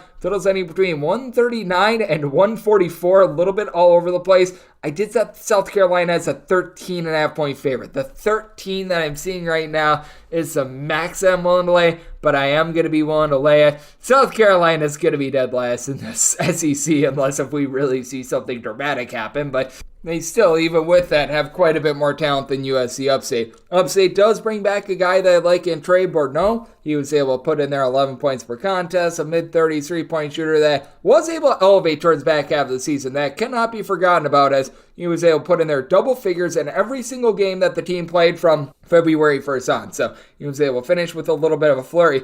This team has absolutely no size whatsoever, though. You bring back Amir Langlis, who has just never really been able to elevate with the team. He had about 6 points, 4 rebounds per game last year. At 6'9", he's pretty much the only guy in the roster that's taller than 6'7", and that is going to be a big giant issue. Now, with South Carolina, not necessarily the monsters of the Midway by any stretch of the imagination down low, but I certainly do think that they're going to be able to win that battle, as they bring in someone I actually really like in Talon Cooper. Last season when he was over at Minnesota, he was still doling out 4+ assists per contest, was able to be relatively efficient with the ball, doesn't turn it over a lot, and that allowed Meechie Johnson to be able to operate a little bit more off the ball. Meechie Johnson actually had a nice stretch towards the back half of the season last year. He was able to give the team 3.5 assists per game. Shot about 33% from three, but I do feel like being able to have a little bit of assistance with Cooper in the backcourt, that is going to be able to help him out. On top of that, you've got Josh Gray, a 7-footer for South Carolina, who I think is going to be able to do a nice job down low. Not much of a scorer, but is a rebounder, and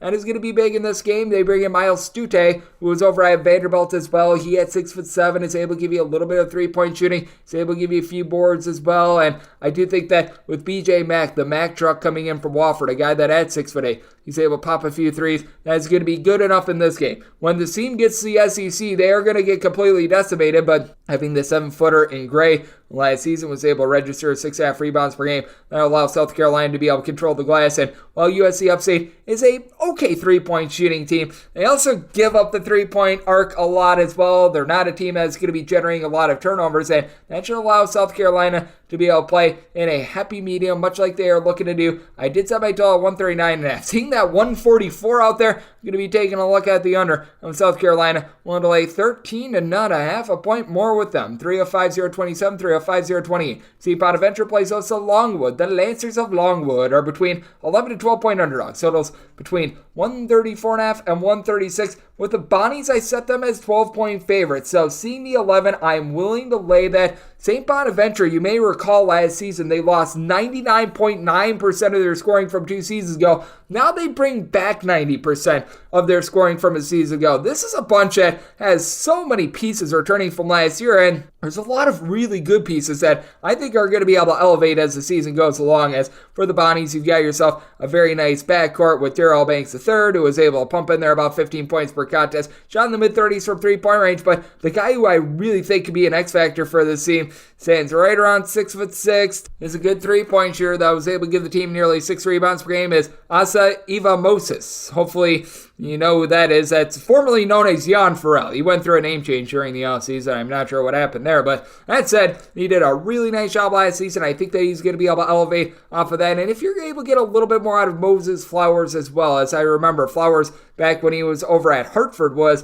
right around about a 14-point per game scorer that fell to right around 9 points per game a season ago, but has always been a mid-30s three-point shooter. That'll be helpful as well. And for this Longwood team, we remember them being able to make the NCAA tournament a few seasons ago. They lost a few guys from last year, and now they're without Isaiah Wilkins, who was Mr. Do-It-All for the team last season. Now, I do like the fact that they bring in Jonathan Massey. Massey, while he was over at McNeese State, 10.5 points, 4.5 boards, but that's out there in the Southland. A little bit of a lower level of play. On top of that, they are really going to be looking for Christmas. And by that, I mean Michael Christmas, who was able to give the team 8 points, 3.5 boards. I always love being able to make that joke. I mean, he's 6'6". He's able to stretch the floor a little bit. But for Longwood, really eluding them is who's necessarily going to be that main guy to be able to help out Waylon Napper in the backcourt. Because Napper, he does a nice job of being able to dole out the ball, has never really been a good three-point shooter. And Longwood, I think that they're going to be killed from the outside. I just think that they don't necessarily have the size to be able to match up down low with the Bonnies. And I really do think that the Bonnies have a chance to be able to win the Atlantic 10 this year. I've got them in the top 3 in my projector or finish there. St. Bonaventure always looking to play a little bit more slowly. They're looking to play games in which versus 65 wins. I think that they get back to that style after the last few years. It's been a little bit more of a struggle for them on defense. I think they make a statement here against a Longwood team that is going to have their struggles from three-point range. So I told 132, looking at the under, and St. Bonaventure willing to lay up to 12 points with them. 305-029, 305-030 is going to be my DK Network write-up for the extra games board. UMBC hits a road face-off against Louisville. Louisville is a 10.5 to a 12-point favorite. Total setting between 143.5 and 144. Right now, the DraftKings number is 10.5. More than willing to take that number as I set my number closer to 4. This Louisville team is just absolutely terrible, and I think that this is going to be another abject disaster. They were in the bottom 40 in all of college basketball last year in both points scored and points allowed on a per possession basis. Kenny Payne is brain dead. You just take a look at what happened during that exhibition loss to Kentucky Wesleyan, and exhibition losses are not an NLBL. I will make that known right now, but he didn't even know who he put into this stinking game. I mean, how can you operate as a coach like that? And for this Louisville team, they bring in Trey White. He was able to average right around 9 points per contest when he was over at USC last season. They bring back Mikey James, who was averaging double figures in ACC play, a mid-30s three-point shooter. But, I mean, who's going to be able to help out Sky Clark in terms of the ball handling duties? This team is not very good on the glass as well. You've got one guy returning, and Brendan Hundley Hatfield that was able to give you north of about 4.5 rebounds per game. And flat out Louisville brought in Kenny Payne to be able to recruit, and he hasn't done a great job of being able to recruit. Now, with UMBC, they lose each of their top 7 scorers from a season ago, which does make things a little bit more tough. They do bring back Deion Brown, though. I like what Brown was able to show towards the back half of last season, someone that's able to give you the neighborhood about 4 boards per contest, 8 points per game. I think that he's going to be able to elevate with regards to his 3-point shooting. But Bryce Johnson, who he was over at Chicago State last year, pumping in their 9.5 points per contest, but last 14 games averaged more like 11.5 points per game. I think that he's going to be able to take some strides forward. I like the fact that they bring in Max Lorisol Lloyd. He was very good in non-conference play, became a little bit more of an afterthought while he was over with the Quakers of Penn last season. I think that he's going to be able to elevate. Kadarius Smith is someone that I think has a little bit of sneaky upside as well, was a part-time starter over at USC Upstate last season. And I mean, this is just very simple for me. I just don't think that Louisville should be laying double figures to anyone other than the likes of Mississippi Valley State, even though they are at home. This UMBC team certainly has their flaws, but with Louisville, they did not cover a single game as a favorite last year. Now we're making them a double-figure favorite against a guy in Jim Ferry that knows how to coach, and Kenny Payne flat out does not. My DK Network right pick, and is going to be taking the points with the UMBC. Anything above 4 is good with me. Right now I'm seeing 10.5 at DraftKings, and I did set my total at a 144, so seeing the 143.5 at DraftKings, we'll take that over and not a half a point more to go along with the right pick of the points with the UMBC. 305-031, 305-032. Winthrop is on the road facing off against Clemson. Clemson between 14 to 14.5 point favorites. Total setting between 143.5 and 146.5. And with Winthrop,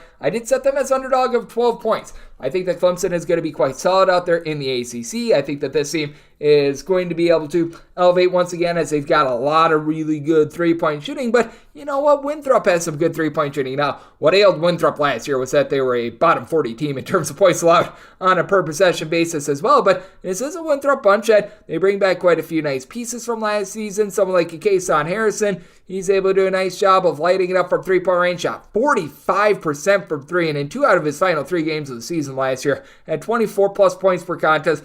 He's solid at being able to dole out the ball, nearly 4 assists per contest last season. And then you've got Colton Talford, who he's probably going to lose the battle down low a little bit because he is 6'7". He's not quite as strong as some of the big men of Clemson, but still 16 points, 8 boards per contest. I like his overall game. And then with this Clemson team, you had Mr. PJ Hall last year deal with a little bit of injury and still was very rock solid. So that is going to be something to be able to build around. 15.5 points, 6 boards, 40% from 3. I think that he's going to be a little bit better on the glass this season. And I do think that that's going to be something that's going to be big for the team. They also bring in Baz Leti, who brings with him just some good defense from UNC Greensboro. Not going to be like some explosive score or anything like that, but I mean, part of the thing that I think is big for Clemson is the fact that Hunter Tyson is now out of the fold. That does affect me a little bit with them, but I bring back someone like a Chase Hunter, was able to do a nice job doling out 4.5 assists to 2.3 turnovers per contest. He was a little bit hit or miss. He did fade away a little bit towards the back half of the season, but you bring him back. You bring back someone like an Alex Hemaway. I think that this is going to be a solid team, but I also do think that Winthrop, they've got some nice pieces of their own. I think that Winthrop is going to be looking to make this a little bit more of a scoring fest, and we did see Clemson play a little bit more up-tempo last season as well. So I did set my total at 146. Right now seeing between 143.5 and 146 between these two. Certainly would rather have the 143.5 over. And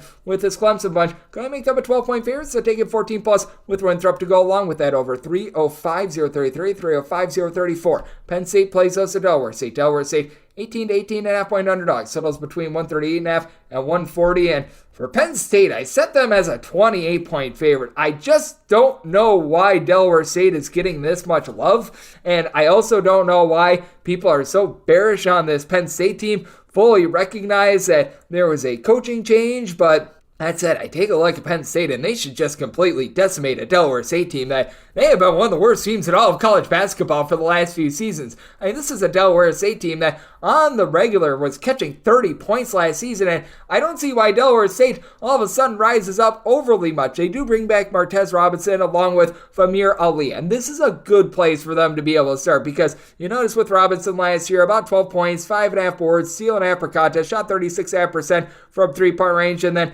with Famir Ali, just really was not out there on the court last season for Delaware St in general, so I do think that he's going to be finding his sea legs a little bit more there. But I take a look at this team as a whole, and they really have struggled outside of the conference each of the last few seasons. Brandon Stone is someone that at 6'11" is able to bury a few threes, but there is absolutely no rebounding whatsoever, and Penn State is going to look a lot like VCU did last season for obvious reasons. They bring in the coach of VCU from last year, and Mike Rhodes. He brings with him Ace Baldwin, who was very awesome at VCU, 12.5 points, north of 2 steals. He's able to dole out 6 assists per game. He also is going to have at his disposal Nick Kern, who I think is going to be getting some starts. You do want to be mindful that we have been seeing a little bit of injuries on this front. Puff Johnson has been a bit in and out of the fold. I know that there's been some question marks there, but they bring in Qudus Wahab, who should be able to completely dominate down low. He's used to a little bit of an up-tempo style with playing at Georgetown, so that should not affect him one bit. You've got Raquandis Mitchell, who, when he was at UMKC last year, was able to generate about 17 points per contest. Defense was a little bit more optional for him. That's going to be a little bit of an issue for Penn State at the beginning part of the season, but this is a perfect tune-up game against the Delaware St team that they really don't have a lot of depth. I don't know if Corey Perkins is going to be able to give the team a whole heck of a lot of something. Delaware State, always a team that is very careless with the ball, to say the least. Delaware State last season, they were turning the ball over 16 times per contest as a mid-tempo team in terms of turnovers on a per-possession basis. One of the worst teams in all of college basketball. Penn State, as a result, they should feast. Set Penn State at a minus 128. Certainly willing to lay between 18 to 18.5 here. I do think that Penn State turns that defense into offense with some fast break buckets. So did set my total at 144 as well. Looking at the over and willing to lay it with Penn State. 305, 035, 305, 036. You've got Marshall playing against the Queens NC. Queens is between 6-2, 7.5 point underdogs. Totals anywhere between 155 and 157.5, and with Queens, I set them as a 12-point underdog. I'm going to be willing to lay it with Marshall. Now, with Marshall, losing Micah Handglotton is going to be big because we saw Marshall be up and down when they were in Conference USA the last few seasons, and then you're number one in the Sun Belt. They were able to elevate because they were able to do such a solid job down low. They also lose Andrew Taylor, but I do think that Marshall, under Mr. Dan D'Antoni, I think that they're going to be able to do a nice job because they do bring back Camden Kerfman. He was exactly what the team needed, was able to give the team a little bit of three-point shooting pop. And on top of that, you still have some nice size with the team. Goran Milodovic, he was a 7-footer that last season, was a little bit in the shadow of Handglotton. I think that he is going to be seeing some Mondo minutes this year. 2 seasons ago, he was seeing more around 4 rebounds per contest. And then you've got Obiana Onchele-Killian. He, 2 seasons ago, in non-conference play, was averaging darn near 4 blocks per contest. So this team is still going to be rock solid down low, going up against the Queens NC team that they do lose quite a bit from last season. I do like the outlook of BJ McLaurin along with AJ McGee, with McLaurin about 9.5 points, 5.5 boards, shot 39% from 3-point range. But Queens NC, they were a little bit of a train wreck on defense,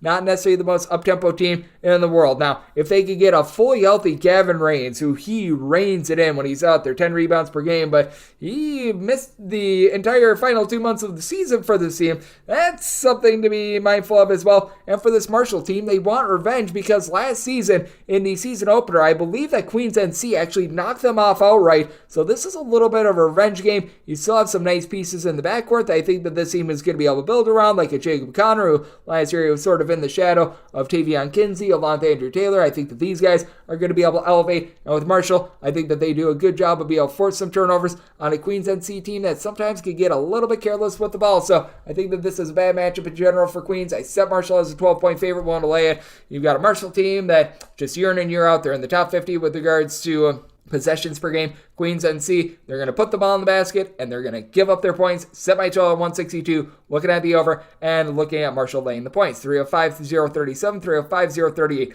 Bowling Green is playing us to Chicago State. Chicago State is between 7.5 to 9-point underdogs, so it's between 145.5 and 146.5. And with Bowling Green, I did set them as favorites more around 10.5 points, so I'm going to be willing to lay it. Now, Chicago State has been in the news quite a bit because they were trying to bring in those 2 twins that were both top 25 recruits, and they are currently ineligible, or else Chicago State would really be finding some value on them here. But you know what, with this Bowling Green team, they are going through a coaching change, and Todd Simon, I do think, is going to be able to reverse the fortunes a little bit of a Bowling Green team that I don't think they made the NCAA tournament in the last 40 years. So it's been a little bit of a rough one there, and with Todd Simon, he did bring with him quite a few guys that made him so successful over at Southern Utah. Jason Spurgeon is one of them. He's a big guy that stands right around 7 feet tall, 10 points, 6 boards. 2 seasons ago, actually shot quite well from three-point range, so he's got a little bit of range with his game. On top of that, they bring in someone that I really like and was one of the fulcrums of the Maryland Eastern Shore defense last season in Deshaun Phillip, about 10 points per contest with 1.3 steals per game. I think that he's really going to elevate a Bowling Green team that didn't play a lot of defense last year. Now, Bowling Green was a very up-tempo team last year. Todd Simon, a very up-tempo coach. So some of the main holdovers from last season, they didn't have to relearn a whole heck of a lot like Rashawn Agee. Very much a system that he is used to. And then for Chicago State, they do have to replace Bryce Johnson, who was really able to emerge towards the back half of last season. That is going to be a little bit of a killer for this team, but they do have a bona fide guy that they're able to build around. Wesley Cardette Jr., 16.5 points, 5 boards, shot in the mid-30s from three-point range, a former top 200 recruit, so that's something that you really like to see, and they've done a good job being able to find a lot of these guys from a little bit of obscurity, some cast-offs from other schools. Cardette actually followed his coach, Gerald Gillian, who was an assistant over at Samford. You've got a guy in A.J. Neal, who's a former top 250 recruit that really didn't do much last year. I think that he's a candidate to be able to bounce up a little bit. But with Chicago State, it's really interesting because they were a little bit of a slower team last season. I think that they're going to be looking to elevate the tempo a little bit. They're getting used to Gillian's style. And for Chicago State, every single one of these games is very, very big because they are the lone independent in Division I college basketball. So I do think that they're going to be going all out on every one of these games. But I do think that Bowling Green makes a statement night number 1 in the Todd Simon era. I did set Bowling Green as a 10.5 point favorite. I do think that Bowling Green going to be able to get their style as Chicago State a little bit slower. Bowling Green very rapid with their tempo. Todd Simon was very rapid with his tempo at Southern Utah. So semi-total 152.5. Looking at the mid-140s total over, and with Bowling Green willing to lay up to 10 with them. 305, 039, 305, 040. Lehigh plays host to Cornell. Cornell is a 5.5 to a 6-point road favorite. Totals between 149.5 and 154.5. So quite a range there. I set my total at 153.5. So if you're getting that 149.5, I'm certainly going to be willing to take a look at the over, as for Cornell, this has been a brutal defense to say the least. And with Cornell, every single year we see them in non-conference play a whole bunch of games that are in the 80s. That is just the way that Cornell plays, because in terms of their shot selection, this team is one of the tops in all of college basketball in terms of percentage of shots that they take from three-point range. And with this Lehigh team, I do think that they're going to be able to do a relatively okay job of being able to bottle up the three ball, and that is really the key. If you're able to take away the three-point shot, you're going to be able to do a relatively good job against Cornell. And, well, if you get Cornell on the wrong night, sometimes that can lead to a little bit of a rough night for you as well. But with this Lehigh team, they do bring back a few of their key cogs from last season. Last season, they were really built around a big three in Evan Taylor, Tyler Whitney Sidney, along with Keith Higgins Jr. Higgins Jr. is back to the fold after he was able to give the team right around 13.5 points per contest. And Tyler Whitney Sidney, he's back at the fold as well. Whitney Sidney, he only shot about 30% from 3 season before, shot around 39%. I think that he's going to be somewhere in the middle of those two this season. But for Whitney Sidney, he was able to put in their 9+ points per contest in each of the team's last 11 games last season. So I look for him to be able to have a very nice season. This team does a pretty solid job of being able to rebound by committee, and that's what Cornell is going to be looking to do as well. Cornell really didn't have a single guy that gave them north of 5.5 rebounds per game, and now they do have to go up against a Lehigh team that was right around 130 in the country in terms of opponent three-point shooting percentage. And big for this team as well is that Greg Dolan, their top scorer for Cornell last season, he is now out of the fold. He transferred out of the program, so that is something that hurts this team a little bit. Now with Cornell, they were able to go right around 9 or 10 deep, so you still have a bunch of guys like a Chris Mannon who was able to give you 11 points, 2.5 assists per contest to be able to pick up the slack. But as we know, if you're in the Ivy League, you're not going to be really bringing in any sort of transfers, so you're going to be having to rely upon Keller Boothby to be what he was 2 seasons ago. 2 seasons ago, shot 49% from 3 with 8.5 points, right around 4 boards per contest. Bit of an afterthought last year, 6 points per game, down to about 35.5% from 3 at 6'7". I think that Cornell still has a bit more just sheer talent than Lehigh and quite a bit more depth, but you know what, with this Cornell team, they are going to give up their points, and this is a Lehigh team that does a pretty solid job of being able to guard the three-point arc. So can only make Cornell, 3.5-point favorite. I'm going to be willing to take those points with Lehigh. Semi-total 153.5. At the 154.5, I'd go under, but right now seeing a 149.5, that's what I want to be taking over. 305-041, 305-042. Fordham is playing us at Wagner. Wagner is a underdog between 9.5 to 10 points. Total on this game is 130, and with Fordham, I set them as a favorite of 11 points. I'm not willing to go much more than the 9.5/10, but I'm going to be willing to lay the 9.5/10 as Joseph Metter being able to get his waiver just before the start of the season. That's big. I know that we've talked to Joe Buslick, who does amazing work being able to take a look at college basketball for stretching the floor, his Blogspot page, and I know that he was very much noting that he looked very good for this Fordham team in practice, and I do think that he's going to be able to elevate the team with a double-figure score. A&T Arlington meet for the Roadrunners, and on top of that, you've got Ontrell Charlton, who's going to be the best stat sheet sufferer out there on the floor. Not a guy that scored a ton of points last season, but he just does it all at 6'5", right around 7.5 points, 1.3 steals, 4 boards, 3.5 assists. Just a really good glue guy in general for this Fordham team. Now, they lose Nordistoff Norkovsky. He was able to do a nice job down low for this bunch and was really able to reject some shots, but Elijah Gray, if he's able to see some minutes,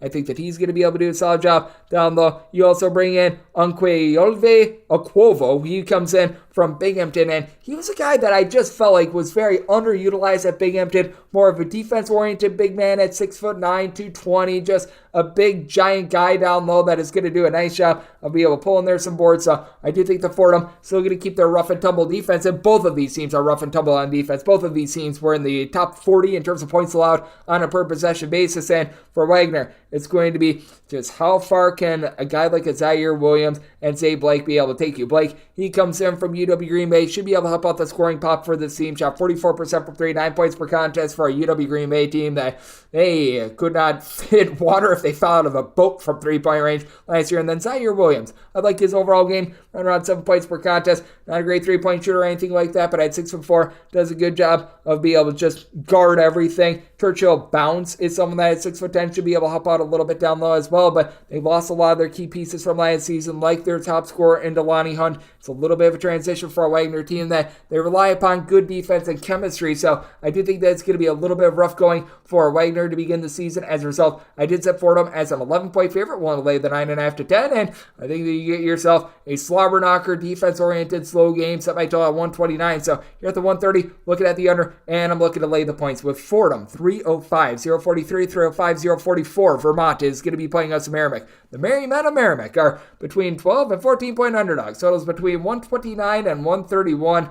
I set Vermont as 13.5-point favorites. Between these two, I would much rather lay the 12 than take the 14. With Merrimack, it is going to be a little bit of a transition for the team, and we did notice that Merrimack had a little bit of a struggle towards the beginning part of the season last year when they were dealing with the unfortunate suspension of really their main guy in Jordan Minor, who was very major for that team. But you just look at them having to replace each of their top 3 scorers, and now it's going to be left to Jordan DeCock, who I probably said his name wrong, to really be able to handle things down low. 2 steals, 7.5 points, 4 boards, 3 assists per game for a Merrimack team that last year, in terms of steals forced on a per possession basis, they were the number 1 team in all of college basketball, but they also got 2.5 blocks per contest out of Minor, and they just don't have anyone on this roster that I think is going to be able to replace that. Now, they bring back Malik Edmond. Welcome back to him, as he 2 seasons ago, while he was over at Merrimack, 9.5 points, steal and a half per contest, should be eligible. You do want to be checking in on that. He is a 2-time transfer, and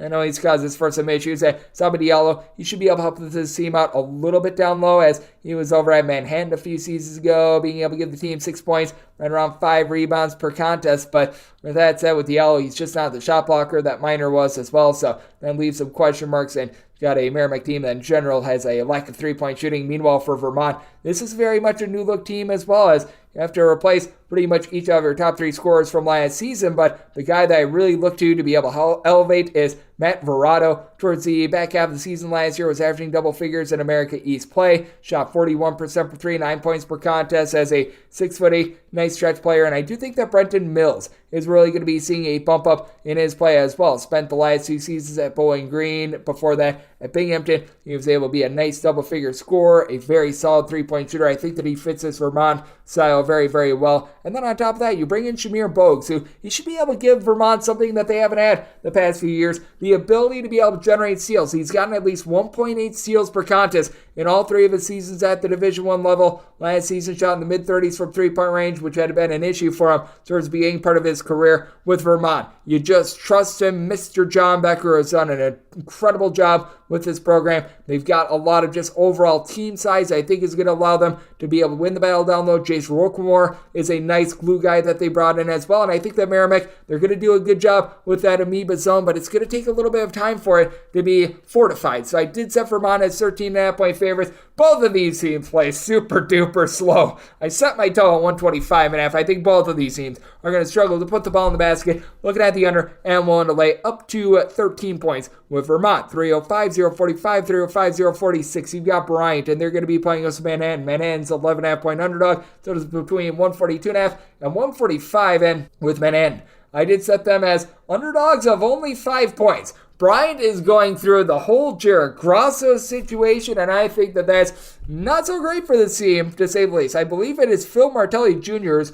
currently the interim coach for the squad, and I do think that we are going to be seeing a Bryant team that is a little bit deeper than they were last season. For some reason, Bryant was playing at like a top 30 pace in all of college basketball and going about 6 deep. That just made absolutely no sense whatsoever. They do bring back Sharif Gross-Bullock, who led the team in scoring last season, 17 points, shot 40% from three-point range. I absolutely love what he's able to bring to the table. But once again, with this Bryant punch, what are you going to be able to get outside of him? And is there going to be a willingness to say, you know what, we do have someone like a Miles Lattimore who's had success at other stops. Maybe we should be giving him more than like 18 minutes per contest, because that's a guy that began his career averaging 10.5 points per contest in his true freshman year over at Stony Brook, and then he just really couldn't get off the bench last season. So that was fascinating to say the least. I think they still have Doug Edert as well. And Doug Edert just fell off the face of planet Earth after he was such a darling over at St. Peter's a few seasons ago. They've got some nice pieces in the backcourt. Rafael Penzone, he comes in from St. John's, and I think that he's going to be able to elevate this team. But with this Manhattan team, they bring in John Gallagher, who is the coach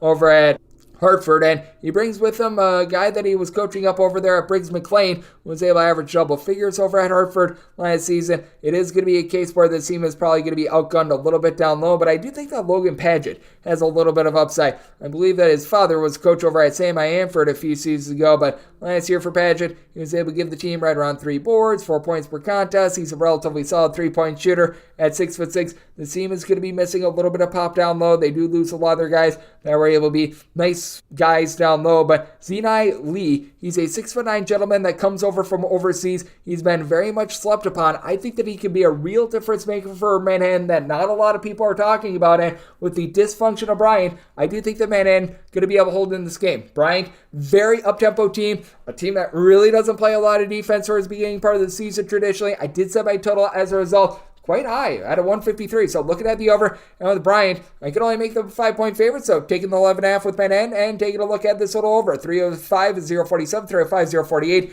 Villanova plays us to Americans between 21 to 22-point underdogs. So it's between 137.5 and 139. I made Villanova a 20.5-point favorite, so I'm going to be willing to take 21 plus with American. I think that flat out you just run out of possessions in this game for Villanova to be able to cover, because Villanova, they were a bottom 50 team in college basketball in terms of total possessions per game. Now, I think Villanova is going to be really good. As a matter of fact, I think that they're a little bit of a sleeper to perhaps be able to make a Final Four run, but being able to win these games by 20 plus points is something that I do question with them. Justin Moore was really able to elevate the team when he was out there towards back half of last season, was limited to just 13 games due to that injury that he suffered in the Final Four, but sold out a little bit over 3 assists per contest, mid-30s 3-point shooter. He's really able to do it all for this team. And then you bring back Eric Dixon. Dixon, just a good skill set in general, 15 points, 6.5 boards, does it all. And this team hit the transfer portal. You got someone in a Tyler Burton who I think is a perfect fit for this team. He does a nice job of being able to score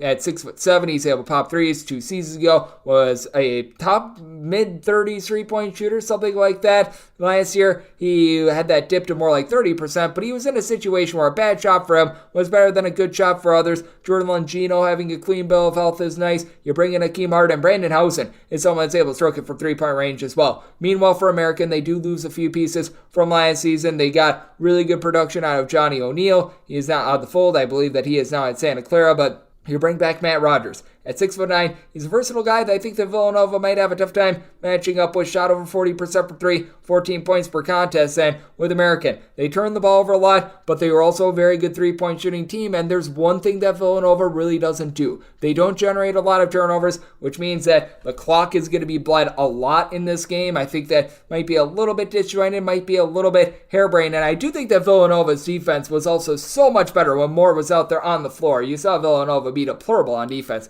without him. So I do think that the defensive play is going to be elevated in this game as a result. Did set my total at a 128.5, diving under him with Villanova. I think that they win. I think that they win convincingly. Just think they run out of possessions to cover this game. Won't take 21 plus with American, and going to be taking a look at the total under as well. 305-049, 305-050. Buffalo is playing us a Fairleigh Dickinson. Fairleigh Dickinson hopes to be fairly priced as between 5 and 6.5 point underdogs, and your total on this game is between 147 and 149.5. After Fairleigh Dickinson had their tremendous run last season, they have a completely new look team that they did keep everything in-house, and for Buffalo, they are going through a little bit of a coaching regime change as well, but I was willing to lay up to 5.5 with Buffalo. I did set them officially as a 6-point favorite, so seeing the 5 that I'm seeing right now at DraftKings, I would be willing to lay that number. This is a name that should sound very familiar. Anquan Bolden Jr., his son, the son of the NFL wide receiver. He should be able to elevate the guard play for this team. They bring back Isaiah Adams, who I remember he had a relatively solid career while he was at Central Florida, 6'6" gentleman that is able to do it all. 11.5 points, 5 boards, shot about 35.5% from three-point range.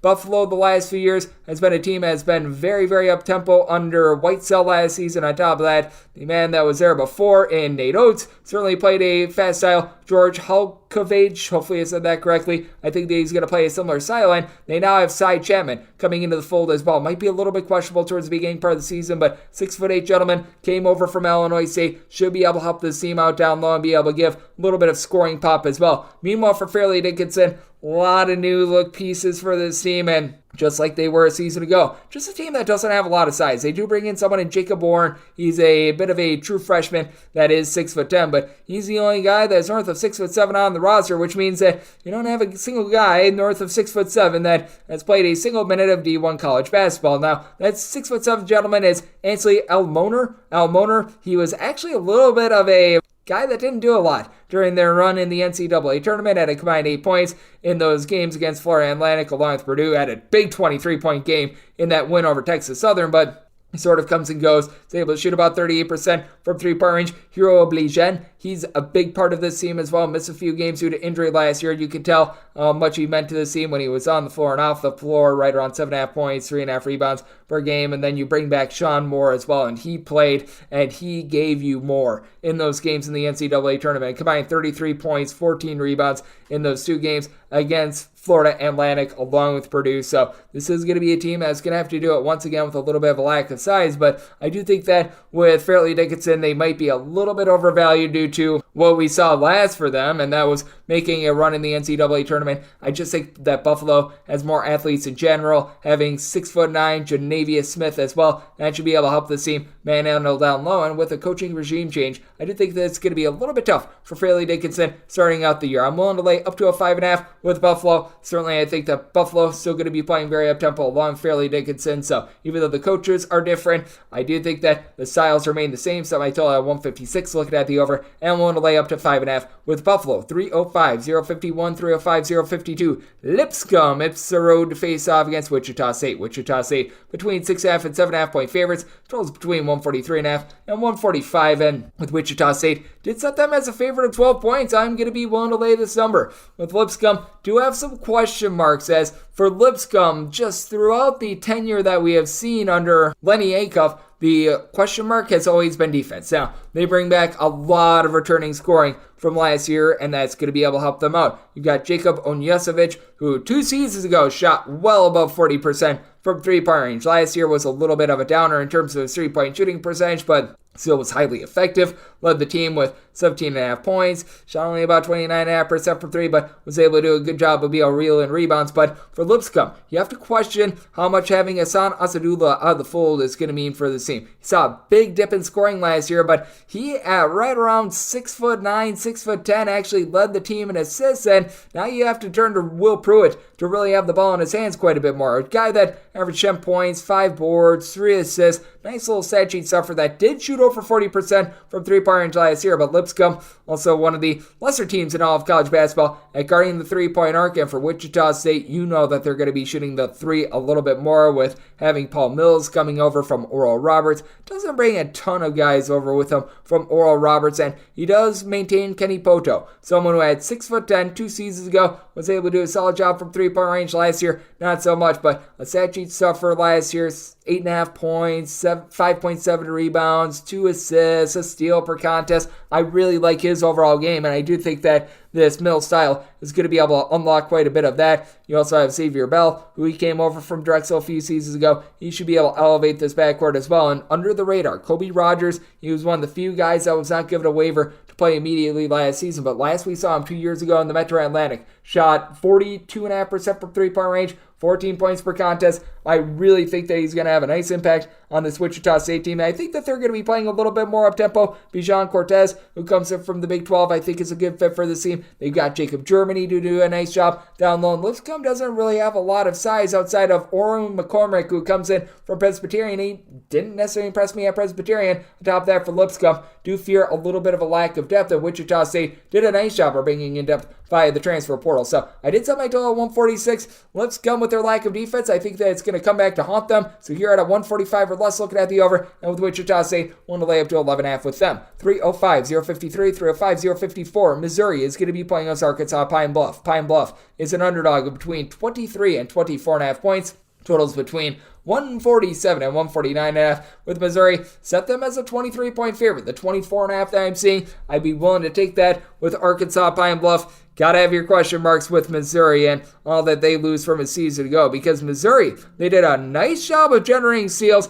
and they just completely gave up the arc. This isn't actually a bad matchup for them, because we did see Arkansas Pine Bluff struggle quite a bit from three-point range last season. As collective, they shot 31.6% from three-point range, but I do think that Pine Bluff going to be a little bit more elevated from the backcourt this season, especially if they're able to get anything whatsoever out of Rashad Williams. Williams was just really relegated to not being able to get out there on the court in general the last few seasons. He's dealt with a lot of injuries. I just still remember when he was over at Oakland, I believe that this was during the 2019-20 season, he attempted 12.5 threes per game. That was the most of any player in the last 12 years in college basketball. So this guy's going to light it up. And then you've got Joe French, who's been very good from beyond the arc in his 3 years in college basketball. Shot at least 40.5% from three-point range in all 3 years. Now, he played over at Bethune-Cookman. He also played over in the MEAC and the SWAC version of Bethune-Cookman, but I think that that's going to be big. And then you've got Ismail Plett, who's 6'8". I think that he's going to be elevated this team a little bit down low. And for Missouri, once again, you've got the question marks down low. They bring in Connor Vanover. He is right around 7'2", 7'3". He should be able to do a nice job being a block shot. Some list him as high as 7'5". I think that he's more around 7'3", but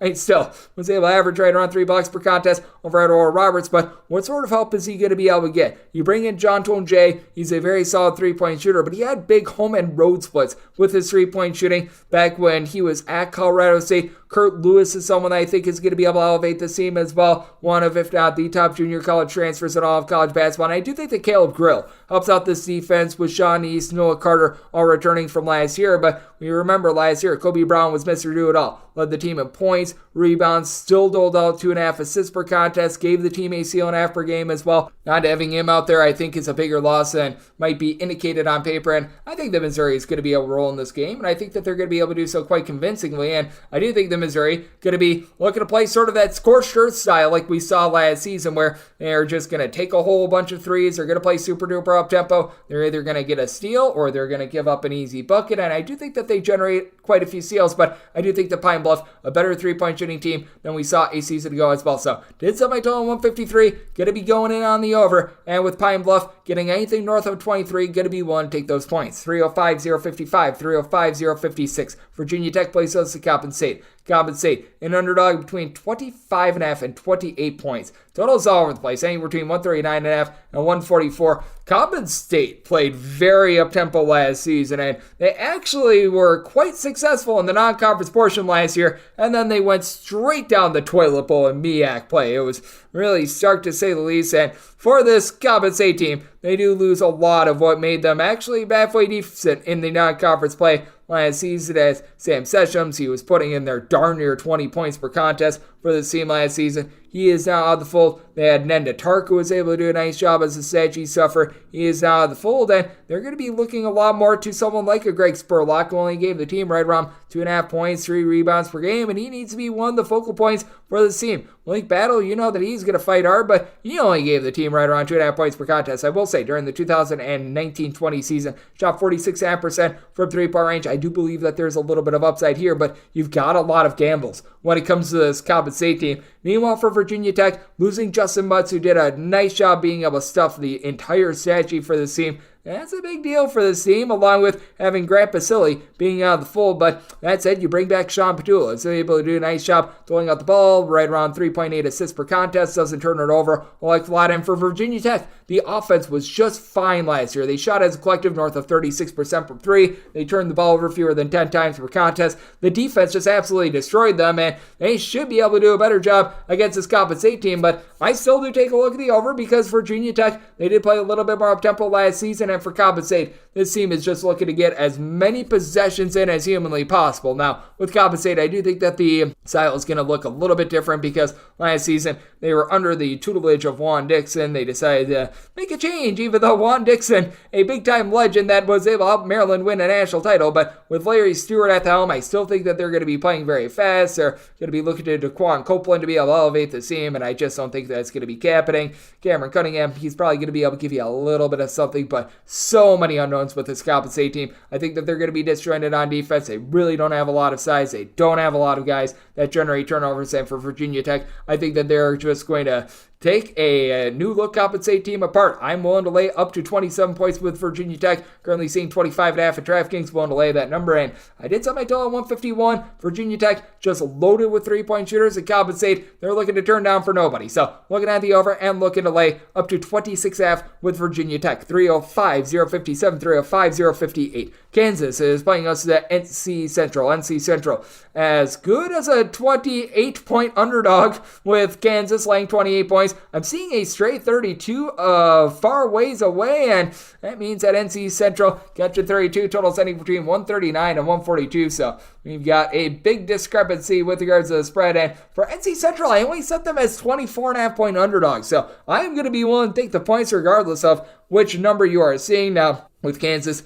they are certainly going to be a rock-solid team this year with Hunter Dickinson, a guy that's able to stretch the floor, is able to pop threes, is going to give you 17 points, close to 10 rebounds per contest, but you do have to factor in the top two scorers for Kansas last year, Jalen Wilson, Grady Dick. Both of those guys are out. Now, Kevin McCullough, nice glue guy, 10.5 points, 7 rebounds per game, but with Kansas, depth comes into a little bit of a question mark as well. Ontario Morris, he was dismissed from the team earlier in the offseason. Johnny Furphy, I know he's been dealing with some shin splints, so he has been sort of in and out of the fold, and a lot of people are raving about Parker Braun, but Parker Braun is someone that averaged right around 8 points per game at Santa Clara, and Santa Clara is a fine university, but he's now having to rise up and be able to contribute big minutes for Kansas. I have my question marks there. Love DeJuan Harris and the way that he's able to dole out the ball, but is he going to be able to assert himself as a scorer? Meanwhile, for NC Central, this team typically does a solid job of being able to generate some steals. We've seen that the last few years. As last year, they were generating right around 8 steals per contest, and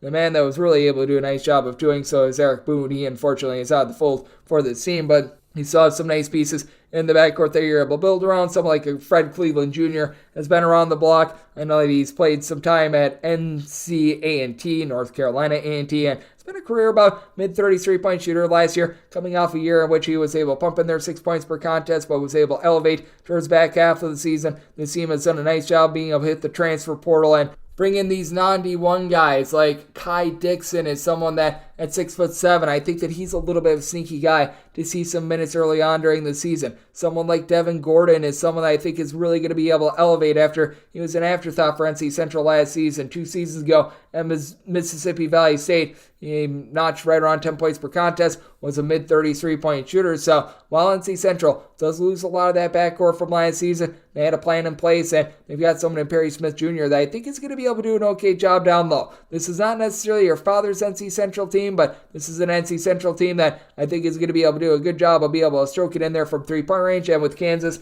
all of their moving parts and the question mark of whether or not Nicholas Timberlake is going to be able to make that leap from Towson to Kansas does make me think that this number is a little bit too great. Kansas is going to win. Kansas is going to win quite easily, but I do think that there's going to be some experimentation here with Kansas as well. So I can only set them as a 24.5 point favorite. I'm going to be willing to take the points with NC Central, and I do think that this is going to be a little bit more of an offense-oriented Kansas team. We know that with Hunter Dickinson, great offensive player. Sometimes the defense comes into question just a little bit. I don't know if it's going to be super duper crisp for Kansas at the beginning part of the season. So I did set my total at 148.5, looking over and looking at the points with NC Central. 305, 059, 305, 060. You've got George Washington, and our nation's first president has decided to go 1-on-5 against Stonehill. Stonehill between 10.5 and 11.5 point underdogs. So George Washington even laying points in a 1-on-5 matchup. Total is anywhere between 142.5 and 144.5. Unlike the Battle of Trenton, George Washington will have reinforcements and he will not have to go out there all by himself. And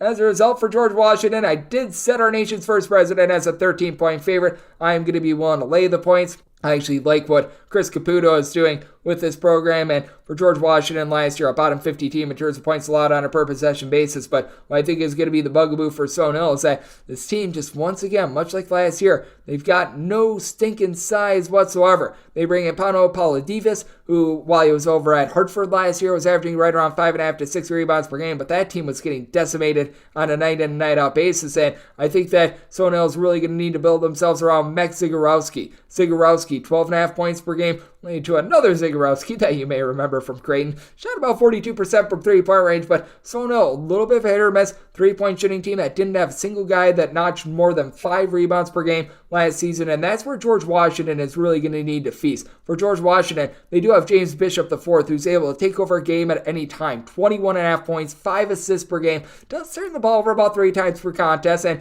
sometimes can be a little bit inefficient with the shot selection, but I think someone like a Keegan Harvey might be able to see a few more minutes this year, be able to help the team out a little bit down low. He was getting a few minutes towards the non-conference portion of play last season, then had a injury just really derail his season, so that was a little bit unfortunate for him. On top of that, you've got someone in Maximus Edwards that I think he's going to be maximizing his abilities. 6.5 boards, 10.5 points, mid-30s three-point shooter. George Washington, very solid at being able to get looks from the outside. The just overall ability to be able to get a bucket out of James Bishop, I think, is big. And for the Stonehill team, they just are a team that they were all over the place last season. In non-conference play, you could tell that they were getting a bit decimated on defense. In NEC play, they were really able to hunker down. I think that was a little bit more out of necessity. And for the Stonehill team, I do think that there's question marks as they really don't have much past Zagorowski, and they don't necessarily have that main ball handler. So I did set George Washington as a 13-point favorite. Willing to lay the number. Did set my total at 141. I think that the George Washington defense this year is going to be a little bit more solid. A lot of their top scorers, Sands, Edwards, and Bishop, now out of the fold. So I do think that George Washington is going to change their approach a tad. So looking at the under to go along with George Washington laying up to 12.5. 305, 061, 305, 062. Texas A&M plays us at Texas A&M Commerce. Commerce is an underdog of 21 points. 138.5 is the total. And Texas A&M Commerce, I set them as a 20.5 point underdog. So we need at least 21, but at 21, I'm going to be willing to buy in on Texas A&M Commerce. For Texas A&M, I do think that this is going to be one of the better teams out there in the SEC, as you've got Wade Taylor IV, who just goes into takeover mode. In SEC play last season, was averaging north of 16 points per contest. You could tell that just with every passing game, this guy was getting better and better, and you do have a lot of the key pieces from last season returning, though I do have to point out that they are not going to have Dexter Dennis in, and Dexter Dennis was really a fulcrum piece of that defense. Past that, pretty much everyone else is back to be able to help out Taylor the Fourth. You've got Tyrese Radford, you've got Henry Coleman, a pair of guys that combine for about 11 rebounds per game. Manny Obaseki, I know he missed a little bit of time last year. He's a good three-point shooter. He is back in the fold, and to be able to place a little bit of deodorant around the loss of Dexter Dennis. You bring in someone like an Eli Lawrence, who at Middle Tennessee wasn't like a tremendous scorer, but I mean, he's just a Buzz Williams guy. 12 points, shot in the mid-30s from three-point range, is going to generate steals, is going to get after loose balls. But for Texas A&M Commerce as well, I do feel like they're starting to acclimate to the Division I level, and Robbie Armbruster, who actually began his career over at Houston, he should be able to elevate the team a little bit. Very sparing minutes over at Houston, but you know what? When you go to Texas A&M Commerce, you should be seeing a little bit of a rise in minutes. You do want to see Texas A&M Commerce be a little bit better on the glass because they resemble Texas A&M in that the whole is greater than the sum of its parts when it comes to being able to hit the glass. But you know what? They do lose to Marcus Demonia, who was able to do a little bit of everything for the team a season ago, and they're pretty much a poor man's version of trying to be able to do so. But VJ Reeves Jr. is someone that was able to have a nice bump towards the back half of the season last year over at Central Arkansas. Shot about 35% from three-point range. I do think that he's going to be able to make an instant impact for this team. On top of that, you do add a little bit of size for this team as well. Casey Uagazi, he comes in as a 6'8" gentleman that should be able to help out a little bit down low. Wouldn't be surprised if he sees a lot of minutes right away. And then on top of that, you bring in 6'9" Jerome Brewer Jr. last year, 8 points, right around 4 boards per contest, but he's doing a little bit of a better job on glass towards the back half of the season, 13 plus points in each of the last 4 games. I actually like the way that Commerce came along towards the back half of the season last year, and with Texas A&M, that loss of Dexter Dennis, I do think that that's going to hurt them a little bit with regards to their defense. Just night number 1, I think that Texas A&M going to be able to win this game and win this game convincingly, but I think 21 just starting to get a little bit too steep here. I set my line at 20.5, so 21 or more, taking a look at Commerce, and I do think that Texas A&M going to be playing a defense-oriented style against a Commerce team that they have their struggles from three-point range and just not a lot of guys to hoist it up from three-point range. So set my total at 136.5, at a 138.5, looking at the under and looking at the points with Commerce 305, 063, 305, 064. Tulsa plays us to Central Arkansas. Central Arkansas is between 7.5 to 8-point underdogs, and your total on this game are between 148 and 150.5. If Tulsa can cover here, that'll be 1/4 of the amount of covers that they had all last season. It was all sorts of bad, and I do think that Eric Conkle, the coach over at Tulsa, is actually a relatively solid coach. He just had a bad batch of guys, and he had to completely start over from scratch, and he brought in a lot of the guys that he actually used to coach at Louisiana Tech 2 seasons ago. They bring in someone in Kobe Williams, who last season he was able to notch about 19 points per contest, sort of left towards the back half of conference play last season, but when he was actually out there, was able to generate 2 steals per contest, 4 assists per game. And then Keston Willis, he's a career mid-30s three-point shooter at the college level. Last year was able to notch about 12.5 points per contest. Being back in that system, I think, is going to be big. They also bring in Mohamed Kita. Didn't see a ton of minutes over during the 2022-23 season over at St. John's, but at 7'1", nice little lottery pick sort of guy that if they're able to develop him, that's going to be big, along with Isaiah Barnes, who comes in after seeing a sparing amount of time over at Michigan. Meanwhile, for Central Arkansas, this team is always one that lacks defense. That's the most polite way of being able to put it, and they do lose a few guys that were so critical from last year, like Eddie Kuyaloud and company, but they bring back Cameron Hunter, and bringing back Cameron Hunter means that you bring back the scoring pop that he was able to provide last year. 17 points. He had about 3 turnovers per contest, but doled out 4 assists, 5 rebounds per game. He is so instrumental for the team. And Elias Cato, I think at 6'9", he's going to be able to take some strides forward. Last year, pop threes, didn't necessarily do so successfully, but he was able to give the team a block per contest, 4 rebounds per game. This team is a little bit more set down low. They've got a lot of guys that play positionless basketball right around 6'5", 6'6". With Central Arkansas, they're always looking to gun it. This is always one of the fastest teams in all of college basketball. Bringing back someone like a Messiah Olaworke is big. I do think that the three-point shooting is going to be lacking with Central Arkansas. I think you could say the same about Tulsa, really sans what you're able to get out of Keston Willis, and I do think that there's still a little bit of transition for Tulsa as well after the stink of last year got out, and it's sort of a cross of Louisiana Tech guys and just random transfers that have upside, but we've never really seen it from them quite yet. Meanwhile, Central Arkansas just has a little bit more chemistry in general, which is why I'm going to be willing to take the points with Central Arkansas. I set them as a 6.5-point underdog, so 7 or more won't take the points. Central Arkansas, their games always get out of control, and Tulsa was one of the worst teams in all of college basketball last year. In terms of points allowed on a per possession basis, I expect something similar. Set my total more around a 154.5, so looking at the over and the points with Central Arkansas. 305, 065, 305, 066. You've got Texas, and they're back to hosting Incarnate Word. Incarnate Word, anywhere between 30 and 33.5-point underdogs. Totals between 141 and 145. So another game with a big range, and I set Texas as 26.5-point favorites. Now, the good news for Texas is that they were able to get Caden Shedrick back into basketball activities last few days, but even if he plays in this game, you've got to figure that he's going to be limited. Dylan DeSue, he's still dealing with the injury that he suffered during the NCAA tournament last year, so this is going to be a team that is going to be a bit thin down low and a bit thin with regards to rotations in general, and I do think it might take a little bit of time for everything to gel in the backcourt. Ithiel Horton comes in from Central Florida, a very good three-point shooter, but doesn't do a ton other than shoot threes. Max Asmus, he was awesome at Oral Roberts. Last year, his 22 points per game was actually a fall-off from what he had done the previous 2 years. He's a career nearly 40% three-point shooter. He's going to be able to bring some scoring pop, but how is he going to be able to coexist with Tyrese Hunter in the backcourt? I think that that's a fair question to have. Dylan Mitchell, he's got a lot of upside, but we do need to see that come to fruition as well. So I do have a few question marks with Texas, a very much new-look team from a season ago. Meanwhile, with Incarnate Word, it does hurt them that they lose Jonathan Cisse, who was Mr. Do-It-All for the team from a season ago. But they do bring back a few pieces from that backcourt. Someone like a Josh Morgan was able to put in there 7 points per contest. Is a career nearly 40% three-point shooter. And John Robinson really went under the radar in the transfer portal last season while he was over at Awesome P. He was able to give the team right around 10 points per contest. From my check, it looked like he was eligible. You do want to check in on that, and that could cause me to dock Incarnate Word a little bit here because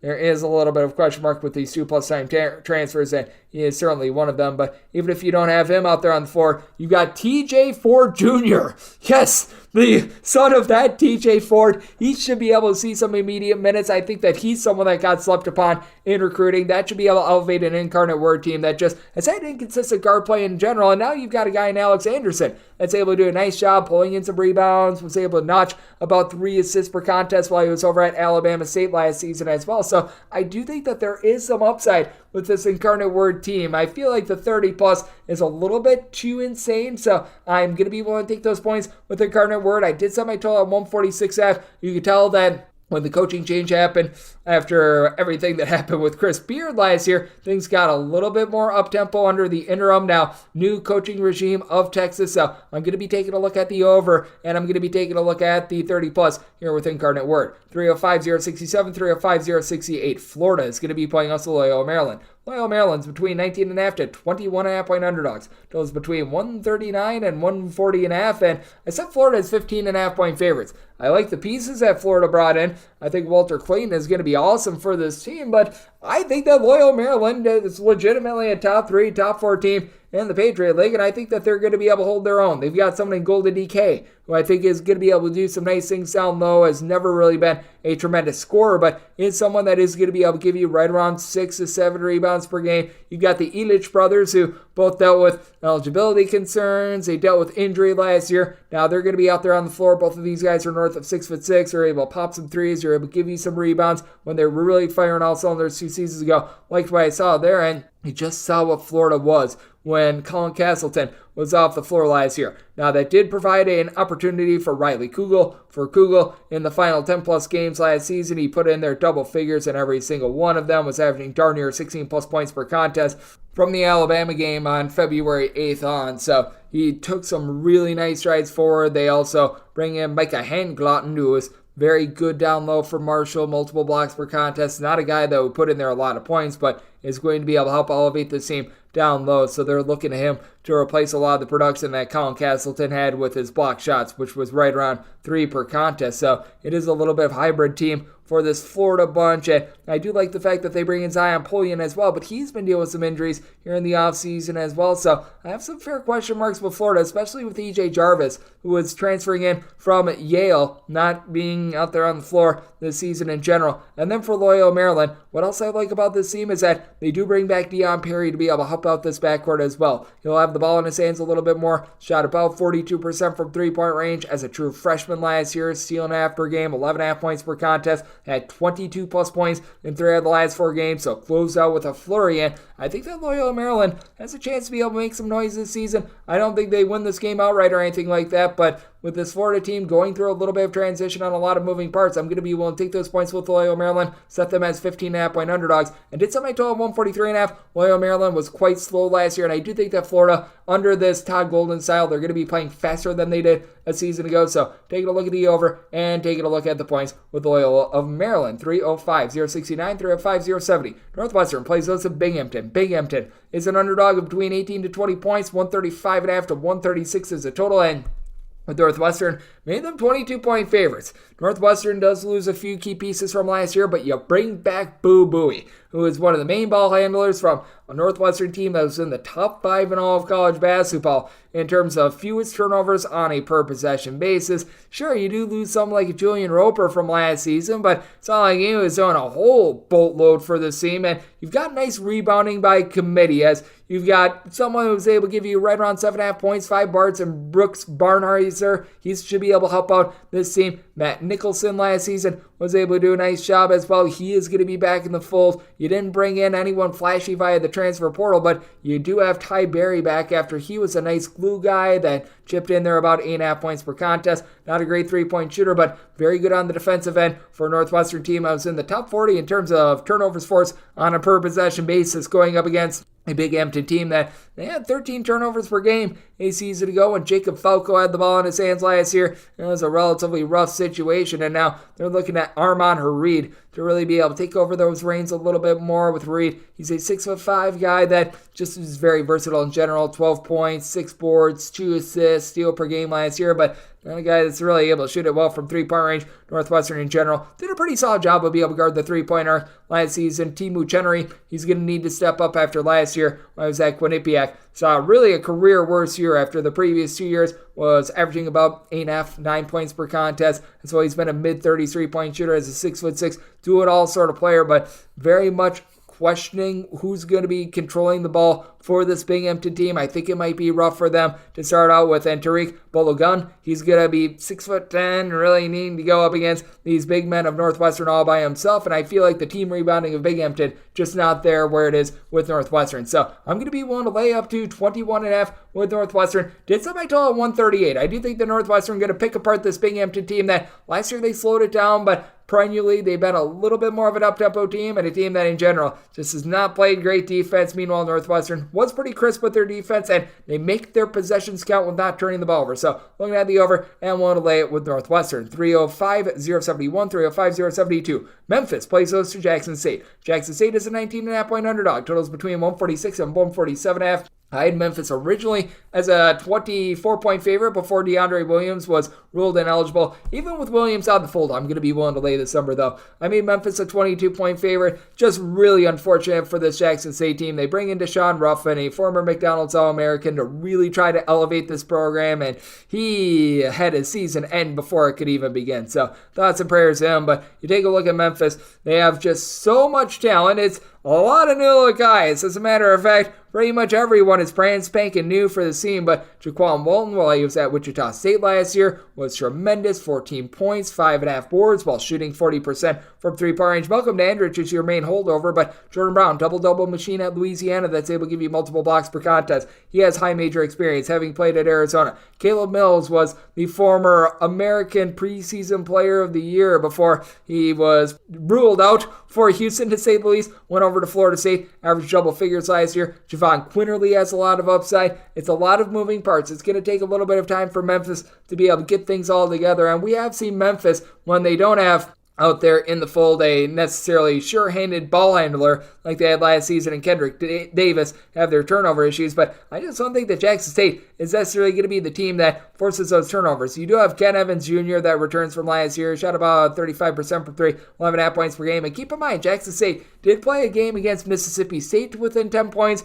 They held in there against Michigan last year. This team is coached up by Mo Williams. Yes, the same Mo Williams that used to play for the Milwaukee Bucks, Cleveland Cavaliers, among others. And I do like Chase Adams and his game. He's really been able to resurface after at Portland. He was just unable to shoot. Shot about 35.5% from three, 8 points per game. But I think this team just does not have the athleticism to be able to hang with this Memphis team. Memphis, I recognize that it's probably going to be a little bit disjointed to start out with, but I think that they're going to be looking to run the floor. Memphis is a team that they sort of take that style of, you know what, we'll give up 2, but we'll get 3 in return, and I think that we're going to see a lot of that in this game. Semi-total 154. I'm going to be willing to take a look at the over, and with Memphis, want to lay up to 21.5 with them, set them as a 22-point favorite. 305-073, 305-074. Minnesota is going to be playing us at Bethune-Cookman. The state with the smallest strengths in the union in Minnesota is between 16.5 to 17-point favorites, and your totals between 138 and 140.5. I can only set Minnesota as 13.5-point favorites.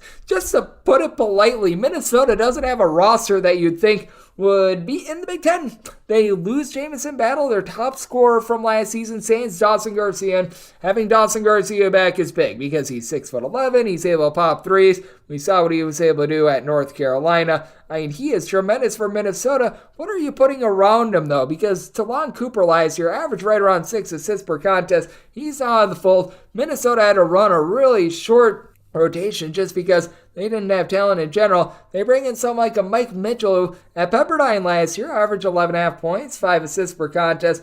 Pepperdine was one of the worst defenses in all of college basketball. They ran it, they gunned it with Minnesota. They play a little bit of a slower style. You also bring in Elijah Hawkins, who was towards the top of all of college basketball in terms of turnovers per possession and per game. Parker Fox has been dealing with injuries for the entirety of his career. You just don't have much with this Minnesota team around Dawson Garcia. Meanwhile, for Bethune-Cookman, they do lose Joe French, who is a really nice three-point shooter for them, but Zion Harmon is a former top 150 guy that doled out about 3 assists, led the team with 13.5 points per contest. Bethune-Cookman certainly gives up the arc quite a bit, but you can tell that Zion Harmon was getting a little bit more sure-handed with the ball as the season went along. The big key for this Bethune-Cookman team is rebounding, because they quite frankly did not have much of it last season, but they bring back James Henderson Jr., someone who's 6'9", that last year averaged right around 3.5 rebounds per game, just had a tough time being able to score, but you could tell that he could do a good job of just being able to man the boards. And Damani McIntyre, he is out there for his defense. He has, the last 2 seasons, averaged at least 2 steals per contest, only gave the team right around about 4 points per contest, but I do think that Bethune-Cookman going to be taking on a defense-oriented team if they can get Derek Carter-Hollinger back to where he was shooting when he was at Montana. Montana during the 2021-22 season shot about 44% from threes, at 6'8" combo player. You're really looking at something for Bethune-Cookman in the SWAC. I did set this line at 13.5, so won't take the points with Bethune-Cookman. Did set my total at 143.5. Bethune-Cookman looked to play a little bit more up-tempo, and just out of necessity with the players that Minnesota brought in via the transfer portal, I do think that they're going to be playing a little bit faster. So looking at the over and looking at the points with Bethune-Cookman. 305-075, 305-076. Ole Miss is going to be playing us at Alabama State. Alabama State between 22.5 and 23.5 point underdogs, and total on this game finding it anywhere between 136.5 and 138.5. And with Ole Miss, I place them as a favorite of 21 points. So I'm going to be willing to take the points with Alabama State. The biggest issue that Ole Miss has faced is with the NCAA, because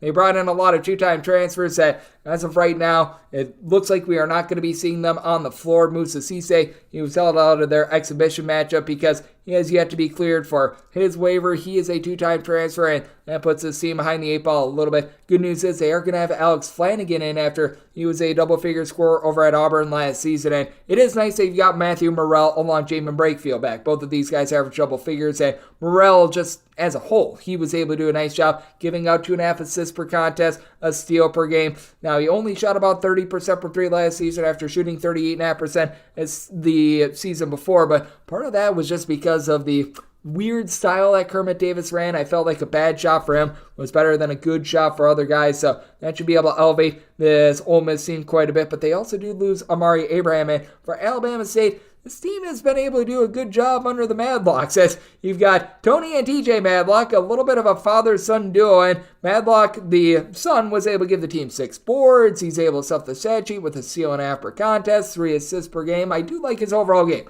Now, with Alabama State, you do have question marks, to say the least, in terms of the outside shooting and the overall shooting. I believe that they were dead last in all of college basketball in terms of field goal shooting percentage, but the team does a good job of being able to rebound by committee. They do lose someone that was very critical for the team in Jordan O'Neal, who was able to give the team about 8 points, 7 boards per contest, but with that, they also do return someone like an Isaiah Range, who was able to do a nice job being able to nab some rebounds. He's able to pop a few threes, so I think that that's going to be big. Deontay Bass is someone that comes in from Georgetown, a former top 300 recruit that just really couldn't get in off the bench from Georgetown, so I think that he's going to be able to see some minutes. I think that he's going to be able to do quite a bit with it. And then Eric Coleman is someone that I feel like is being a little bit slept upon as well and could be in for a nice bump. 4.5 points, right around 3 boards, has been around the block a little bit, but I do think that he's going to be able to do a nice job along with the backcourt that I think is pretty sure-handed under Madlock. So I feel like Alabama State being a little bit disrespected against an Ole Miss team that is just thin in general with their guys not getting cleared to be able to play as of quite yet. And I do think that Ole Miss, they're going to be taking on the Chris Beard style of playing a whole lot of defense. Semi-total 135, going to be taking a look at the under at the Alabama State. We'll take anything north of 21 with them. 305-077, 305-078. Arkansas plays host to Alcorn State. Alcorn State is a 24.5 point underdog. Totals between 143.5 and 145. And I did set Arkansas as a 22.5 point favorite. I think that we went a little bit drastic with Alcorn State. This team is not one that is based around 1 or 2 guys. You saw it last season. They had 5 separate guys be able to register at least 9 points per contest. It was very much rebounding by committee, as each of their top 6 scorers nabbed at least 3.2 rebounds per game. So even though Alcorn State, they do lose some of their top guys like Dominic Bruton from last season, being able to bring back someone like a Jeremiah Gambrell, being able to have back at the full Byron Joshua, that is big for them. And on top of that, they bring in someone I think has a lot of upside in Jalen Hawkins. Hawkins just could not get out there on the floor over at Morehead St last season, limited to 6 games due to injury and eligibility concerns, but 2 seasons ago, Norfolk State, he had 13 points per contest, shot in the high 30s from 3-point range in his 2 years at Norfolk State. Just absolutely massive, in my opinion. Jeremiah Kendall at 6'7" is able to do a nice job of being able to stuff the stat sheet down low. Cadrian Thorne as well. He's able to do a nice job popping a few threes. This Alcorn State team doesn't necessarily do one thing great, but they're just a really solid and multifaceted team going up against an Arkansas bunch that has loads of talent. I mean, this roster, it can make the Final Four. With that said, how is it going to look night number 1? Trayvon Brazile at 6'10" is able to pop threes. We know that his season was ended very immediately last season due to injury. I love the game with Jeremiah Davenport when he was at Cincinnati. Last year, he didn't necessarily score a lot. I go back to what he did 2 seasons ago, 13.5 points, 5.5 boards, shot 36% from 3-point range. I think he's going to be able to elevate this team, but you've got a lot of moving parts.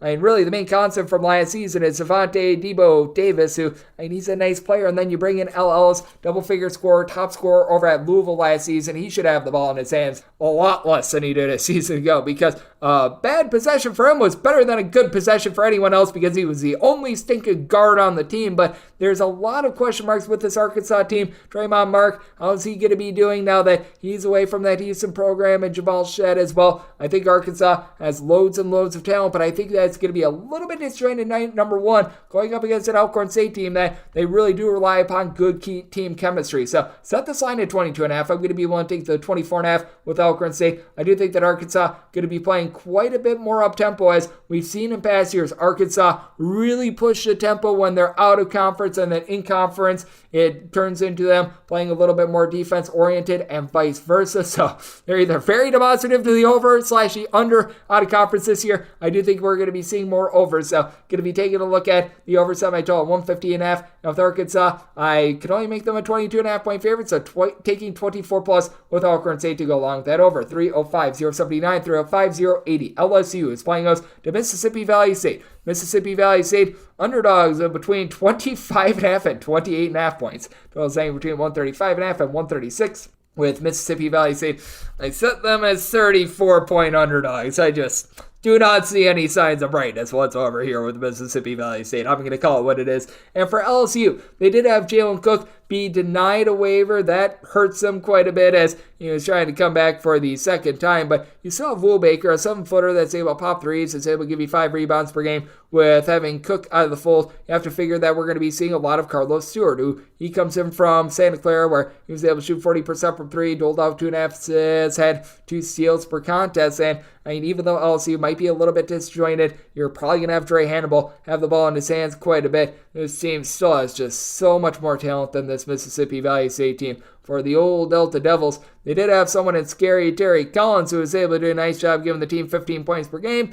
Problem is, Scary Terry's now in the fold. They've had to look to a bunch of lowly touted junior college transfers to try to elevate this team. I will say, Raekwon Brown, he was limited the first few games of the season before he was unleashed in conference play. 12.5 points, 6.5 boards, as a 6'6" combo player. That's a good place to be able to start. That's really all this team has at this point. They don't have really any sort of rebounding whatsoever. Kerion Walden at 6'9" is someone that they're really going to be looking to feature a little bit more after he had a half a rebound per game last season. It's rough, to say the least. Mississippi Valley State, out of 362 teams, I think it's fair to put them at 360th or lower, and I think that LSU is just going to really take them to the woodshed in this one. Semi-total at 146. Mississippi Valley State, they played a little bit more slowly last year. I think that they bump up that tempo a tad, and I think that LSU looks to play a little bit faster in year number 2 under Matt McMahon as well. So looking at the over, and I'm willing to lay it with LSU. 305-081, 305-082. Campbell is going to be playing us in Navy. Navy is a 2 to 2.5 point underdog. Totals between 129 and 130.5. I said Campbell is a underdog of a point. I'm going to be willing to take Navy outright on the money line. This is very much trusting in that Navy style. We know how Navy is going to play. They're going to play super duper sinking slow. It's going to be like going to the dentist. It's going to be no fun whatsoever. And for Campbell, they do lose quite a few pieces that were critical for the team last season. Some like a Joshua Lucane, who was able to give the team nearly 10 points per contest. Him being out is big. Now, Anthony Deloroso, he's a 6'6" combo player that last year shot in the mid-30s from 3-point range, 12.5 points, nearly 6 boards per contest. He is going to be back in, but his team really lacks that true, real ball handler because last year that was Ricky Clemens. He ran out of eligibility, so now you've got a big question mark as to who's going to be bringing up the ball for this team. What are they going to be able to get with Jesus Cavalero being out of the fold as well? Jay Powell is now out as well, so they lose pretty much 4 of their top 5 scorers from a season ago. Meanwhile, for Navy, they do lose a lot of their top flight scoring from last season, but this is just such a good system of a bunch of tough guys that they're all going to be buying in. You lose Daniel Deaver, who was really the top scorer from a season ago, and you lose Tyler Nelson as well, but I do like the game of Austin Inge last season. He was able to put in there right around 6 points, had the ball in his hands quite a bit with right around 2.5 assists per game. And Navy last year, they are very crafty with the way that they set things up. They really curtail their system to what they have that season. 2 seasons ago, they generated a lot of steals. Last year, they went scorched earth from 3-point range, shot a little bit north of 37% from 3-point range. This year, I think we're going to see a little bit of a hybrid. You've got Mac McDonald back in the fold as really a nice designated 3-point shooter for the team. Didn't see a ton of minutes, but when he was out there, he performed 4 points per game while shooting 52% from 3-point range. Maybe, as we know, they're not bringing in guys via the transfer portal, but not like Campbell necessarily did the world's greatest job of bringing in guys via the portal as well. And I do think that with this new look Campbell team having to rely upon J.D. Manis, Mokekas to be able to really elevate along Nolan Dorsey, and Dorsey has just become a big giant question mark after he began his career. New Mexico has never really been able to take off that. I think the Navy and that just held together style, that team chemistry, is going to be able to win out in this ordeal. I said Navy as a 1-point favorite. I am personally going to take them outright on the money line. I think this is the case of wrong team favorite. Semi-total at 127. Both of these teams were both in the bottom 75 in terms of total possessions per game. I think that this is going to be slow, grimy, and yucky. So looking at the under and that money line of Navy. 305-083, 305-084. Army is going to be playing us in Marist. Marist is a underdog of between 1 and 1.5 points. Total on this game is 135.5. With Marist, I set them as 4.5 point underdogs. Once again, I am quite a bit more willing to trust in these military academies very early on during the season because you know that they're going to have good team chemistry. Meanwhile, for this Marist team, I just don't know what they're going to be able to get with having Patrick Gardner out because Patrick Gardner, he was really the heart and soul of the team last year. 19 points, 8 boards for a Marist team that they did a solid job down low and they just got completely barbecued from 3-point range a season ago. And for Army, this is a team that's not shy about taking threes. They do go through a little bit of a coaching regime change in the offseason, which should cost quite a few exoduses and quite a few guys in the transfer portal. So someone like Isaiah Caldwell, who did not see a lot of minutes last year, only was putting in there right around 2 points per contest, he is certainly going to be seeing a big elevation in his time out there on the court this season. And I do think that Matt Dove, who last year was a little bit of an afterthought 2 seasons ago, was able to contribute about 4 points, 3.5 rebounds per game. We should be seeing quite a bit more out of him as well. But I've heard some good things out of someone like a Griff Lamb, who's 6'8". I think that he might be seeing more minutes than expected. And you've got Peterson back. Good old Charlie Peterson, 8 points, 5 boards, 2 assists. I do think that Army is going to be probably playing a little bit more through the post this season than they have in past years, but I still do think that they have enough three-point shooting to be formidable against the weakness of Marist. And for this Marist bunch, you've got to be wondering what you are going to be getting out of the backcourt, as you've got Javon Cooley, who last season he was solid. He was able to give the team right around 7 points, 4.5 boards, just really didn't do much in terms of being able to dole out the ball. Isaiah Brickner was really the only guy that could get the ball in the hands of some of these other scorers, like they're going to be looking to Max Allen this year. He transfers in after just not seeing a lot of time over at San Jose State. Are they going to be able to get him going? That's a roll of the dice. And for Cam Ferris, they need his three-point shooting as well. When he was at Robert Morris, his 2 seasons there, shot darn near 42% from three-point range. Last year, that was down to 32% from three-point range. And Marist, they don't have a lot of size. They don't have a lot of three-point shooting. All the guys that were able to generate blocks for the team a season ago and made them so good within the post, they're all gone. So I think that Army is going to take the battle to Marist and be able to win it. Set my total at a 135. Here at a 135.5, that would be my buy point on the under. And with this Army team, I'm willing to lay up to 4 with them, set them as a 4.5 point favorite. 305-085, 305-086. Northeastern is going to be playing us at Boston U. Boston U is an underdog of between 7.5 to 8.5 points. Totals between 130.5 and 132. And with Boston U, set them as 8-point underdogs. I'm going to be willing to lay it with Northeastern on a 7.5 at a just in between mark like this. I would rather lay the points just because with Boston U, they lose so much of what was so big for them the last few seasons, because Walter White, he was the heart and soul of that team. He's out of the fold, and for Boston U, you pretty much lose out of your top 5 scorers from last season, all but one of them. They are really going to have to rely upon Miles Brewster.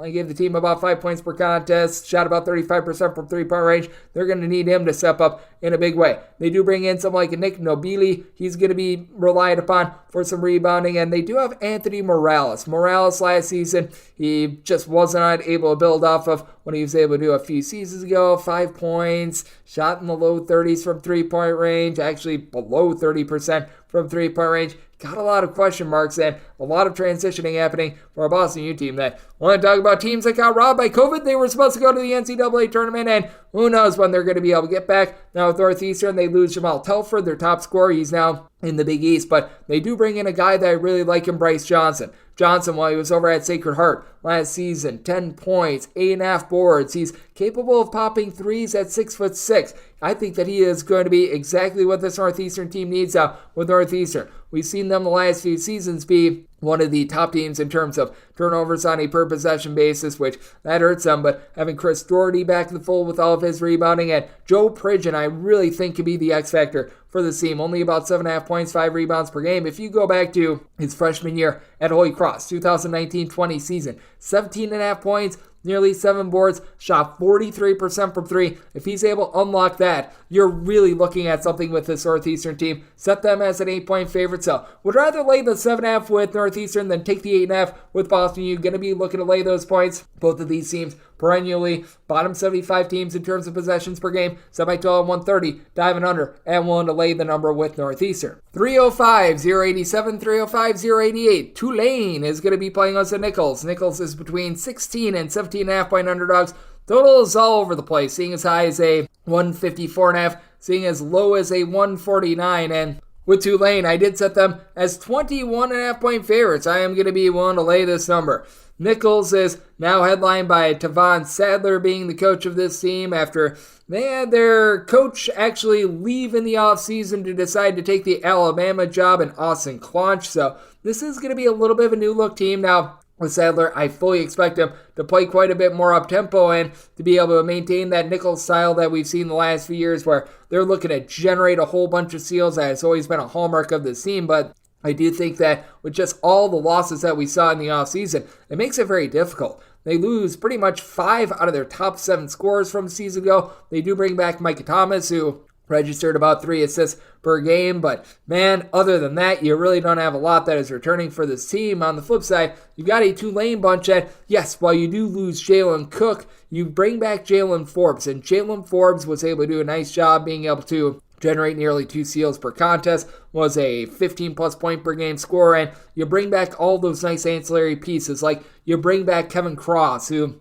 was very solid with 6.5 boards, 15 points. Not a great three-point shooter, but you know who is a pretty solid three-point shooter? Colin Holloway, who shot 36.5% from 3, right around 6.5 points per contest. Zion James, one of the more underrated glue guys in the country. 10 points, just under 5 rebounds, 3.5 assists, 2 steals per game. This guy is able to do it all with Tulane. They don't necessarily bring in a whole bunch of big splash guys via the transfer portal, but Greg Glenn III, after he just could not get out there on the floor last season over at Michigan, I think that he's going to be able to have a nice season with this Tulane team, one that I think fits them a little bit better. You bring in someone like a Jordan Wood and Asher Woods, as Wood squared, I think is going to be able to do a nice job, as Jordan Wood last season over at Howard was a starter that was able to notch nearly 4 boards per contest, 8.5 points, shot 37% from 3-point range as a 6'9", do-it-all sort of player. Asher Woods at VMI was a part of a team that did like to play a little bit more up-tempo, and this Tulane team, they were number 1 in the country in terms of possessions per game.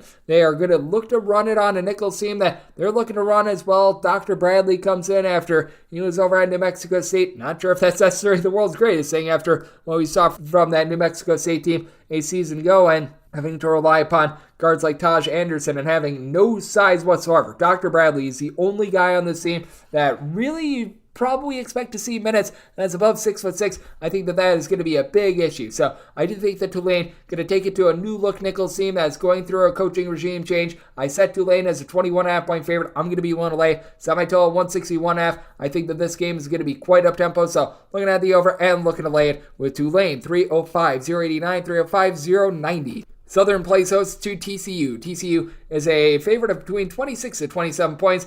134.5 to 140.5 is the total. So it's all over the place. And yet, on all numbers, I am taking a look at the over. We saw TCU actually play quite a bit more up-tempo last season than we have in the past. They were a top 80 team in terms of total possessions per game, and I do think that we're going to be seeing them play at a little bit more of a brisk pace this season because of the guys that they brought in via the transfer portal. Jameer Nelson Jr., while I was over at Delaware, wasn't necessarily the world's greatest defender. You know that Jamie Dixon got into him in the offseason, and he's going to have them firing on all cylinders a little bit more on the defensive side of things, but I do think that with also bringing in something like an Avery Anderson III from Oklahoma State, that's going to be beneficial. You've got Isam Mustafa, who should be able to do a nice job down low as well. And then you've got a lot of the ancillary pieces from last season, like Chuck Obana, Micah Peavy, to try to turn the page on the Mike Miles era after Mike Miles was just so good for this team. Losing him is going to be big, but they've got the perfect situation here to be able to turn the page because they go up against a Southern team that pretty much loses 5 out of their top 6 scorers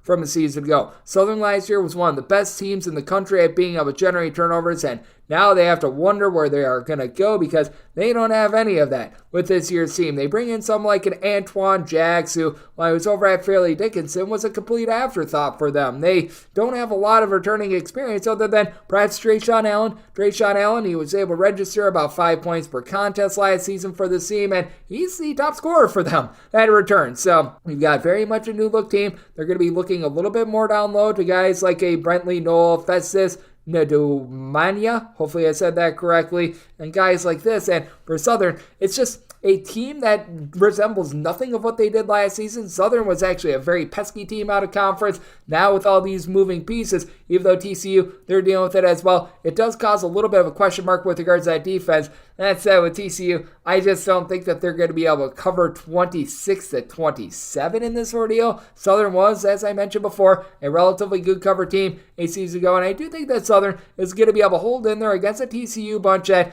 I do think that losing who they did in Eddie Lampkin, that's going to be hurting them a little bit down low, and I do think that Southern is going to be able to do an okay job on the glass of not getting completely blown away. So this is an ordeal where, with Kevin Johnson taking over the reins, I'm going to be willing to take the points with Southern, set them as a 22-point underdog, and made my total 142, so we're going to have the over and the points. 305-091, 305-092. BYU plays us at Houston Christian. Houston Christian between 29.5 and 32.5 point underdogs, totals between 152.5 and 153. I set BYU as 30.5 point favorites. I personally would rather lay the 29.5 than take the 32.5 in this ordeal, and right now I'm seeing that 29.5 at DraftKings, so if I had to play it based on these two numbers as of right now, I'd be laying it with BYU. I actually do think that BYU is going to have some success in the Big 12 year number one, because they did a nice job of being able to scour the transfer portal and bring in guys that are going to have immediate impact. Now, they were hurt by the fact that Quez Glover, they were hoping to bring in from St. A&T, is not going to be in the fold and is out at Kansas State, but you've got a lot of guys that you're able to build around. Like last season, you got about 11 points per game out of Spencer Johnson. He shot 46% from three-point range. Just felt like he was getting more confident as the season went. And for BYU, their defense, after it was a little bit, shall we say, not great towards the beginning part of the season, and really tightened up until like the final few weeks of the regular season. They were able to do a nice job of just getting up in there, man, doing a nice job of being able to hit the glass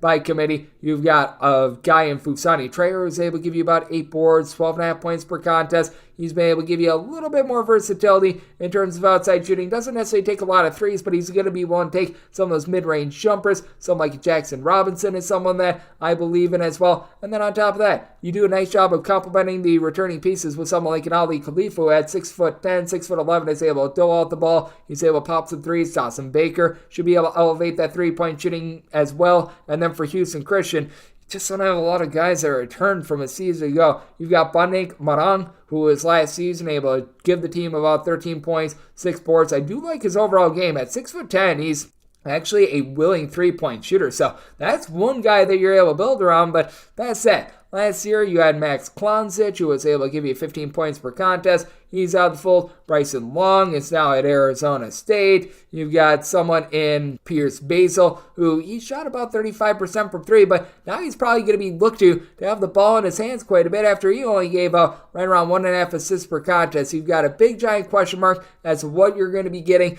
in terms of the point guard spot against a BYU team that they do a nice job of being able to tighten up the screws on defense. So this is a spot where I set my total at 158.5. Houston Christian, just always one of the most up-tempo teams in all of college basketball, and they're up-tempo and terrible at defense, which I think is going to allow for a barrage of points. So going to be one to lay up to 30 points with BYU and taking a look at the over. 305-093, 305-094. Arizona is going to be playing us to Morgan State. Morgan State is between 31.5 and 35-point underdogs, with your total between 152.5 and 156.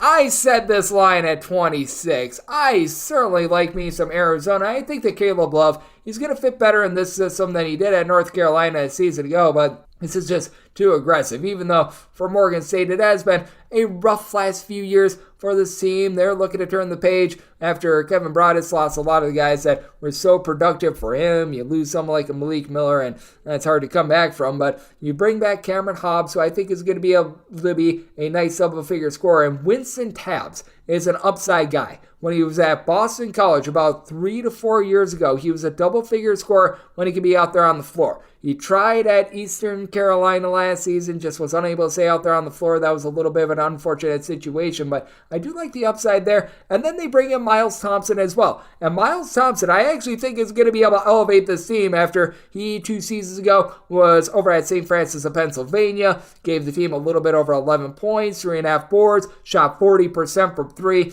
He missed all of last season due to injury and a few other things that happened off the court, but I think that he's going to be a real elevator for this team. You've got some nice upside guys, someone like a Rob Lawson. I think he's going to be able to build off the fact that last year as a true freshman was able to see some meaningful minutes, scored 8+ points per contest in each of the final 3 games. So I do think that Morgan State is being a little bit underrated. And for Arizona, they've been dealing with a few injuries of their own. Pell Larson has been a bit in and out of the fold. Keshawn Johnson should be able to help out the defense of the team, but I mean, with having to replace all that you got from Azuolas Tubelis last season, that is going to be a bit rough. I like what Jaden Bradley is able to do in the backcourt. Umar Ballo at 7 feet tall. He's a good, true rim protector. And on top of that, I do think that Kylan Boswell, he is going to do a nice job of being able to help out in tandem with Jaden Bradley in the backcourt. But I do think that Morehead State, because they are a team that they like to play up tempo, they're actually going to be used to what Arizona is going to be throwing at them. And I do think that both of these teams are going to be putting up a nice amount of points. I set my total at 162.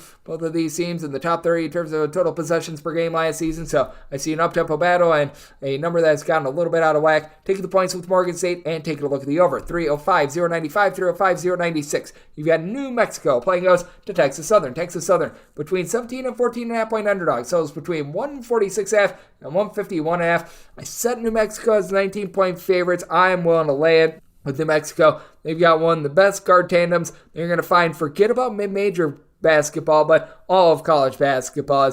You've got Jamal Mashburn Jr. along with Jalen House returning after both of these guys combined for 35 to 36 points per contest last year. Both shot north of 35.5% from three-point range. House a little bit more of the gentleman to generate the offense, 4.7 assists, 2.7 steals per game, while Mashburn played a little bit more off the ball. But on top of that, for New Mexico, now they've got someone down low, and Nelly Jr. Joseph, to be able to man things. After last season, he was at Iona, registered 15 points, 9 boards, block and a half, steal per game. Good versatility. Not going to go out there and shoot threes, but does everything that you could want on defense, and that was the kryptonite of New Mexico. Very good offensive team. Not someone that gave you a lot on defense. Isaac Mushala was the top scorer over at Texas A&M. Corpus Christi, who led the team to the NCAA tournament, and he might be an afterthought after Jamaro Baker comes in. He was at Fresno State last year. He was absolutely incredible to end the season. He averaged 13 plus points per contest in 4 of the last 5 games, had a 43-point performance. Granted, it was against Chicago State, but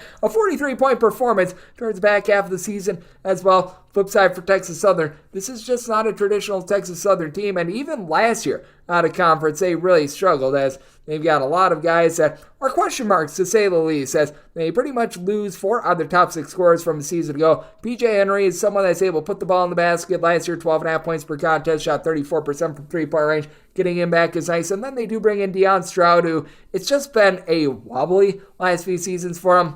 During the 2020-21 season at Fresno State, had 12 points per contest, shot in the mid-30s from three-point range. Ever since then, it's averaged right around 5 points per game. Had a tough time getting out there for Eastern Washington last year. You bring in Jameer Young. Young was over at SMU to begin his career, was supposed to play at Memphis. That never really panned out, and typically this team just plays bully ball on the glass, but I don't know if someone like a Grayson Carter is necessarily that guy's going to be able to elevate you. Kenny Hunter should be able to give the team a tad bit of something, but Texas Southern, in my opinion, just cannot match up with this New Mexico backcourt, and New Mexico, with them being able to fortify things down low, should be able to roll in this one. I did set New Mexico as a 19-point favorite. I think that New Mexico is going to be a bit better on defense, but this is still an up-tempo team as we're going to put the ball in the basket. Semi-total at 153, so going over and one of the points with New Mexico. 305-097, 305-098. St. Francis of Pennsylvania hits the road face-off against UCLA. UCLA between 28.5 and 29.5 point favorites. Totals between 136 and 139, and with St. Francis, set them as 27.5 point underdogs. I think we've went a little bit too extreme with UCLA. We have seen some good news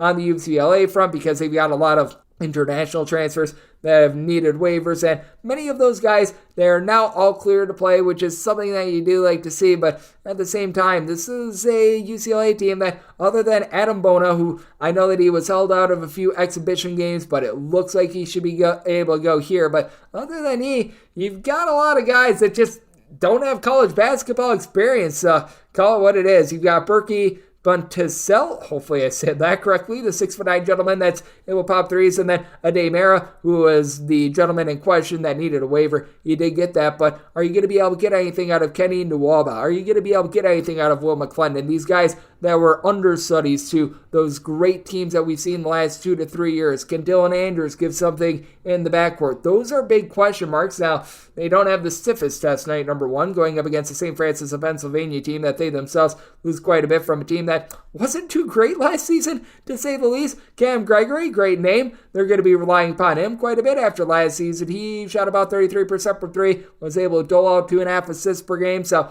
there is a little bit of something to build around there, and I've heard good good things out of Ryan Greco. He's a little bit of a younger guy that comes into the university. You could be seeing the ball in his hands quite a bit as well. This team really doesn't have a lot of size. 6'9" Geston Labiris. You got to think that they're going to be relying upon him quite a bit. The St. Francis team, it's rough. But I do think that with UCLA having a lack of experience, trying to get guys broken in, and Mick Cronin is an amazing coach, but I think that this line has went just a hair too far. I set UCLA as a 27.5 point favorite, so here at north of 28, going to be able to take the points. I did set my total at 145.5. UCLA was very good on defense last year, and I think that that's going to be the biggest transition. I do think that guys like Mayer and company are going to be able to put the ball in the basket. I think they might be lacking a little bit night number one on the defensive side. So taking a look at the over and looking to take 28 plus with St. Francis, and we wrap things up with 305-099, 305-100. Washington plays us to Bellarmine. Bellarmine is an underdog of 11.5 to 12.5 points. Totals between 133.5 and 138.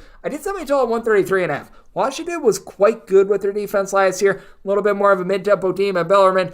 They've been rough with their defense the last few years, but Bellarmine plays out a really ridiculously slow style, and for Bellarmine, they do have to replace quite a few of their main guys from a season ago. They do bring back Garrett Tipton. Tipton was their top scorer, right around 12.5 points per contest from three-point range. He hoisted it up at about 39.5% from three, and they do bring in Billy the Kid Smith, who he was over at Miami of Ohio last year, shot in the mid-30s from three-point range, right around 6 points per contest.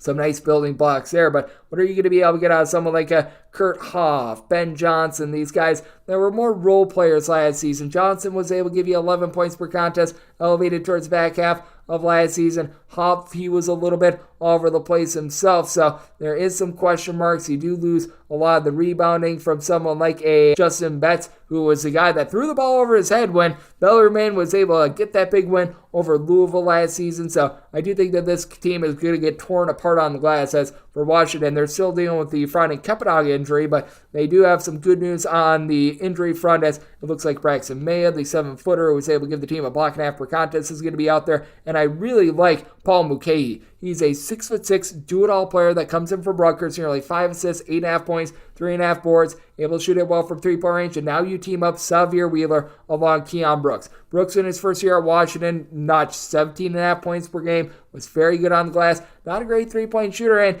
I know that Xavier Wheeler became much maligned at Kentucky last year, but when he was out there on the floor, he still gave the team 5.5 assists and fewer than 2 turnovers per game. This is a guy that still knows how to play basketball, and I think that he's going to be a nice upgrade for this Washington team. Nate Calmezzi, the leading scorer for Lamar last year, he comes into the fold as well. I think that you're staring at something with this backcourt. You've got Moses Wood, who at 6'8", is able to pop threes, very solid player at Tulane and Portland. I think that Washington is a bit of an undervalued team going up against a Bellarmine team that they have to go from east to west for a tip-off time that is going to be 11:30 p.m. Eastern, 8:30 p.m. Pacific. I think that that's going to take a little bit out of them. I'm willing to lay up to 15 with Washington. Set them as a 15.5 point favorite. Set my total at 133.5, so you're at the 138, diving under, and now wrap things up for the Monday edition of Coast to Coast Hoops, the opening night edition of Coast to Coast Hoops, now part of the VSiN family of podcasts. If you do like hearing from this fine podcast, Coast to Coast Hoops, you're able to subscribe wherever your podcasts, Apple Podcasts, Google Play, Spotify, Stitcher, and TuneIn. If you have a question, comment, segment idea, what have you for this podcast, you do have one of two ways we offer those in. First one is my Twitter/X timeline at @JNet_D1. Keep in mind, letters EM, they mean does not matter, so as per usual, please just send these into the timeline. Other ways, find an Apple Podcast review. If you rate this podcast 5 stars, it is very much appreciated. From there, you're able to fire in whatever you'd like to hear on this podcast via that 5-star review. Typically, I'll have guests on the podcast. No guests today because this was north of a 4-hour Whopper. We just wanted to give you guys picks on 113 games, so hopefully you appreciate that. And I'm with you guys every single day, giving you guys picks and analysis on every single D1 versus D1 game every day. So I'll be back with you once again tomorrow. Thank you so much for tuning in.